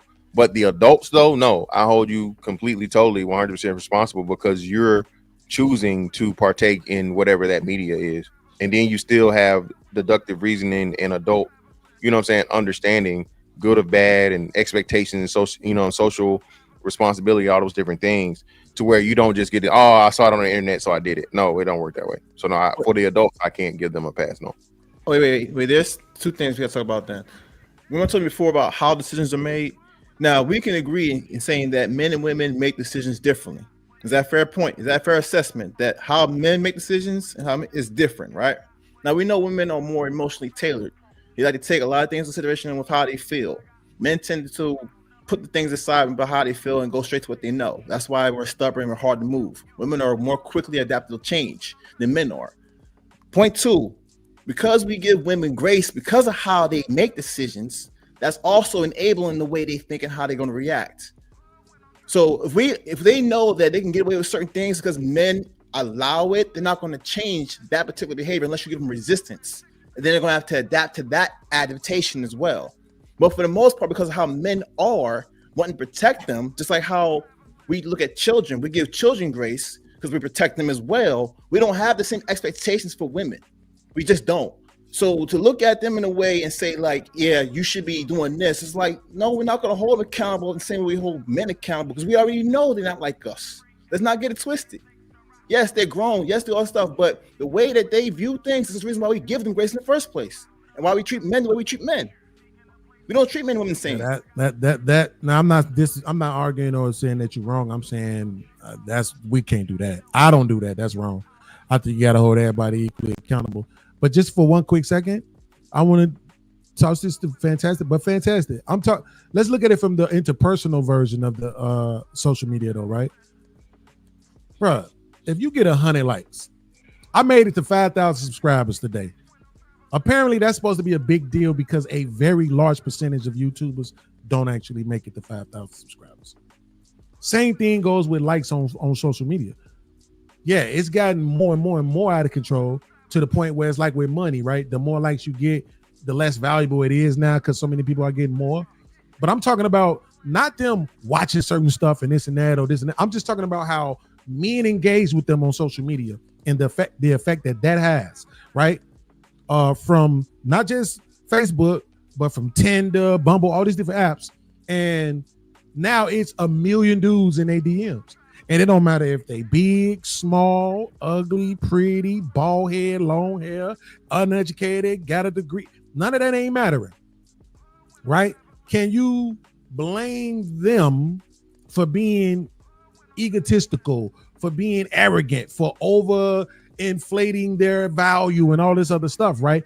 Again, acknowledging that we need them to change and we need them to understand what's happening. But I'm saying, then wouldn't you blame the technology if you know this is the effect that it will have? No, still no, because like I said, the technology is not being forced on you. Technology isn't it though? No, wait, Beans. No, he's taking it like, let's say we're talking about the guns, right? You can say, is the gun responsible for the murder or is it the person that responsible for the murder? Person, yeah. That's what he's saying. No, but that's a bad analogy. No, it is. It's exactly the same thing. You're blaming it's not, because you don't necessarily need a gun. But in today's day and time, come on, let's be honest. Can you really operate today without technology? Well, no, technology, no, but we're not talking. You're broadening the scope from technology from social media. So if you're talking about technology, yeah, I got you. But we're not talking about technology. We're talking about social media. You can get a cell phone and never add one fucking app to it. You can get I don't think. I think maybe Facebook comes already installed. I think maybe, but I think you got to add Instagram, Twitter, YouTube, all those things, so on and so forth, right? So again, it's a choice. I can't hold technology responsible, and then even so. Unlike even for the gun, right? A gun can be used to save or to do bad, good or bad, right? Police use guns every day, right? Security guards use guns every day. People stop people from breaking in their house and stealing their shit every day, right? But the thing, in fact, the matter is with the social media shit, it's not a necessity, right? You don't need it. You don't have to have it. So when you choose to consume it and you choose the worst of it to use versus the best of it. Just like you can go through here and click and scroll on twerk videos and big booty holes and whatever and so on and so forth, you can literally learn shit for free. You can learn how to fix your car. You can get a fucking, I think Harvard got free classes and shit on here, right?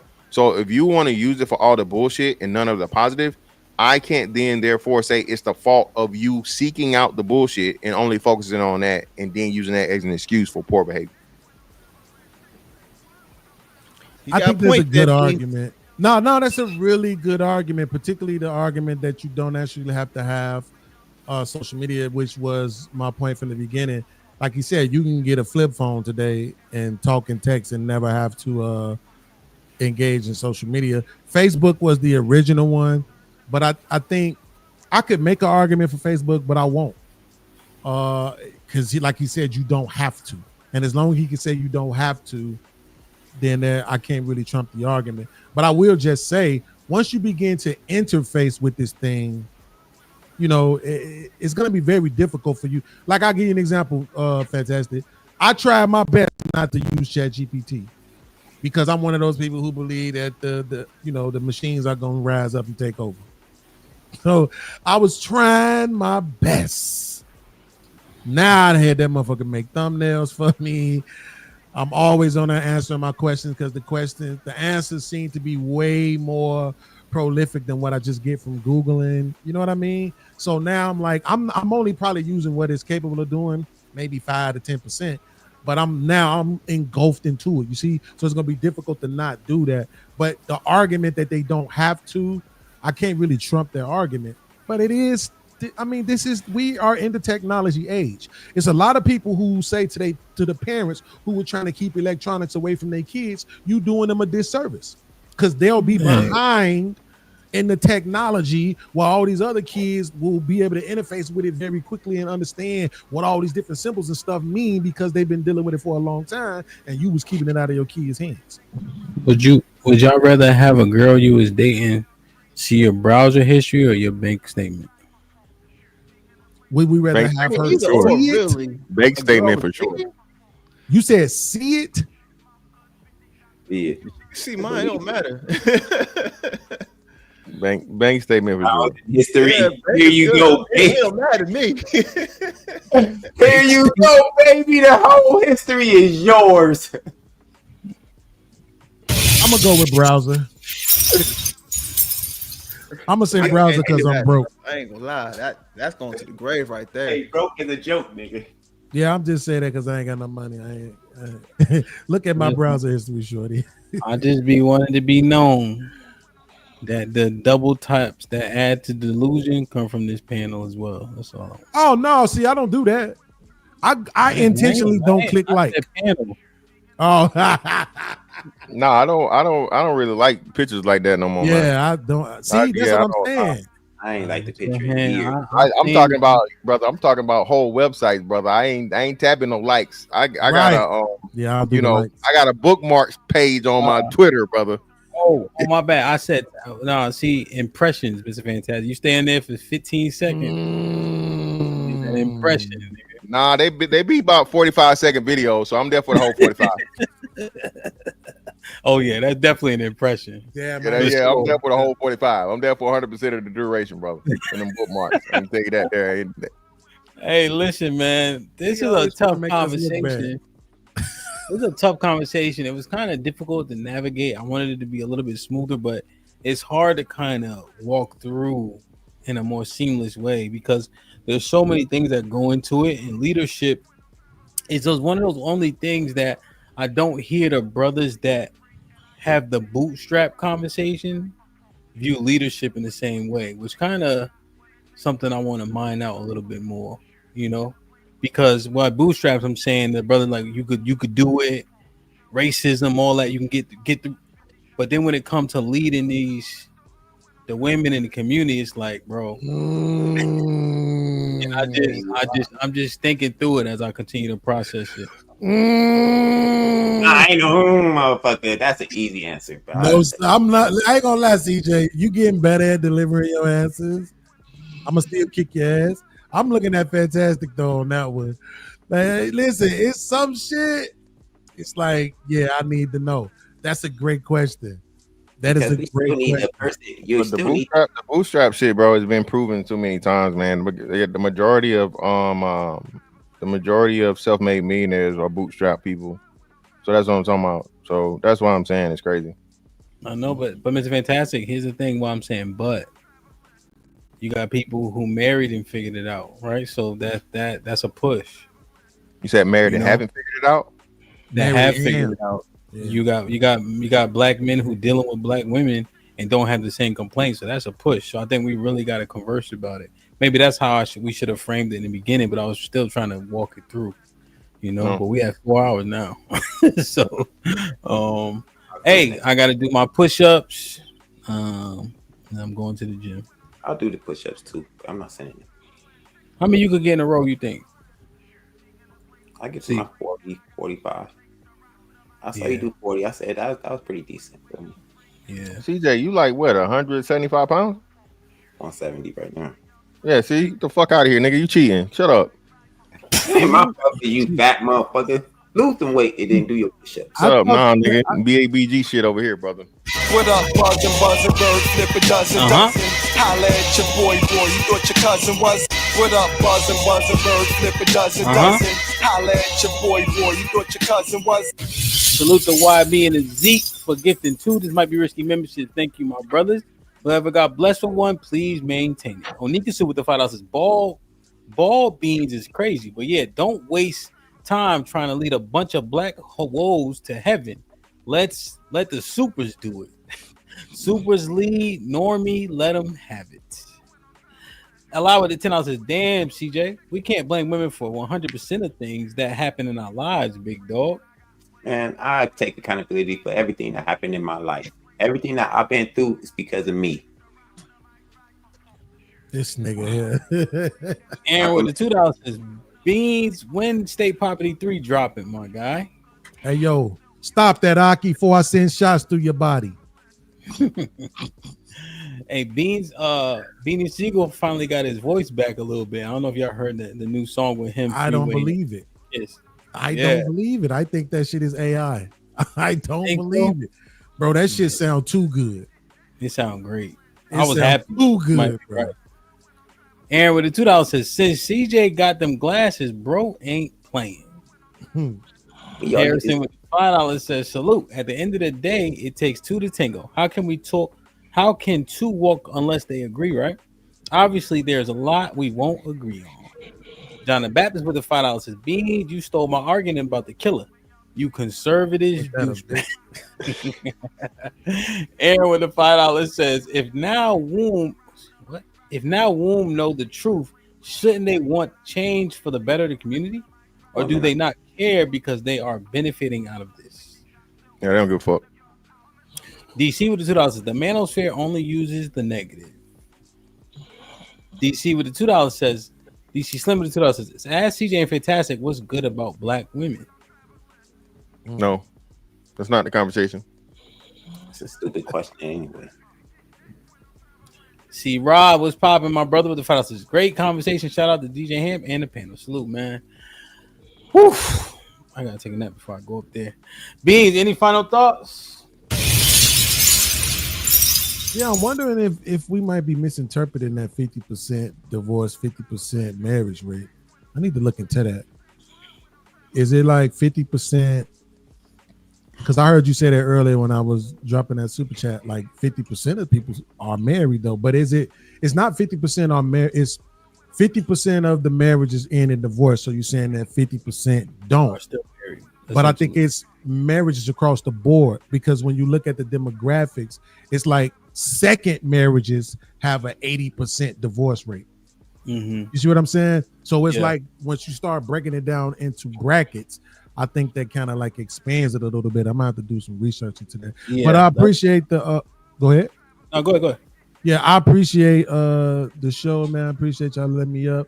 Appreciate CJ for the banter back and forth. Shout out to Marv. I ain't seen you in a minute. What's good with you, my man? Big A, my man, Fantastic, the number 6 conservative douchebag in America. Not that I mean.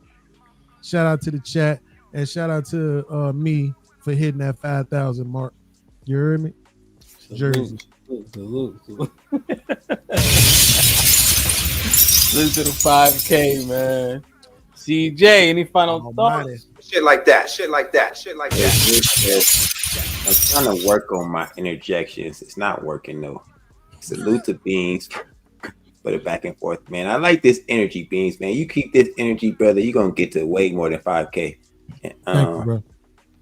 That's it, man. Great show. My bad for interrupting you. No doubt, man. Who, me? Yeah. And nigga, please. No, nigga, please. Marv, any final thoughts? I'm just thinking, we had talking about leverage earlier. I'm thinking of a question that says, does love itself become a form of leverage? I don't know, man. That's something to take consideration. But anyways, peace and love, people. Oh, wait, I'm sorry, Ham. Can you do one thing for me? Can you please tell the chat that I was right about that scripture? Yeah. Proverbs 6:16 says the 6 things that God hates, 7 are an abomination. Number 2 on that list is a lying tongue. Number 6 on that list are false people who bear false witness and lie. God hates liars. Revelations 21:6, I think, is also all liars will be listed, right? And to their names to go into the lake of fire. So I was not lying. No, you're not even stretching it at all. That's literally what it says. Mm-hmm. Yeah, you can go read Proverbs. Now, Proverbs is easy to read because it's like advice the entire time. Damn it. Absolutely. You know what I mean? So it's proverbial. Yeah, like it's literally like do this, do that, nigga. If you do this and you talk shit, somebody punch you in your shit. That's what Proverbs says. Like it's pretty straightforward. You know? Like it literally says, a fool's lips enter into contention, and his mouth calleth for strokes. Right? Like Proverbs pretty good. Aaron, I think we got to tighten up on the culture, folks. At the end of a lot of these conversations, most of these conversations, I'm led with that. We got to tighten up on our culture. Because when I see in the street, when I see in the real world, I see too many shining examples of things being done the right way. I think the conversations that we have on the internet can be a bit more hyperbolic, but they have to be, because we have to focus on, the wound before we can start talking about healing it. So in a way, I kind of think it's necessary. But that doesn't have to be what the culture is. The culture, I think, should celebrate being healed, not celebrate being damaged. At the end of the day, it's easier to pull the trigger than it is to play the guitar. It's easier to create or to destroy than it is to create. It takes a split second to cause a wound. It takes months to heal it. If the culture's focused on destruction, where the fuck are we going to go? Make the culture focused on healing and being healed. We'll be all right. Perfect. Fantastic. Brother. Perfect. Yeah, man. Great show as usual. I just think, like I said, this leadership is, like I said, one of those 4-letter words for the Black community, because it always comes back to the man being in power, in control as he should be, as every other man in this fucking world, be he a billionaire or be he somebody in a fucking mud hut somewhere, okay, in the fucking jungles or the Amazon, right? Men are meant to lead, and when women have no respect for the men, leadership is always going to be a negative thing. We are moving in the right direction with it, and I think the men just have to keep going forward, and those that will listen and those that will follow leadership, lead them. Those that won't, leave them out to the wilderness, and hope the best for them. That's all I got. Yeah, man. Salute to Mr. Fantastic, Beans, Aaron, of course, Marv, CJ. It's only hard but fair, man. And I think I got an antiquated outlook. You know what I'm saying? With my father having his proclivities, I think that has been like sewed into me. Like, men don't cry. You do what you got to do for your family, even if it's at the risk of yourself, right? If you need to be deprived, so be it. Your kids don't never starve. The lights don't never go off. You find a way. And I know that shit is antiquated and maybe even slightly unrealistic, but it's been beneficial to me, right? And also got me in trouble because you kind of get stubborn in that way too, you know. And shit could get real fast, you know. But I just think that us being so risk adverse is a detriment to the community. The edification is great, but then when we get paralyzed by over analysis, that gives me cause for pause. So I'm still trying to mine out where we are with that. You know what I'm saying? But something gotta give, motherfucker. I love y'all. I appreciate y'all. Be safe and do the right thing, man. Like, share, subscribe. Tell a friend to tell a friend. And we out.